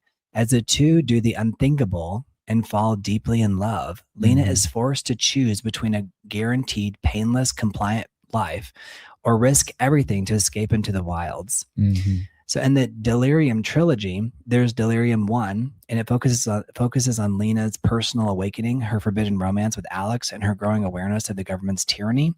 And the second book is called Pandemonium. Okay. It explores the wilder political world as Lena navigates the harsh realities of the wilds and joins the rebel resistance movement. And then book 3 is Requiem. It features dual perspectives from both Lena and her brainwashed best friend, Hannah. Mm-hmm. And it builds up to an all-out revolutionary uprising. Mm-hmm. So it just shows you that you can take one idea and that alone can be enough to throw all of society into a state of chaos. Yeah. And so this idea of delirium, this is a great idea if you think about it. Yeah. Because like we see, like again, like the sensory and the play parks. Mm-hmm. The part it plays whenever you are. Michael McSilvers is hilarious. He's talking about Lena. He's like, "Go, good for her. Get it, girl." I love how he's like rooting for the fictional character that I'm like narrating. Yeah. Lena Holloway, who falls in love with Alex, who she thinks has already been like lobotomized, but who's actually a wild. Yeah. He's from the wilds, and they call them invalids. But if you've watched, there's a Netflix movie. I think it's on Netflix in the United States as well. Mm-hmm. But it's The Uglies, right? So she's like, it's wild. But this book and the last book, Requiem, it gives you the point of view of someone who's been completely brainwashed and lobotomized. Mm-hmm. But I think that we're kind of, I think our channel is kind of a response to this dystopic world. Yeah. Like our channel is like literally us responding to what we feel like Hannah's character, who's someone who's been brainwashed. That Hannah is the best friend here. And I do think that we're trying to go in a different direction. Yeah, from everyone else on social media is like, let's just do, TNA and just total, like, the dumber the better.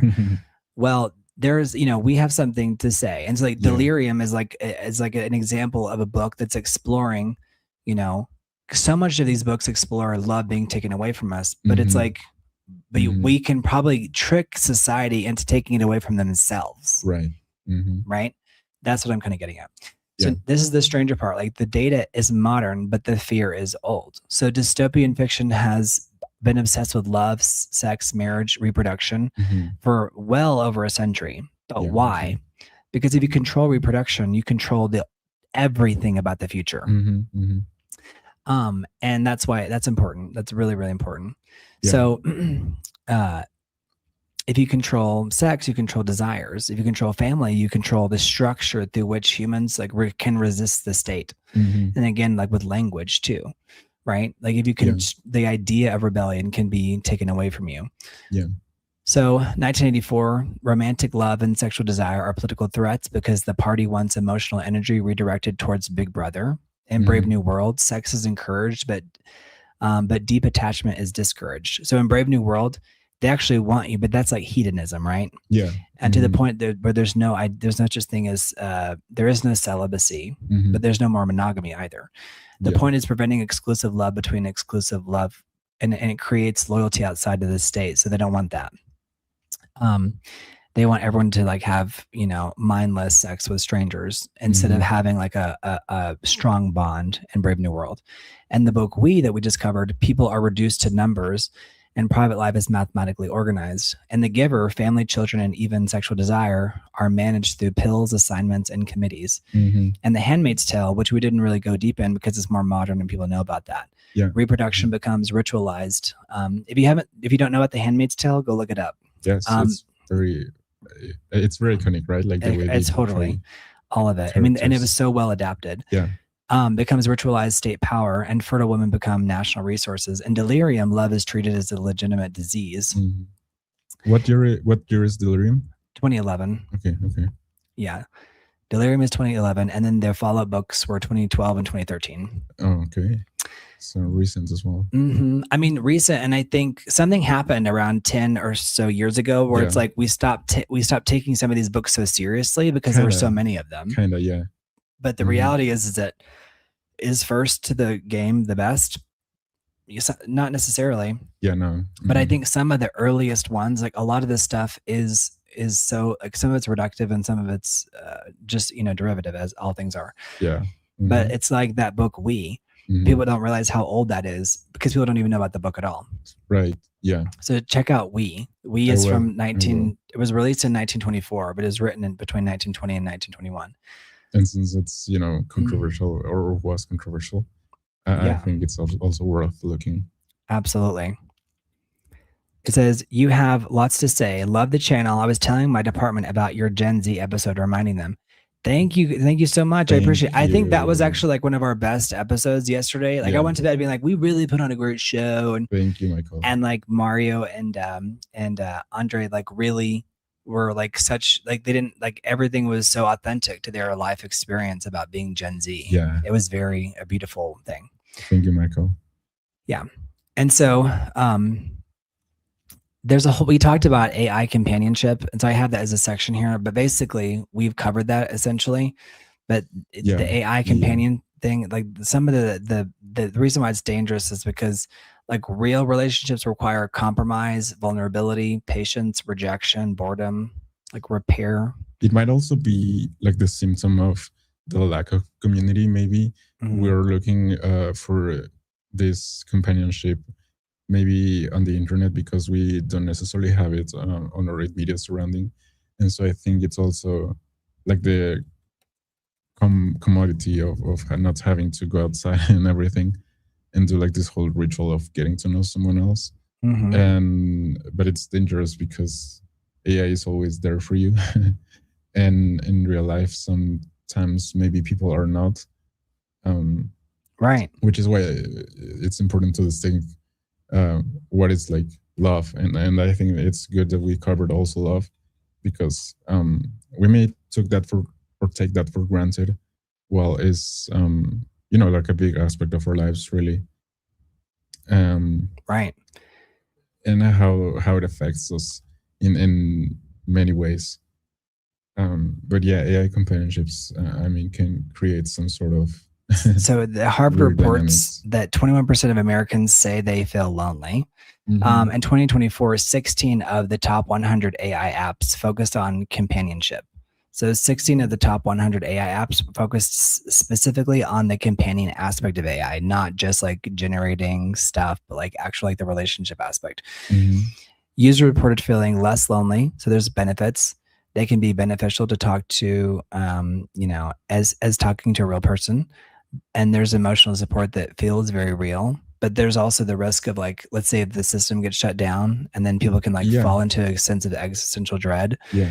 It's like, my boyfriend broke down. You know what I mean? The internet's turned off. So yeah, there was a Black Mirror episode recently where there is a woman who has like a tumor removed from her brain, and like, but they requires like cloud computing, this new tissue in her brain. So she can't go out of an operating area. Wow. So it's just, but it's so dystopian because it's so, she's like, pay for upgrades to her subscription to her own brain. Yeah. It's so crazy. Like if you watch the episode, it'll blow your mind.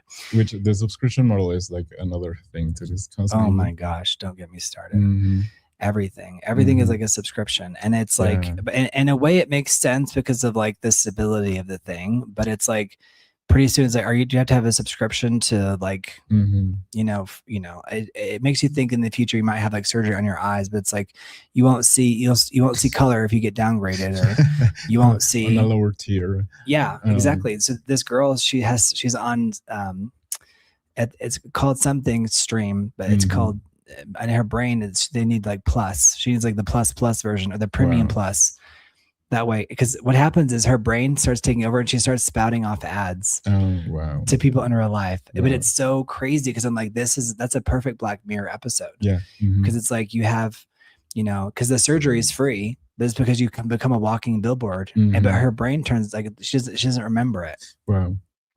So that episode is called. I haven't watched that one. Yeah, I'll have to pull it up real quick because it's so crazy. No, and the idea behind subscription models is also that you cannot own the thing anymore. Exactly. Not really. Not no fully. More ownership. So that's that's been talked about as well. But Michael McSilver says bathroom subscription. I guess like So you have to pay to access and to have access to these basic needs. This is the episode. This is the actress Rashida Jones. She's actually like Quincy Jones' daughter, if I'm not mistaken. She's like famous. She's a famous actress. She's a writer as well. She's a biracial actress, which is like was kind of interesting. Like it was kind of famous at the time because like she was one of the first like famous biracial actresses. At least that was talked about a lot in her kind of upbringing. But Chris O'Dowd plays her husband in this episode. So here's the giver. Before I take these down, here's the giver. I'm going to take these down. This is the only drawback of this program. Is they're like 10 pixels only. So I'm going to pull up Chris O'Dowd. So this is a great episode. This will stick out in your memory. Yeah. No, like, this is where they're talking to the woman who's actually played by Tracy Ellis Ross, who's Diana Ross's daughter, who she actually works for the company that does the service.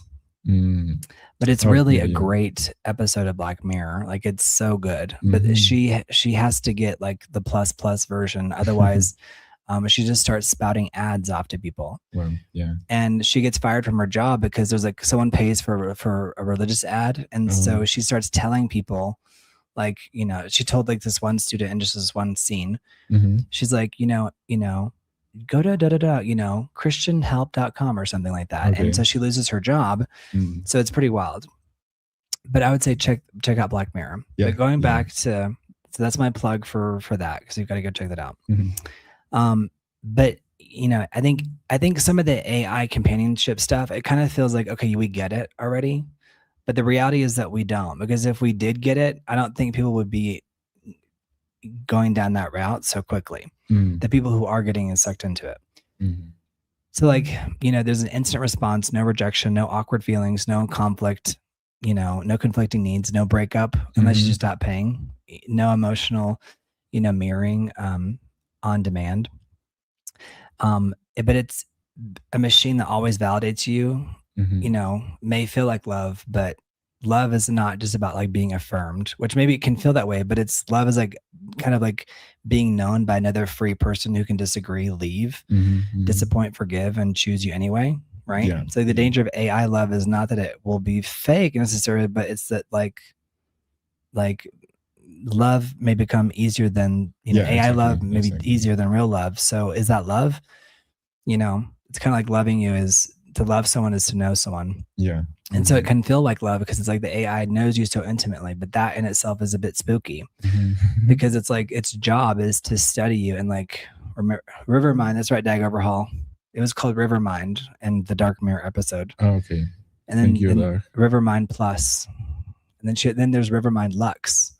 That was the ultimate one. It was Rivermind Lux. That was the one where she could like she could operate outside of her local area. It was like a cell phone towers. Nice. Thank you, there. All right. All right. So what actually fixes like this whole problem? Like, does the state need to intervene? The government need to intervene? Because it's like people not dating leads to people not having children.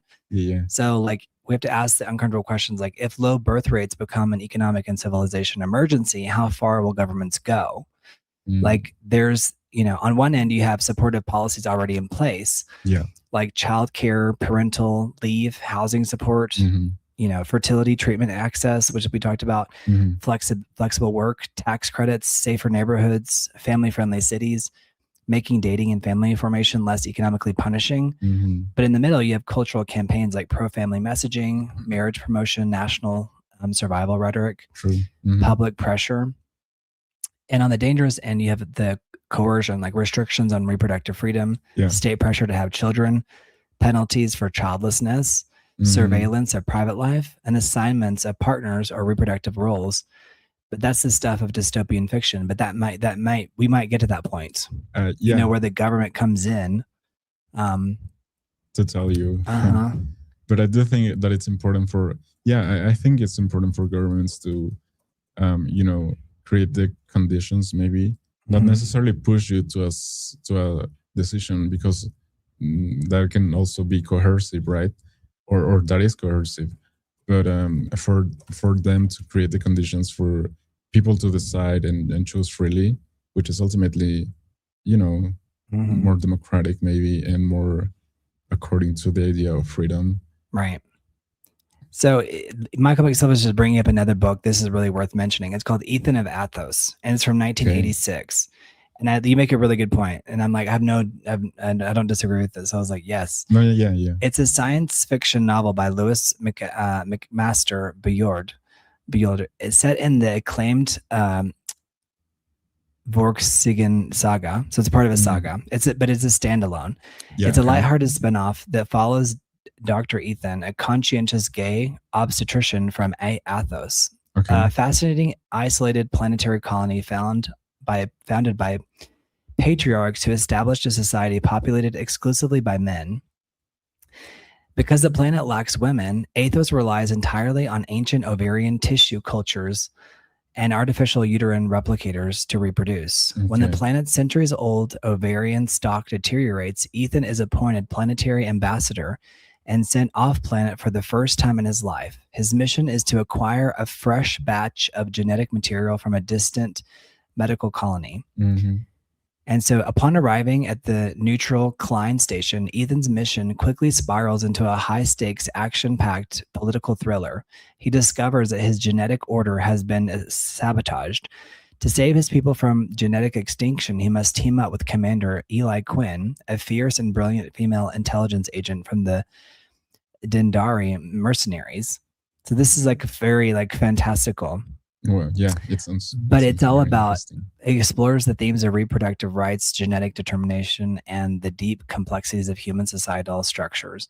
I'll have to check this out. This is great, Michael McSilvers. Thank you for letting me know about this. It tackles every topic that we've trained. Clinics make children here, technology to make babies, if people stop making babies the old-fashioned way, because he lives in a society of all men. But this is from 1986. This is great. How did you find this book, Ethan of Athos? Michael McSilvers, let us know. Yeah, it sounds really good. Yeah, it sounds good. Because if we don't have, does the state, meaning the government, start to intervene, and the idea of like assigned partners for reproductive roles, that we may get there, especially. Listen, I think this goes back to what Gizmo said earlier, which is like so many people identifying as LGBT too. It's like, didn't Gen Z, it was like 25% or something crazy, like high. I think so. And it was like, are they doing it because it's in vogue to do that? Or is it because they actually are? And if that's the case, then maybe there is something about that. But there's a 2025 UN report that argues that the real fertility crisis is not simply low birth rates, but unmet reproductive goals. And its 14th century country survey, nearly 20% of reproductive age adults believe that they would be unable to have the number of children they desired. And the report emphasizes barriers to choice rather than coercive pronatalism.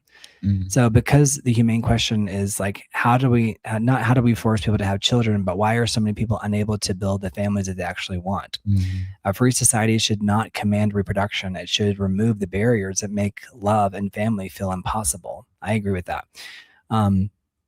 Mario, what do you think would make people more likely to have families? Probably see like a better landscape, like a better future for not only themselves, but obviously their children. And Michael McSilvers, we're gonna check out that book. I'm gonna read it. Thank you for the recommendation. Thank you for that. And also, create like communities, or have like a sense of belonging, maybe. Just for you to, or for the people to understand that they can create these bonds and have relationships and everything. I know it sounds like maybe utopic or too simplistic. Do you think it's beyond money? Is it more than just money alone changing? I do think so, because when it comes to relationships, it's also like a very psychological thing. Because I was mentioning social anxiety. I think that's another thing that is preventing us, or generation, to go out and ask someone on a date and do things like that. And because of the fear of being judged, maybe. And so I think along with the economical or, aspect of things, there's also the psychological aspect, maybe, and like the emotional one. I do think that we need to see also like a future for ourselves, in order for us to believe that we have, like a chance to raise a family and have kids and have the conditions for it as well. If we don't see like if we don't see like a future for the world, maybe it can be harder. It can be harder. Yeah. There's an idea of like the one way to fix it is like you can't solve a civilization intermediate crisis with like a tax credit or an app or like yelling at men or women. But there's like an idea of like the third spaces. Have you heard of this? The third space. So like the gym, the library, churches, parks, clubs, classes, community events, local cafes, like voluntary groups. So like the rebuilding of the third place is like one of the ideas, is that we need to fundamentally rebuild the third place. I do agree with that, because I also think that beyond work and home. Because I also think that maybe we go to these places and don't necessarily interact, because maybe we don't want to be bothered, or because maybe we just want to have a coffee and things like that. But then again, that's also the OG places where people used to meet, I think. Yeah. So it's just and there's a lot of talk about making dating like low stakes again, because not every date has to be like a luxury event. I think so. They've done studies, and like so many people have gone on a date with the other person just to get a free meal. Have you seen that? Yeah. And I'm like, what? Like, that's so like new to me, that idea. Yeah. But about like, making it like just like a coffee or like a walk or like a cheap dinner, go out, maybe even like just those awkward beginnings that you see in rom-coms. Yeah. Because there's been like an emphasis in like commodifying dates. It's like dates where it's like you need to spend at least $150 or $200 on the date. Particularly in a society that's obsessed with status like Mexico. Yeah. Well, I think it's true for really the most of the world, and because it's like you want to start off like impressing the other person. True, yeah. Or at least people generally do. But I think there's a lot of talk about like we need to as a society bring that expectation more down to earth and make dating low risk again, like low stakes. Yeah. So it's not, you don't have to go spend $300 to go on a date. Yeah. And then teaching relationship skills. Like if young people are not dating, they're not like practicing. So communication, like rejection, like conflict, vulnerability, flirting, like just the art of like apologizing. Like those are all skills that you have to practice again and again. And I think one thing that I've talked about too is like how we live in a society that's like very unforgiving. Yeah. Dag Overhaul. I think I have to look at Chaos Walking. I saw that one didn't work. Was that an all male society? Because I know Daisy Ridley's in the movie for Chaos Walking. Chaos Walking. That was that movie that Tom Holland and Daisy Ridley did that bombed. Oh yeah. Okay. Yeah. Yeah. But it was a novel at first too. But and also like making family economically possible, like housing matters, childcare, healthcare, and like work schedules. And I think at the end of the day, like if AI is helpful, it will be helpful in these areas where it'll facilitate us to like design the lives that we want more. Yeah.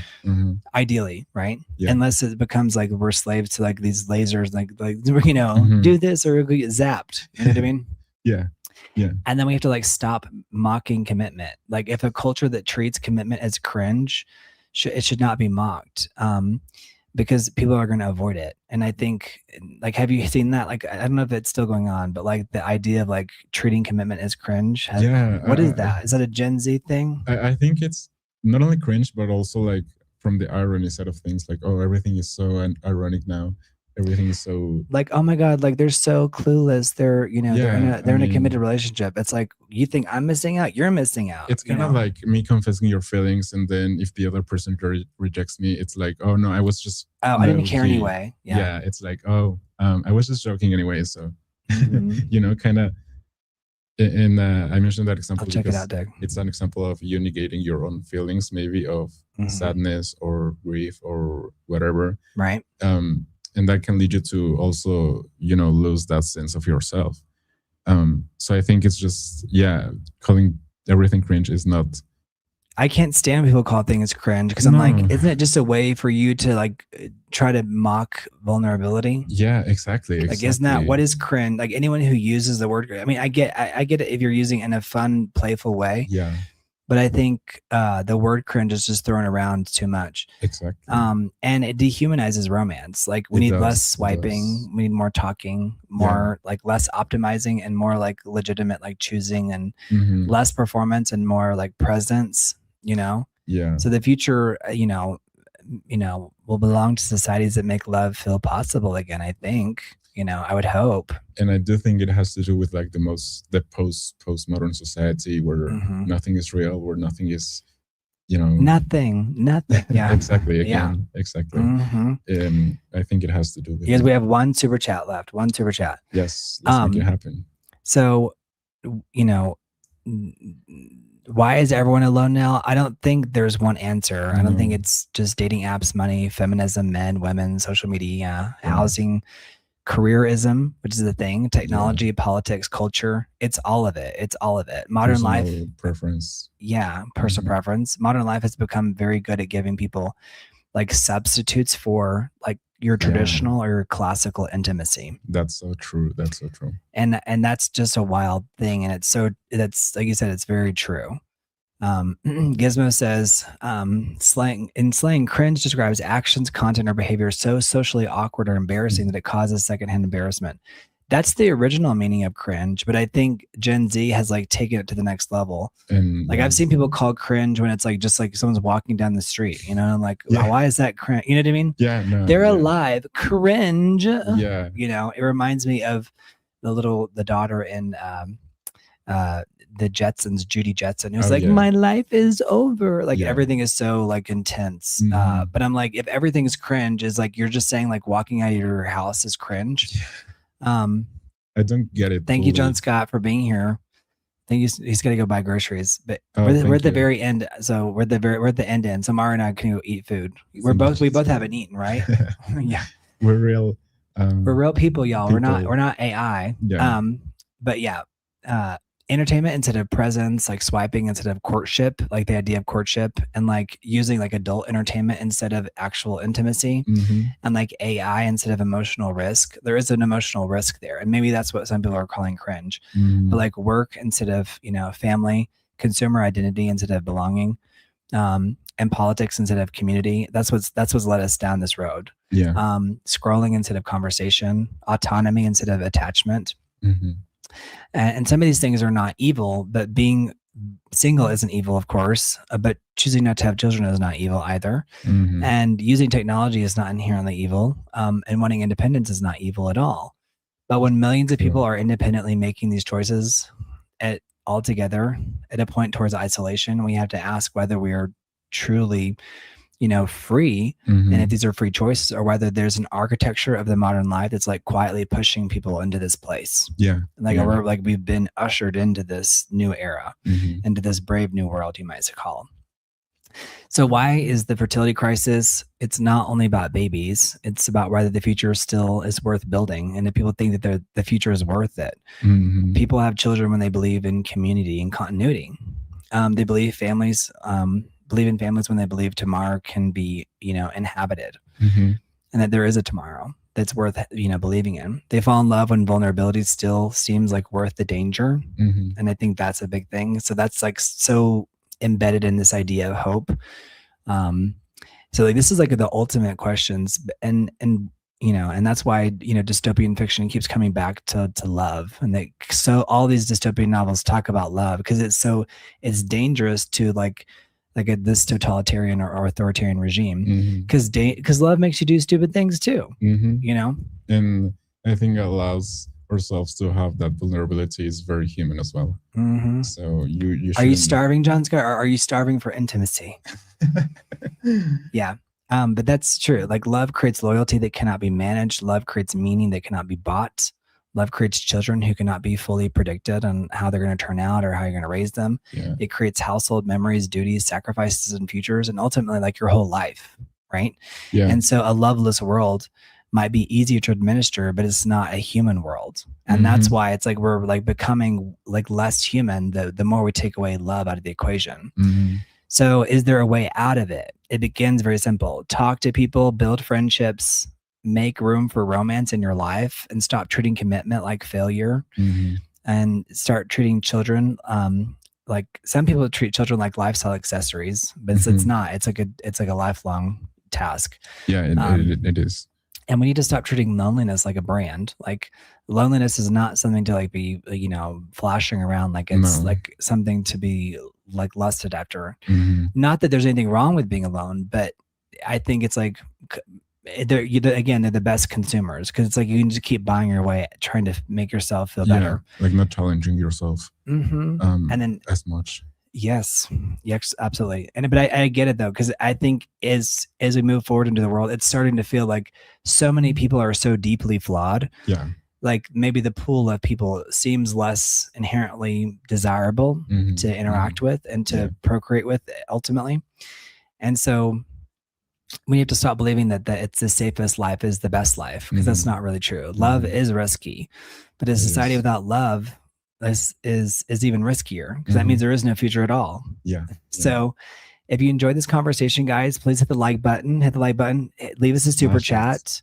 Smash the like button. I thought Gen Z stopped saying that because I thought it was cringe. I think that. But I think it's funny. Smash it. Don't just hit it. Smash it. Yeah. I want your computer destroyed when you're done smashing the like button. But before that, leave a super chat. Leave a super chat before you destroy your computer forever. And go live in a cabin in the woods. If you enjoyed this conversation, smash the like button and it really helps YouTube push the stream out to people who are looking for serious conversations about future dating, marriage, birth rates, loneliness, AI, the idea of AI companions, the future of the human story, let's say. So subscribe to Brent. Brent Paxton here if you want smart live discussions that are serious without being boring and fun without being shallow. And you guys, your contribution to the channel, like just like contributing like a message, or like Michael McSilvers is giving, he's contributing actually, and also with information as well. Like we just learned about, Ethan of Athos, of Athos. He used to tell me how to pronounce it, but he said Audible suggested it to him. That's how he found it out. So subscribe, leave a comment. And what do you think is the biggest reason people are alone now? Is it dating apps, money, fear, technology, work, culture, or is there something deeper that that you have an idea about? Thank you for being here. Let us know your final thoughts. And remember, the future is not only something that happens to us, it's something that we actively build and that we're involved in. And so you fail to build alone. So no man is an island, truly. And so we're all in this together, a part of the human experience. So an experiment for that matter. Right? The fact that the United States just completed its 250th anniversary, like that's still infancy level civilization, but and we've come so far. So it's like we don't want it to all fall apart because we don't even have anybody to populate the country, Exactly. And the same for every country for that matter. But thank you guys for being here. If we need one more super chat, if somebody would like to leave that, Michael McSilvers, John Scott, Mark Sands, if anybody's there, Dag Overhaul, if you want to come in here, Fawad, thank you guys for being here. Seriously. Feel free to do so, guys. Such a help, such a pleasure. But we went long and hard today for you guys. Long and hard. So no pun intended. All right, we're going to do the countdown. Thank you guys for being here. We appreciate you so much. One super chat, please. That's right. I dreamed a dream in time gone by. But thank you. And I hope that you guys got something out of this. At the very least, you probably have some source material to go back and like look at some of these books that we mentioned, like or like Delirium. We also covered movies. So. We did. We did. Like War of the Roses, even like, talking about like divorce. That was from, I think it was 1989, that movie, War of the Roses.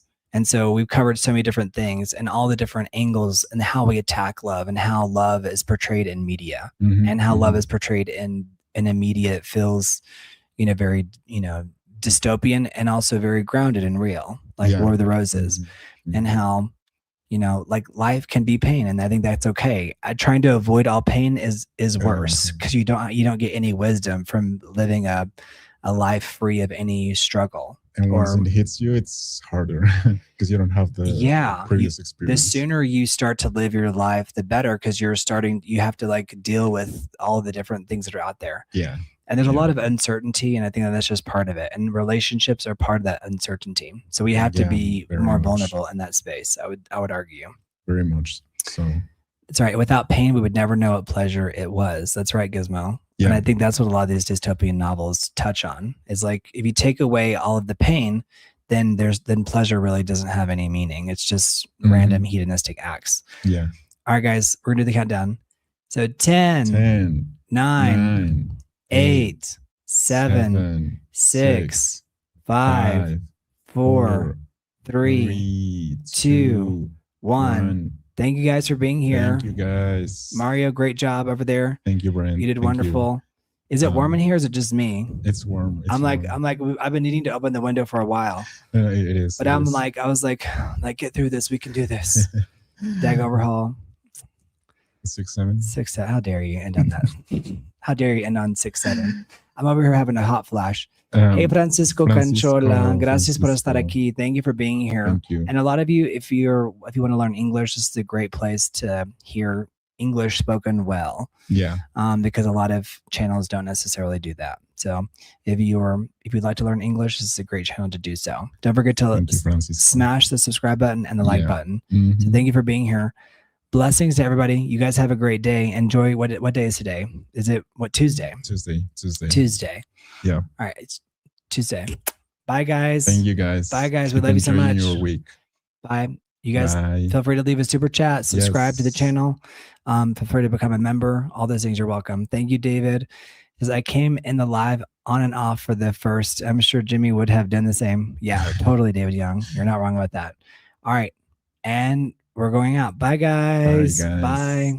Thank you all. Bye, guys. Thank you so much, everybody, especially to Michael McSilvers. Thank you so much. Thank you. Thank you so much. Thank you. Bye, guys. Much.